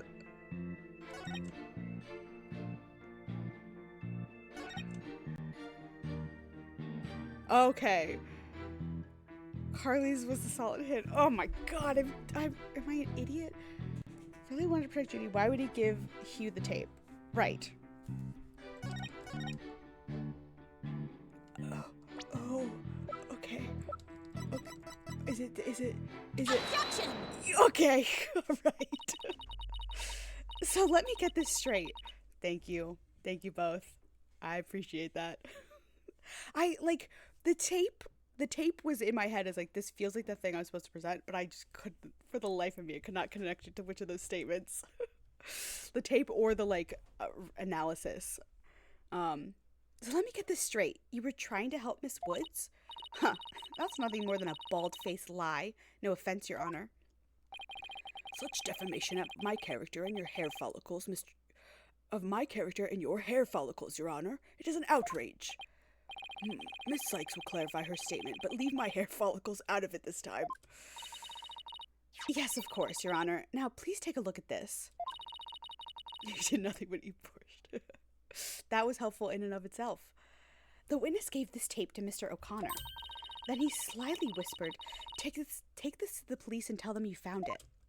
There was no whispering, slyly or otherwise, involved. I simply did that out of kindness. Objection! The tape contained our client's voice. In short, it is incredibly damaging evidence. Why would it even exist if the witness wasn't trying to pin the murder on our client? They say the road to hell is paved with good intentions, but not yours. You never had good intentions, only lies to protect yourself with while blaming another. You, Professor, are the embodiment of the dark age of law. Fuck this man.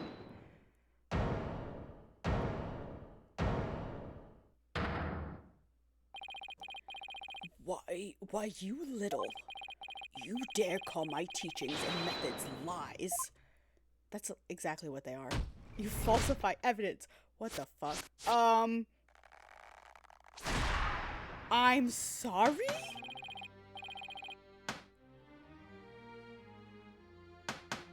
Themis Legal Academy is a proud institution. It's the most powerful in the world. You'll never forget what true education in lawyering means once I'm through with you. Professor Means, what's with your hair?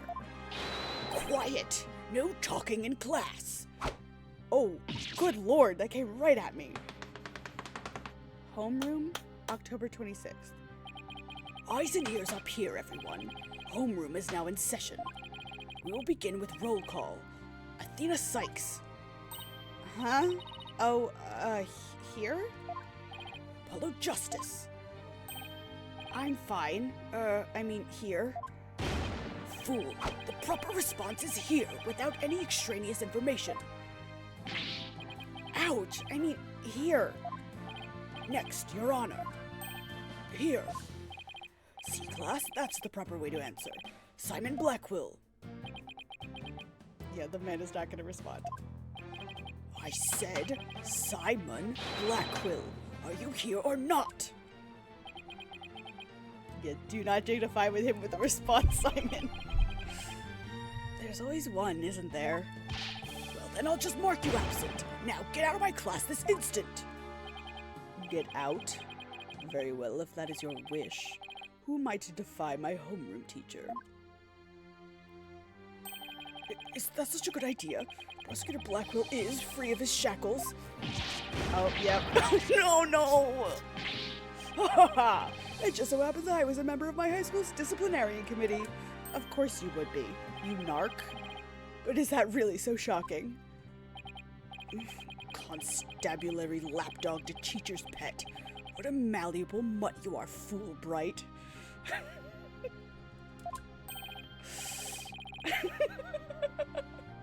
Very good, Bobby. You just earned a gold star and a promotion to head disciplinarian. He's a grumpy 28-year-old death row inmate. Of course he's uncooperative. Exactly. All right, class is now in session. Why do I have a sudden urge to go to the nurse's office with a stomachache?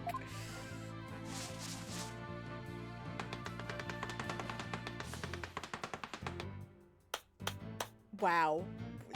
Wow, what hard-hitting notes you've fucking taken. Thank you. Does it have come with academic sources? A bibliography? What further reading can I infer from this? Professor means, wow, I'm really getting my money's worth. Pay attention, I'm not the killer, Juniper is. This will be on the next test, so you had better be listening. Objection! But Professor, you created the phony tape to pin the blame on Juniper. Plus, you were the only one who could have moved the body during the mock trial.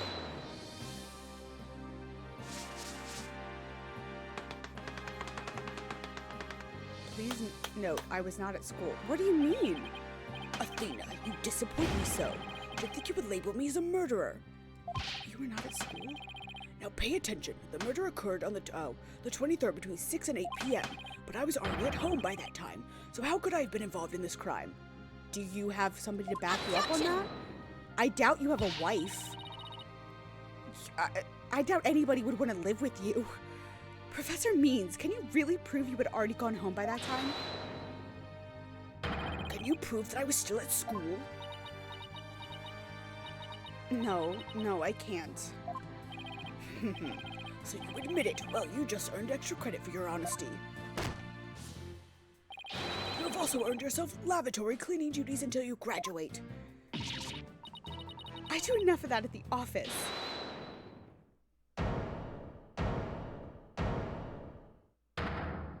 Hi, Robin. No way, man! I totally object! Robin? I can't believe I fell for the professor's silver-tongued lies. Why, how dare you talk about your teacher like that? I'm not listening to you anymore, man. No way, no how. Now, I have a confession to make.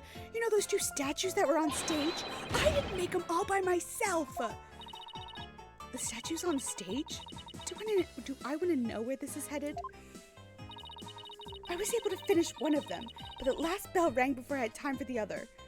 Manfred had a wife, at least long enough to have 2 daughters. There's another one? Spoilers, please don't reveal anything. I know about one spoiler, or about one daughter. Obviously. Also, Manfred, I feel like, has a silver enough tongue to manipulate someone into marrying him. This man is a creep all around. Not that Von Karma wasn't, but like, can you picture a woman attracted to this man? I could picture a woman attracted to Von Karma because he at least looks like a human being. This man looks like a statue. It's not spoiling anything. It was brought up in game 1. What? In the... Did I miss that? Where's my phone?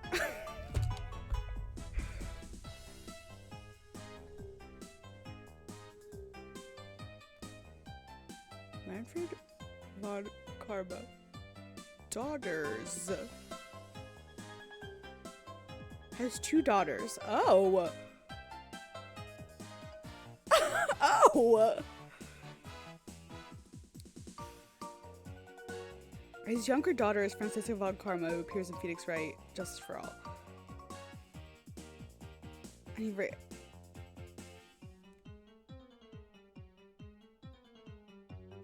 Interesting. And then it's never ever brought up again. Maybe she's dead. I don't know. Maybe she died. And that's why nobody talks about her. I don't know. Sorry, I'm punching my mic again. I don't know.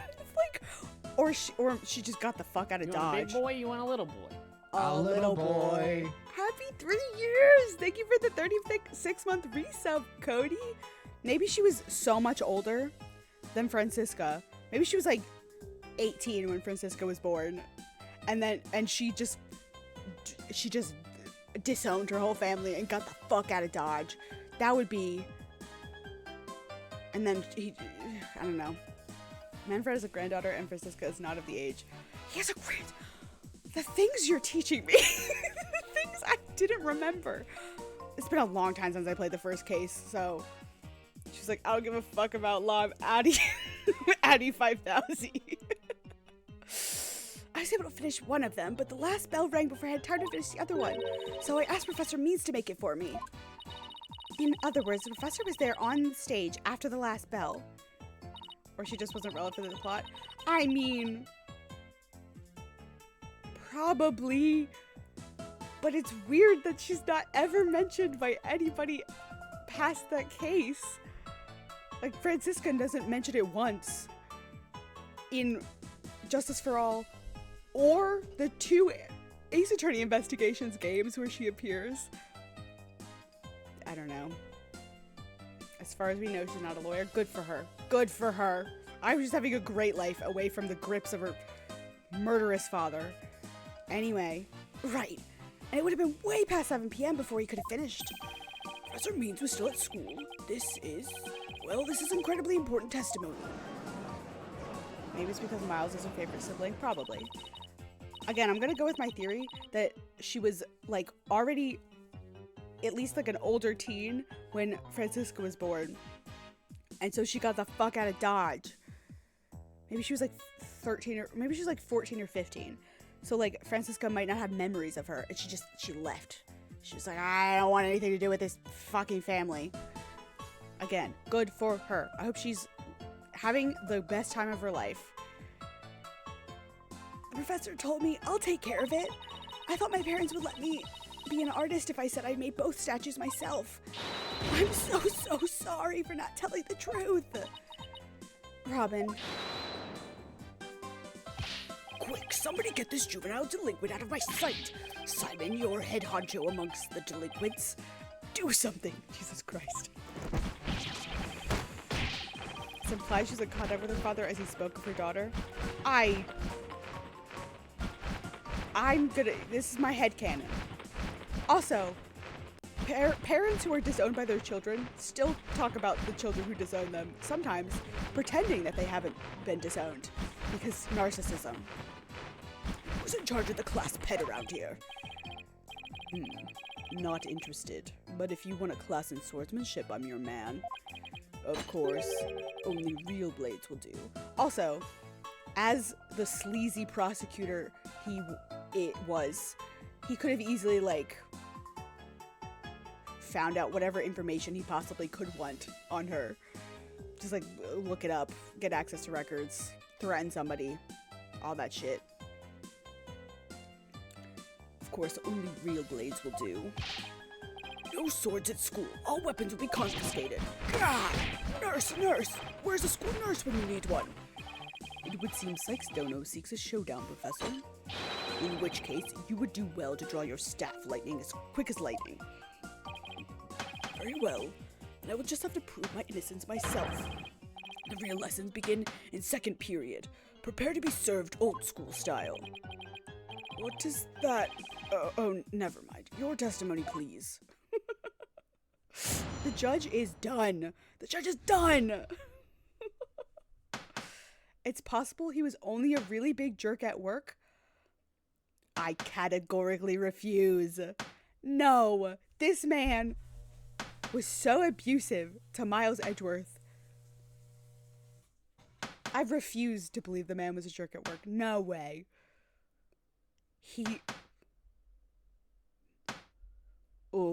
Anyway. Pay attention. Robin took over half a day to complete one statue. I, however, finished most of the other statue between 7 and 8:30 p.m. The defendant Juniper solved the 2 statues with her own eyes at 8:30 p.m. Completing a statue so quickly, I could not leave the stage for a single second. How could I possibly have had time to go to the art room and commit murder? You're saying the defendant saw the finished statues. Precisely. She said so herself at the detention center yesterday. Her defense team was there and heard her say so too. Don't try to deny it now. That evening I went back to my dressing room to get something I'd forgotten there. It was well after the last bell rang. I'd say maybe around 8:30. That's when I noticed that both stage statues were finished. Okay, so he wasn't there at 8:30. Big whoop. She died between 6 and 8. Who cares? They were quite large, and they were each covered with a white sheet, but I could tell. Oh, right. The professor was there when that matter came up. Before I address the professor's charges, I have a question for you, Robin. How hard would it be to complete a statue like that in 1.5 hours? It would probably take me at least twice as long. So personally, I think it would be incredibly difficult to finish in that short of a time. Ugh, that didn't exactly help our case. But he won't get off that easy. He's bound to stumble over his own slippery means. Okay.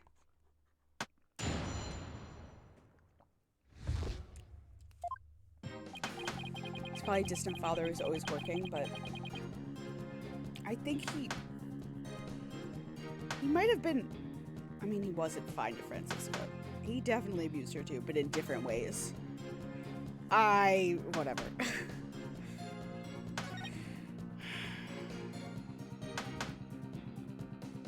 finished most of the other statue between 7 and 8:30 p.m. Her own eyes at 8:30.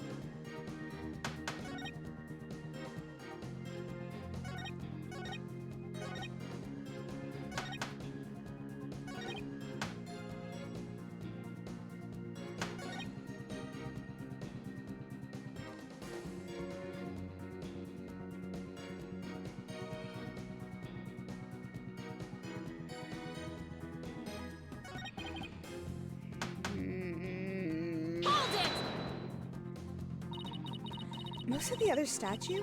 What exactly does that mean? We created the basic outline of Mr. Wright's statue before the last bell rang. I, in turn, completed the rest of it. I see. In academics as well as art, learning the basics is incredibly important. In short, you skipped the most important part of the statue making, didn't you? Why does that matter? Oh God, every time he throws it at my eyes, I go cross-eyed for a second. Why, you insolent little... It's the practical applications built upon the basics that take so much time. Professors such as I mastered the basics a long time ago. I mean, he killed a man over what wasn't even a career-ending loss. It wasn't even a loss. He won that case. And he just got like a penalty on his record. Like a little strike because he was an asshole. And probably forged evidence. I don't think he has it in him to be a decent father if he can't even be a decent human being. Yeah, really. Definitely not a good person, may have at least been a possible father. I don't think there's a good bone in that man.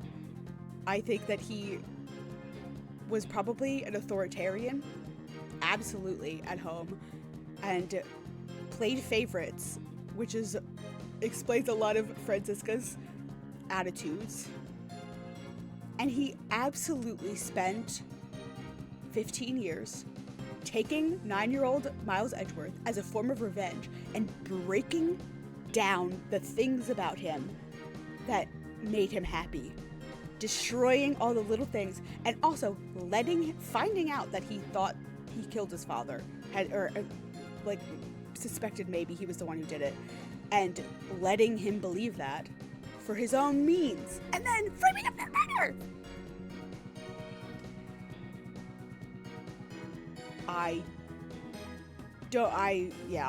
There's no place in my head of him being a good father. Maybe passable moments, especially for Francisca, but I think that was also more of her holding her dad on a pedestal, because you get manipulated by narcissists. Unlike Miss Fancy Pants here, who lacks all lawyerly fundamentals. Oh, quiet you. Now do you understand? I did not leave that stage until I was done. Do you accept the witness's claim? Not on your life, Buster. No? I doubt it. I want to say no.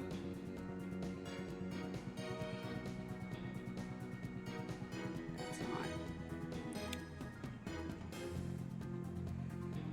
Can we not do this?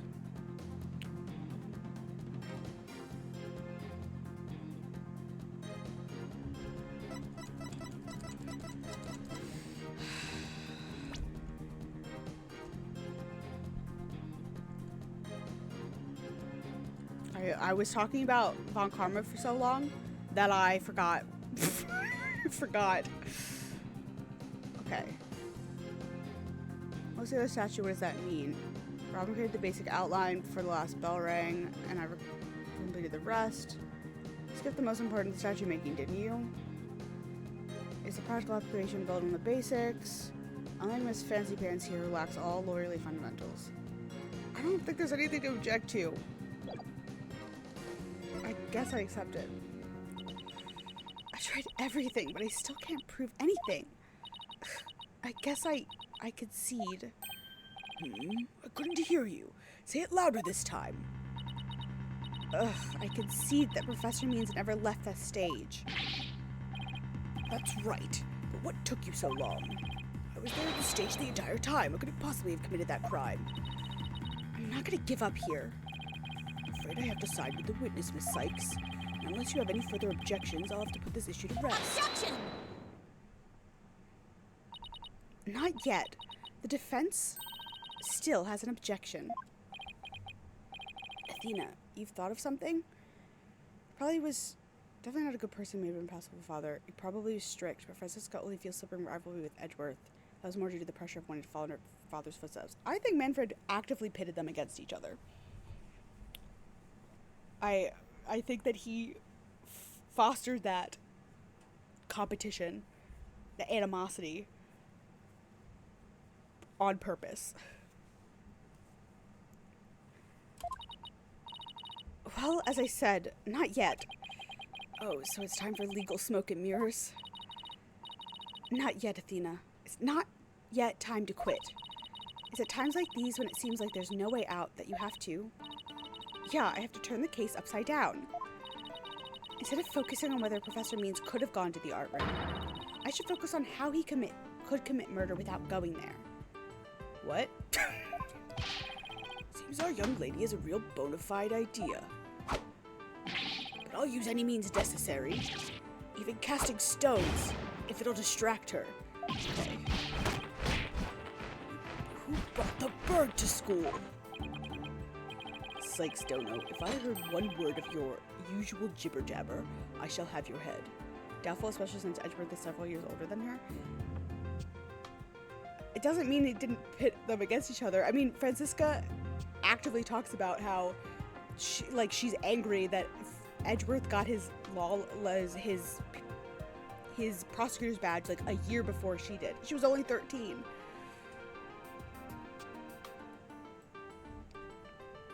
I shall have your head.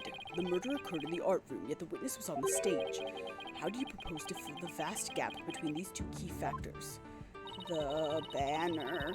The Governor's banner? I accept the premise that the professor was on the stage the entire time. The only other answer is that we got something else wrong. Wait, that's it. She got a badge at 13? Yes. Well, she was in Germany. But she part of her story is she's been a prosecutor in Germany since she was 13. And then I believe she's 17 or 18 in Justice for All. She's the same age as Maya. So whatever age Maya was in that game. That's it. Every last one of us made a huge mistake. We were totally wrong about the suspect murder weapon crime scene. Good lord.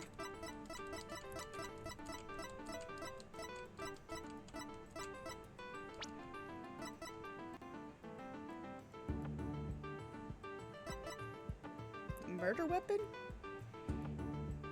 Because I don't think it's the all. I think maybe it actually was the arrow. Maybe it actually was the arrow? Or it's, like I said, it's the banner, and he used the banner to transport her body elsewhere. I mean, we've been talking about the crime scene this whole time. I feel like it's gotta be the crime scene. And Professor Means was on the stage the entire time.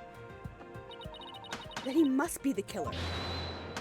It's very competitive though, and she views herself as Edward Sr. Her father undoubtedly pushed her, but I don't think he actively pitted them against each other. I mean, all of this is just headcanon speculation, obviously. We could like argue about this point back and forth because there's no real solution. So I think both viewpoints are valid. However you want to frame it. However evil you want to make Manfred von Karma. Ridiculous. The defense has become utterly incoherent. No, it's just the murder wasn't committed where we thought it was. Continue, Sykes Dono. Okay, the murder was actually committed here. I guess the stage. Take that! The greatest riddle of this case has been how the body was moved from the art room. But if the murder occurred on the stage, that means the body was never moved at all.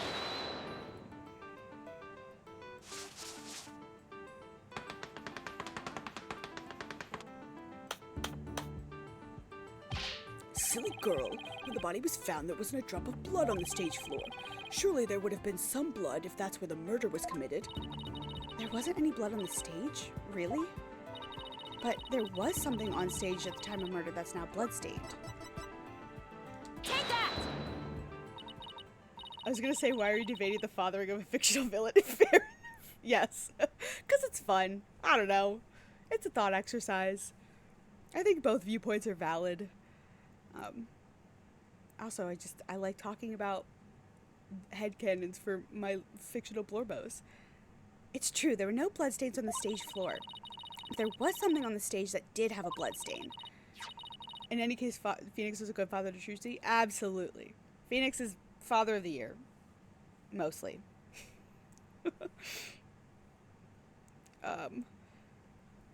It's a fun way to build creative writing. Yes. My fan fiction brain is obviously the one running the show right now. And that would be this school banner. We love Phoenix in this household. We love Phoenix. Phoenix, my love. I love a pathetic man whose life is falling apart around him. No blood would have gotten on the floor if this were under the victim when she was killed. Oh my, that's quite a compelling theory. Silence! No, because it's the other one that got burned.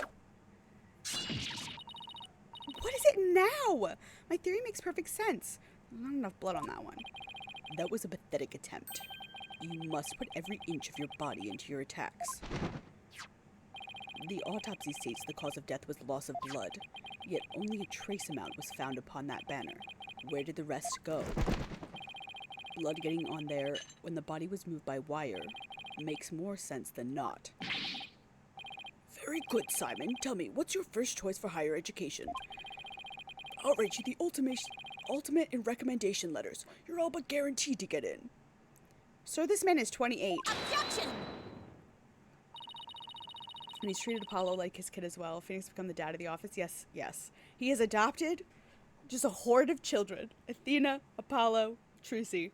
They are his children. He is father. I might have to subtract a couple points from him for not telling Trucy and Apollo that they're siblings. But I think overall he's doing a decent job for someone who was also, I believe, for the past 7 years, he was dealing with the fact that his whole career was gone for something he did not do. He's trying to dismantle what happened to that in the background while also trying to keep the man who did it, he suspects of doing it, close to him. And then also, I think, working with Edgeworth and going to Europe and trying to figure out what the Dark Age of Law shit, like why that's happening. Phoenix is the lawyer equivalent of Batman. Oh my god.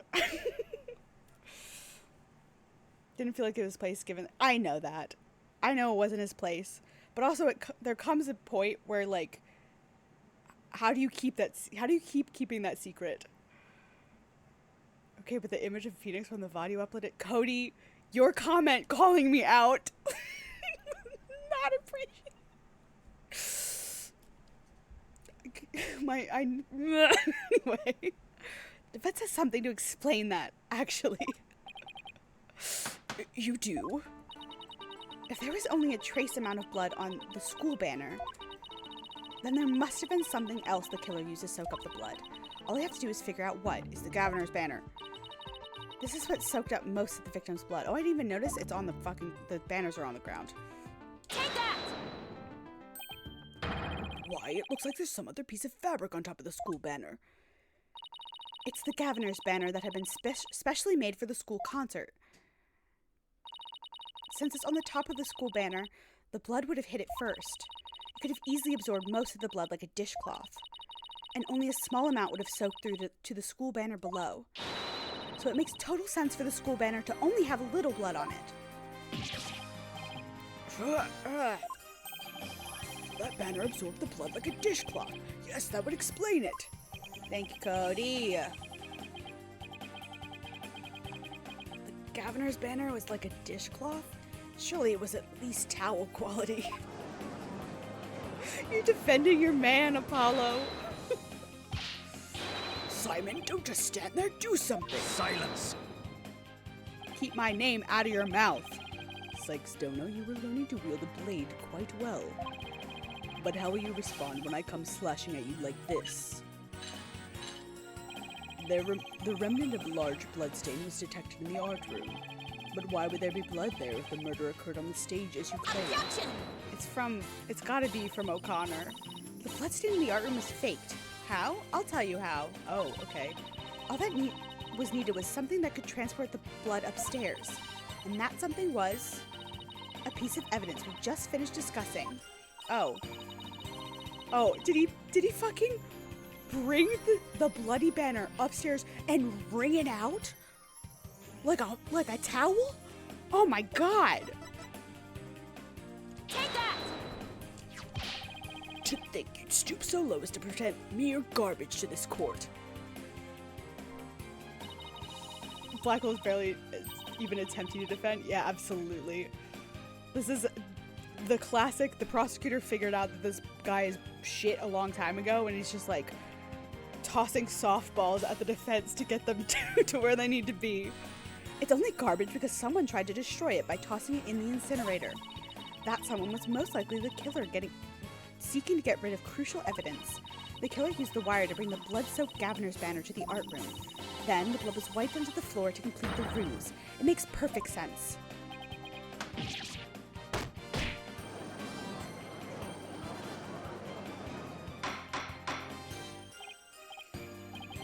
This is quite a development. To think the body was never actually moved.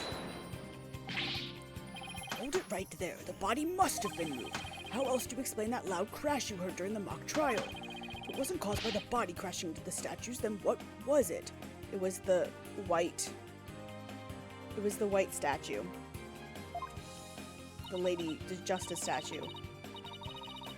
I hadn't thought of that. That loud crash wasn't the body hitting the statues. Then what was it indeed? The knot in the school banner shows that something was carried along the wire in it. So if that's true, I know what I have to find. Something that was in the art room before the murder and then on the stage after. Yep. Again. The hints are a little much sometimes. Take that! Okay. Alright. Fuck me then. This case has some of the tallest people in the series. Okay, alright, I get it. Okay, I forgot that I have it right here. That statue! Yes, I believe this is the statue that broke the other two, not Professor Court's body. The unique statue you see on the right, that's the pure white Lady Justice from earlier. Professor Court accidentally broke it while she was polishing it the day before the mock trial, but she used her own unique artistic sense and technique to repair it as you see here.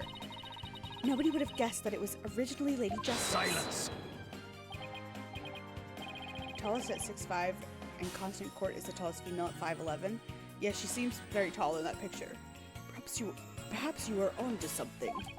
But why, pray tell, would anyone move that scrap heap relic in such a tedious manner?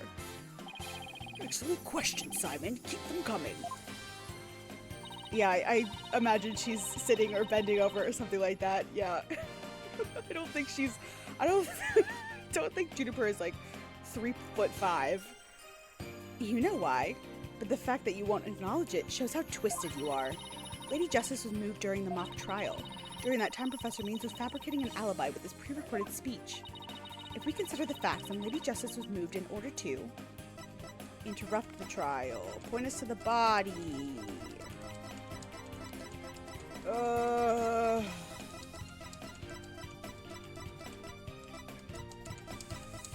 It's one of these.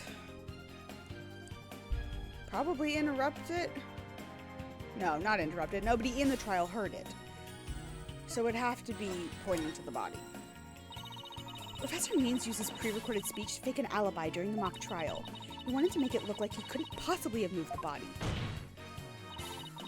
Moving Lady Justice was his way of pointing us to the body and cementing his alibi. That's quite a persuasive argument.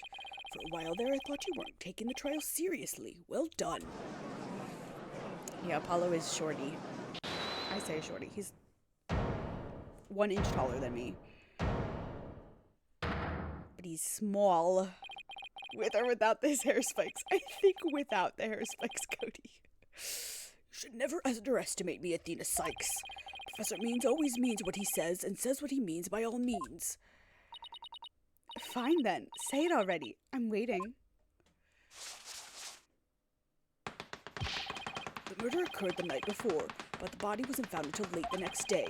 Countless students passed the stage till they met in the lecture hall for the mock trial. Apollo is 3.5 inches shorter than you. So you are... I know how to do math. 5'8.5".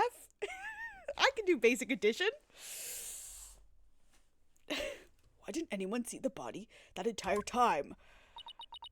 DreamWorks face. I almost say 8 years old. You are 8 feet tall. You are 8 inches tall. That can be explained by The victim was murdered on the stage and left there. The body would inevitably have been discovered. And of course, there was nowhere to hide the body upon that stage.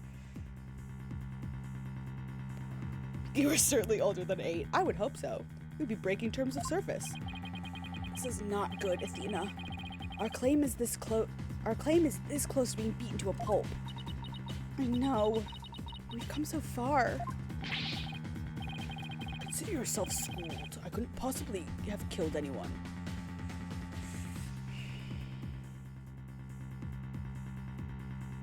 I'm trying to think.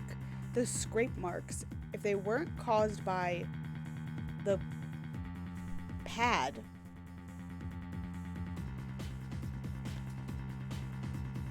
maybe they were caused by the pad, and I just am making that up. I want to figure it out before the game, like, basically tells me. Oh, that's not the button I want.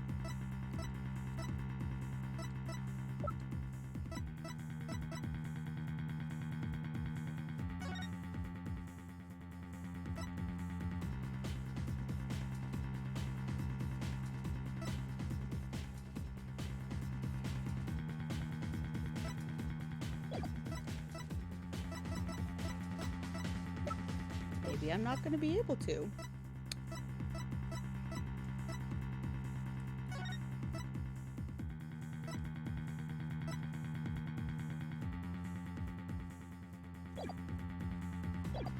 Okay.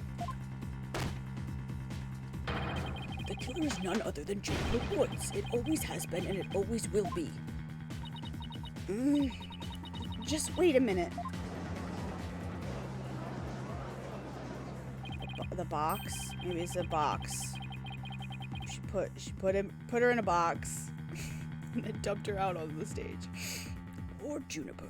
She must seriously regret having asked you to defend her. Ugh. To add insult to injury, you nearly had Hugh convicted for murder. Surely you haven't forgotten that little fiasco. Don't let this man bully you, Athena. Excuse me?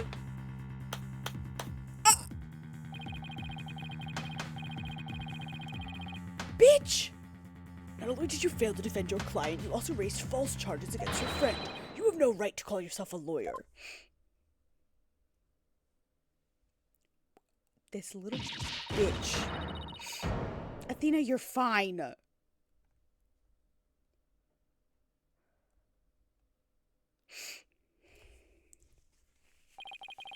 This trial proceeds in the same manner and ends in the same way as the mock trial. Would you not lose everything you've worked so hard to gain?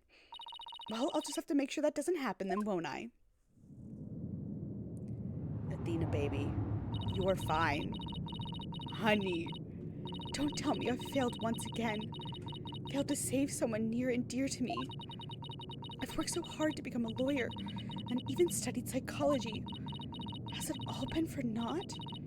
Am I just doomed to relive that all over again?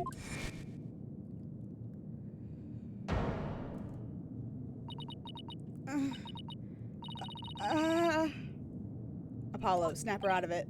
Athena, what's wrong? Breathe in. Breathe out. Breathe in. Relax, Athena. Breathe. Oh my god, somebody give baby girl a hug. It's not working. Everything's going dark. After all I've done, is this how it ends? Forgive me, Junie. I couldn't protect you like I said I would. Objection. Robin! You leave Athena alone, man! She's the one who saved me! It was because of Athena that I could stop hiding and start living my life as a girl again. And she saved the friendship between Hugh, Juniper, and I. I think you're an awesome lawyer, Athena. One of the best. But I raised false charges against you. And that's not all. I've done some seriously unforgivable things.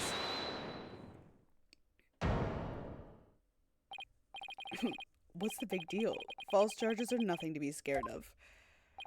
And I'm not even mad at you. I should really be thanking you. You used legitimate means to expose my wrongdoings and give me a chance to re-examine what's important. But what does it matter if I can't save Juniper? I mean, the whole reason I've come so far is... Junie, it's not over yet, Athena.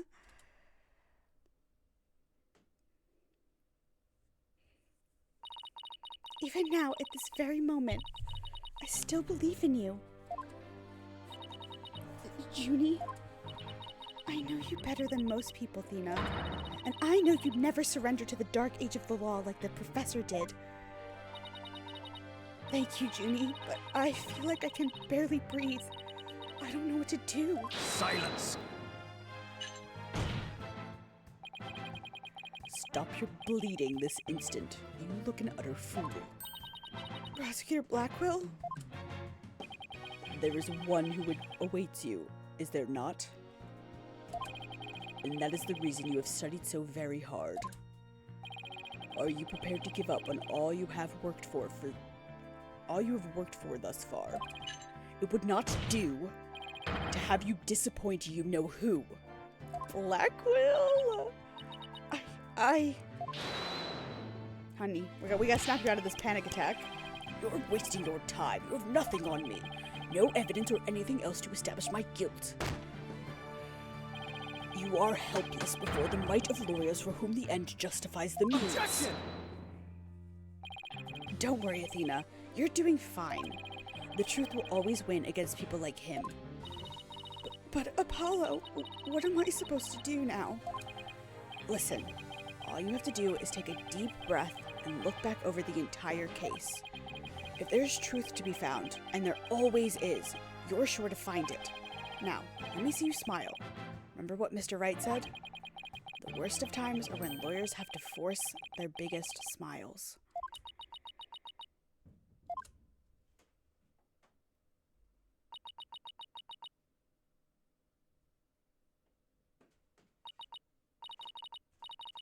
Thanks, everyone. The flashing I could do without. You don't have to worry about me now. The worst of times are when lawyers have to force their biggest smiles. Athena Sykes is psyched and ready to rock. Prepare for your utter defeat. We're stealing Clavier's catchphrase, and I love it. Professor Court wasn't killed in the art room. She was killed right where her body was found. We know because there wasn't any time to move the body there from somewhere else. That means the body had to have been hidden somewhere on stage until it was found. Let's think along these lines and see where it takes us. First up, when did Professor Means remove the body from its hiding place? Well, let's see. What was he doing right before the body was discovered? He was using the span of time to fake his alibi created to move the body to where it would be more easily spotted. Therefore, the only time Professor Means could have removed the body from its hiding place is during the mock trial. Okay. It was during the mock trial, specifically during the speech, while Junie wasn't there.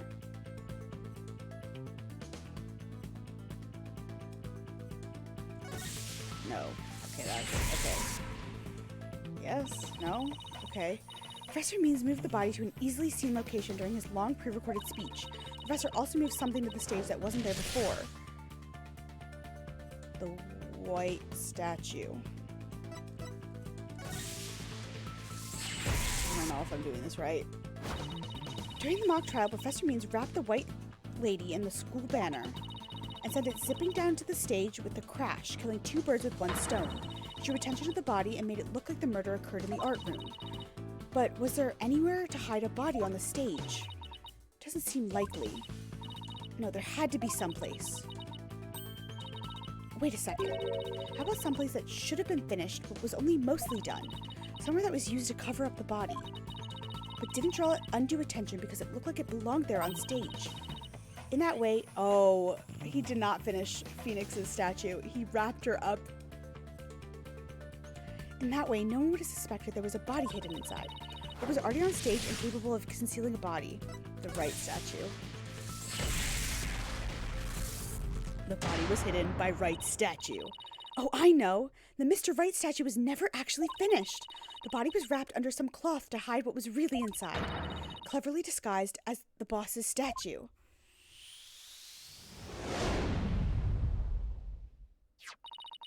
Miss Newman gave up on the right statue, yet Professor Means finished it in a single night.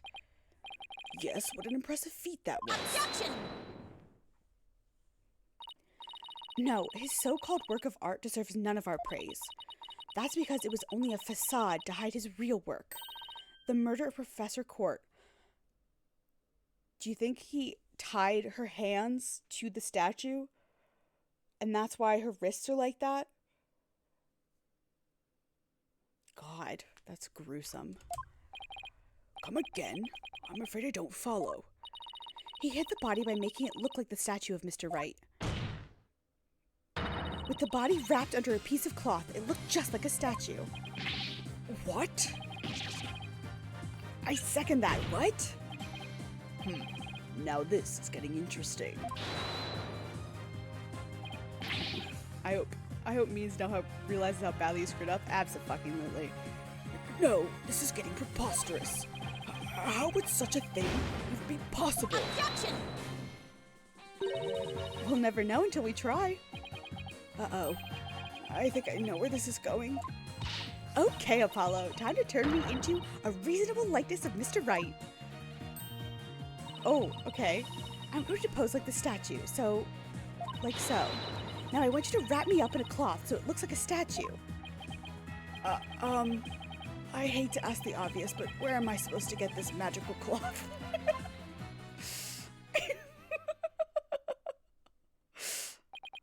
I'm afraid that isn't the right color, Mr. Justice. Well, given how sudden the request was, it's kind of the best thing I could do, Your Honor. I'm gonna use the bloody flag. Alright, I think that about does it. This is so funny. What the fuck? Well, what do you think, everyone? Or, what do you think, everyone? Do I look like a statue of Mr. Right, or what? Looks like some random person to me. Were the statues a pair of busts? Phoenix Wright has that spiky hair on the back of his head. Forget the hair. The statue's head is way bigger than your average person's anyway. You gotta hand it to me for trying anyway. Wait, that's it. The hands. Her arms are raised over her head and there are dark bruises around her wrists. Yeah, the professor was probably tied up with something. The marks on her wrists indicate she'd been tied up. Apollo, tie me up in a new pose. Wait, you're not into this kind of thing, are you?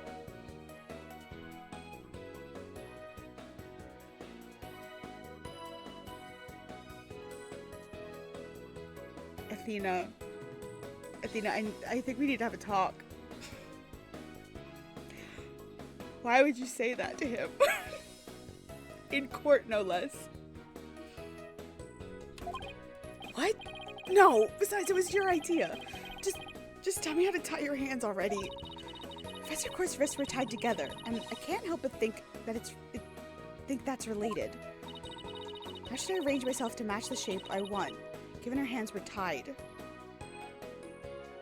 Behind my head, in an objection pose. Behind my back.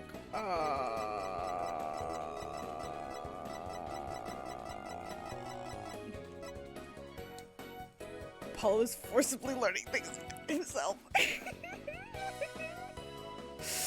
What a thing to ask your coworker in a court of all places, especially with your boss watching. Abso-fucking-lutely.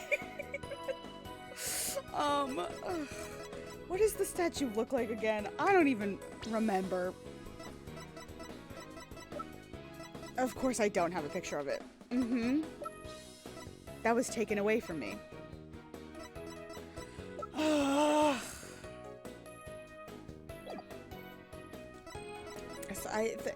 If their hands are tied together, it's not going to be the objection pose.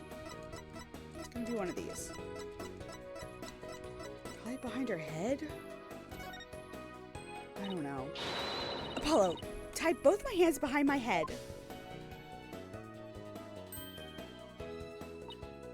See? This makes it possible to fake the spikes in the back of Mr. Wright's head. Okay, that's not where I thought we were going. Sure, but then what about the statue's arm?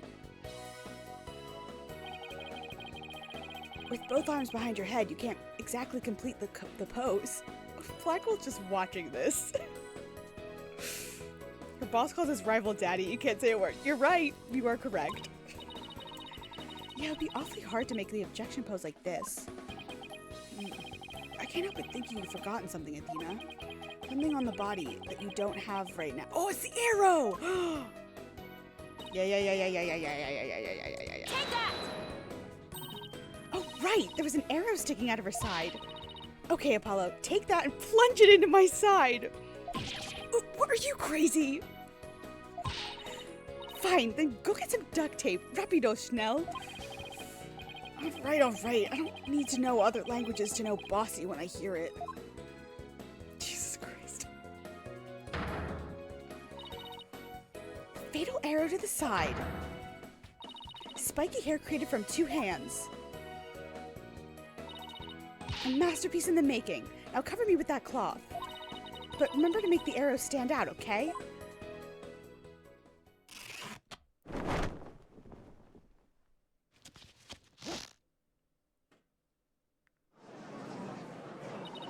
Okay.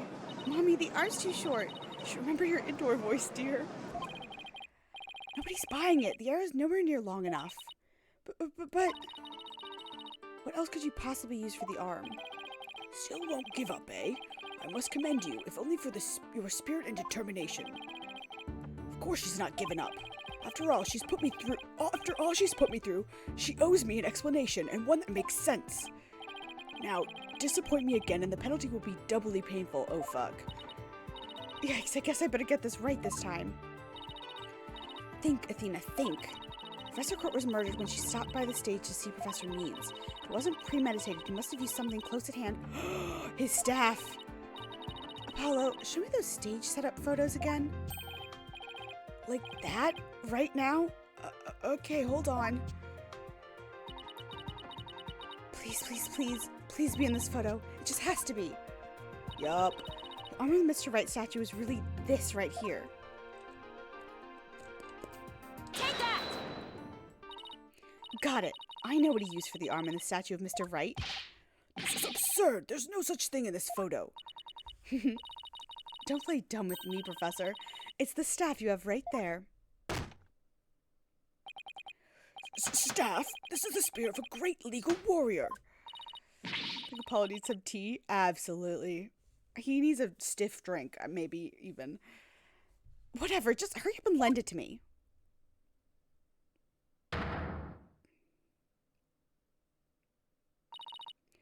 The length is perfect. Mr. Wright couldn't possibly object to such an awesome arm. Okay, go for it, Apollo. Sure, I'll give your arm a hand. I'll give your arm a hand. Cloth and binding coming right up.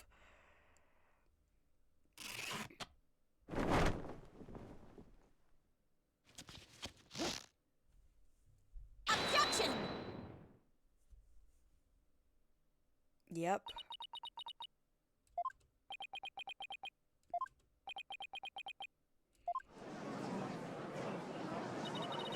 It's Phoenix Wright.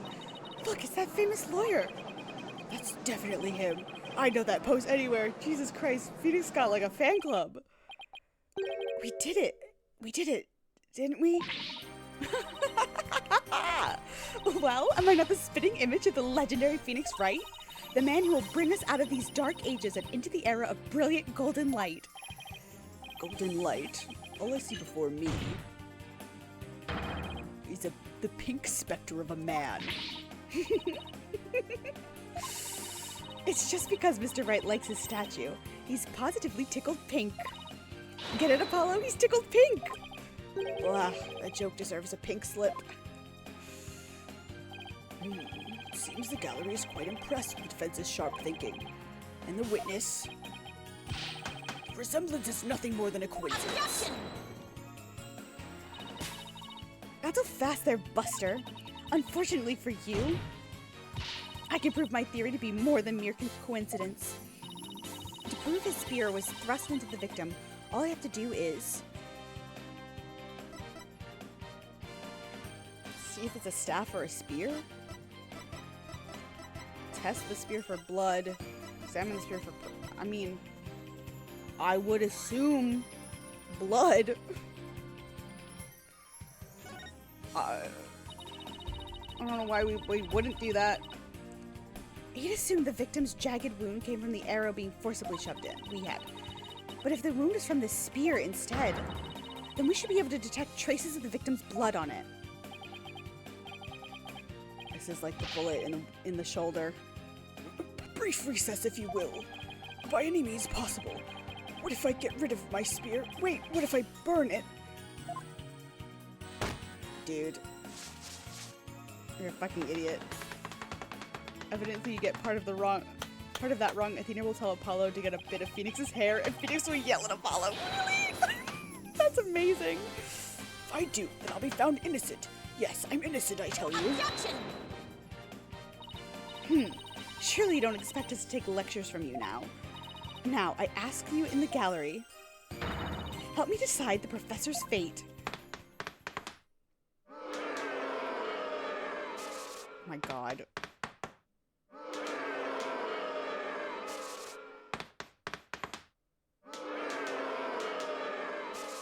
So what salary do you think Athena's getting there?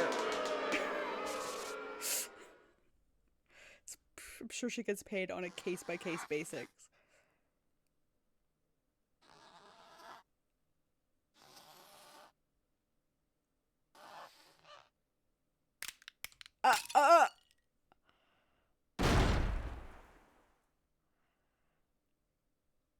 Okay. I did not like his teeth cracking like that. That was uncomfortable. Professor Blackwell, what has become of our witness, Aristotle Means? It is as Sykes Dono suspected. Blood was detected on his staff. He is admitted to his heinous crime, or this heinous crime. All of it. He shall join us in the clink tomorrow. His teaching skills can be put to good use there. Great, he'll teach felons that the end justify the means. So much for rehabilitation. Can I ask what the professor's motive was? I think she makes enough to get by. Her salary probably isn't terribly large. Yeah, I mean, I don't think any of those are. They work for the right anything agency. I could barely make out a word he said on account of his shattered teeth. One of Blackwell's fellow inmates was once a surgeon. Why not a former dentist, too? I eventually had him put pen to paper. Turns out Professor Means was the one taking bribes. The victim has suspected him after a report from the class snitch. That led her to question him at length the day of the killing, right there on that stage. The result? The heinous crime that was brought before this court. The fool, like Newman, had come to know of the script's contents via the victim's note. It seems he came up with a plan to stab the victim with her own awl in order to make the killing look like the one in the script, and thus frame the defendant. But that scrap of paper with Hugh's name had the same mark as Professor Court's planner. Yes, about that. Those planners are bestowed upon all students graduating at the top of their class. Really? So then... Indeed, once upon a time, Professor Means was also awarded the same notebook. The agency's main source of income is Trucy's Magic Act? Absolutely! Absolutely! Yes! Phoenix doesn't make any money. Phoenix was lying at poker for 7 years. It only makes you so much money. And it wasn't even real poker. And badly pretending to play piano. The handwriting is being analyzed now, but like as not, the scrap belonged to him. This, too, was evidence of the bribery scheme that the victim had obtained. Know that Constance Court was clean, and that only Aristotle Means took the bribes. To think a professor would murder a colleague, then try to pin it on a student. If this is the dark age of the law, then we can only hope that a brighter future awaits. And the first step is to hand down my verdict for a promising young lady. This court finds the defendant, Juniper Woods, not guilty!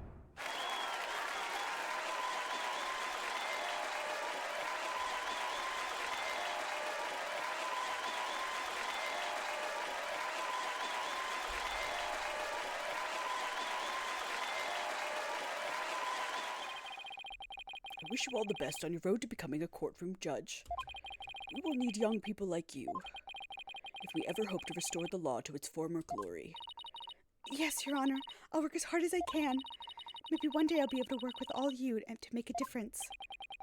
Proudly serve Professor Court's memory. Do not let her death be in vain.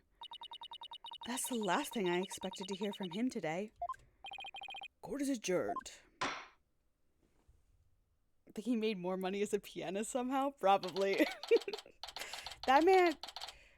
That Phoenix Wright, was a crafty one for sure. A cynical, crafty man. He had his ways. Thank you, Thina. I really mean it. It was nothing, really. I could take the biggest tangled mess of a case and unravel it just like that. I don't know. You look pretty wound up there at the end. Literally and figuratively. You look pretty hungry for a knuckle sandwich, Buster. I want to thank you too, Apollo. Don't mention it. The way you were always there for Athena when she was in a bind. And at the detention center, where your smile gave me hope when there was none. It was like the warm rays of the sun shining down on peaceful woodlands. She got a huge crush. I think you're an absolutely amazing person. Thanks, Juniper. That means a lot to me. Oblivious gay man. I still have lots of work to do, and I can't wait till we see you. I can't wait till we see you on the judge's bench. Wow, my brain really just stopped functioning. I promise you I'll get there someday. Wouldn't be surprised if he was slightly drunk for most of the game. Yeah. I also wouldn't be surprised. I headcanon a little bit of the 7 years that Phoenix at the beginning, maybe that wasn't grape juice. The first couple of years kind of was an alcoholic, and then as he got his life together and started to realize that Christoph was not his friend, he sobered up, and then it was actually grape juice at the end as he got smart. and I'm sure also started talking to Edgeworth again, who helped him keep it together. Also, I'm pretty sure Edgeworth gave him money. I am 100% sure Edgeworth gave him money in the guise of like, oh, it's for Trucy's school books. Oh, it's for Trucy's magic act so she can get more props. Oh, it's for Trucy. It's for Trucy. Like, the man would not let Phoenix and Trucy starve. 100%. He would be sneaking in whenever he'd take them to Europe. He'd be like the grandma who like sneaks you a $20 bill when your parents aren't looking. Like, don't tell your mom. He would be doing that to Trucy all the time. That's why until that day I'll Guys, I've got some big news. I mean, this is huge. Oh, am I interrupting something? No, it's okay, I think. So what's the big news? The school festival. It was supposed to have been canceled after what happened, but we just got a call. In memory of Professor Constance Court, who worked so hard to make it happen, the festival is being extended 1 extra day until tomorrow. Really? All right. Canonically, it is just grape juice, but I'm calling shenanigans. Oh, absolutely. I was about to say, is that La Miroir? No, it's obviously. We've got a special treat for all of you. A love letter for Themis Legal Academy. Refuse to believe that's his voice. Achtung, baby. It's time for the guitar serenade. Oh, God. They're all so cute. I think Clavier would hate this song. You're not going to give it to me? Rude. How dare you? You tease me with the guitar serenade. It's okay, because we don't have neon electric orange Clavier. Wow, that was so much fun. School festivities are amazing. I think you and Robin are getting a little carried away. Ah, your singing voice, Juniper. I can melt my H-E-A-R-T. Mr. Wright, thank you for that training seminar. Just remember the objection pose is all about attitude. Oh, and congrats on your mock trial win. Although Robin had you there for a while. I did, didn't I? But I'm just glad we're back to how we used to be, thanks to Athena. And you know what? I think I'll stick with becoming a prosecutor after all. I'm going to make up for my mock trial loss by winning the real deals in court. Mock trial loss? What loss? Mock trial loss? What loss? Wait, did they reprise the trial and Hugh won? Level-headed lawyer course genius and hot-blooded prosecutor course student will go head-to-head in a mock trial battle for the She-Devil's Black Heart. So, does this mean it's really gonna happen? You're 25. Get away from her.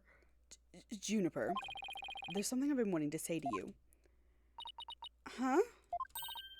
Oh, is he gonna do what I think he is? He better not. Juniper, can we still be friends? You know, best friends like we've always been? No! Huh? Best friends? Hugh, weren't you going to profess your love for Juniper if you won the mock trial? No, I was going to confess that I'm not a genius and that I'm really 25 years old. So gross. But he already dragged it out of me during the trial. Also, it's grape juice. It's actually the game's creator's favorite drink. I love that. Fuck yeah. We just learned how to point great. In case you may notice, Scuttlebutt is not a reliable source at all. Yeah. I don't know why anybody believed her. Oops. Listen, Hugh. You too, Robin. Miriam. Oh, hi. Me too? Miriam's got this tactical espionage action stuff down to a science. I've been thinking. It's up to us to put an end to the dark age of law if we can. Let's all work together to usher in a new age where winning only results from the truth. And the end never justifies the means. Count me in. I wouldn't have it any other way.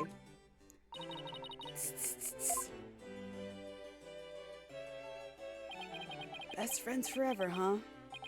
No matter what anyone says, nothing beats true friendship. You bet. And what about your BFF, Apollo? Aren't you a bit old to be using that word? But yeah, he's the best friend a guy could have. Which reminds me, we're supposed to meet up and gossip about the new girl in the office. Hey, no talking about me behind my back. So what kind of guy is he anyway? Well, if I had to describe him in one word, I would describe him as dead, because he dies, to my knowledge. And so, after some slight arm twisting, Apollo promised to... Uh-oh. But unfortunately, that promise was never meant to be fulfilled. For not long after, their friendship was mercilessly severed by fate. And the bonds between us began to fray and unravel as well. Sorry, but I'll be taking a leave of absence. Even now, those words continue to ring in my ears. The discord in our ever-cheerful Apollo's voice made him sound so cold and distant. Why, Apollo? Why? Why would you leave us all behind? 'Cause he's got trauma. A lot of it. And 15 different backstories. That was a very good case. I like that a lot. Achievement get. Okay. Return to games menu. So I guess next time we'll skip forward and do the DLC as suggested by Ice, and then we'll go back to the main storyline. Oh god, it's the Orca one! No! I've heard a lot about this case. I don't know if I'm ready for this. Alright. With that, go back to the title screen. I'm gonna go to fucking bed. Exit game. You have no idea what I'm talking about and you're scared? I think that's a valid response, Cody. Because I'm scared, and I do sort of know what I'm talking about. It's not your favorite, but most people like it. I've just heard it's insane. I mean, it's all insane. All these games are insane. And I say that with all the love in my heart. I love these games, but they're all ridiculous. The Orca one. Well, that'll be a fun adventure for next week.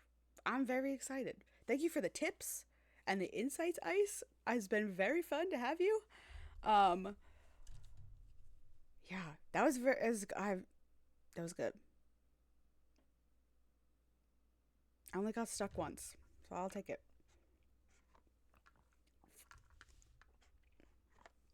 This game really throws me through the ringer of like being so easy through most of it. Like it feels, unless I've somehow just become infinitely smarter, this game feels so much easier than any of the past ones.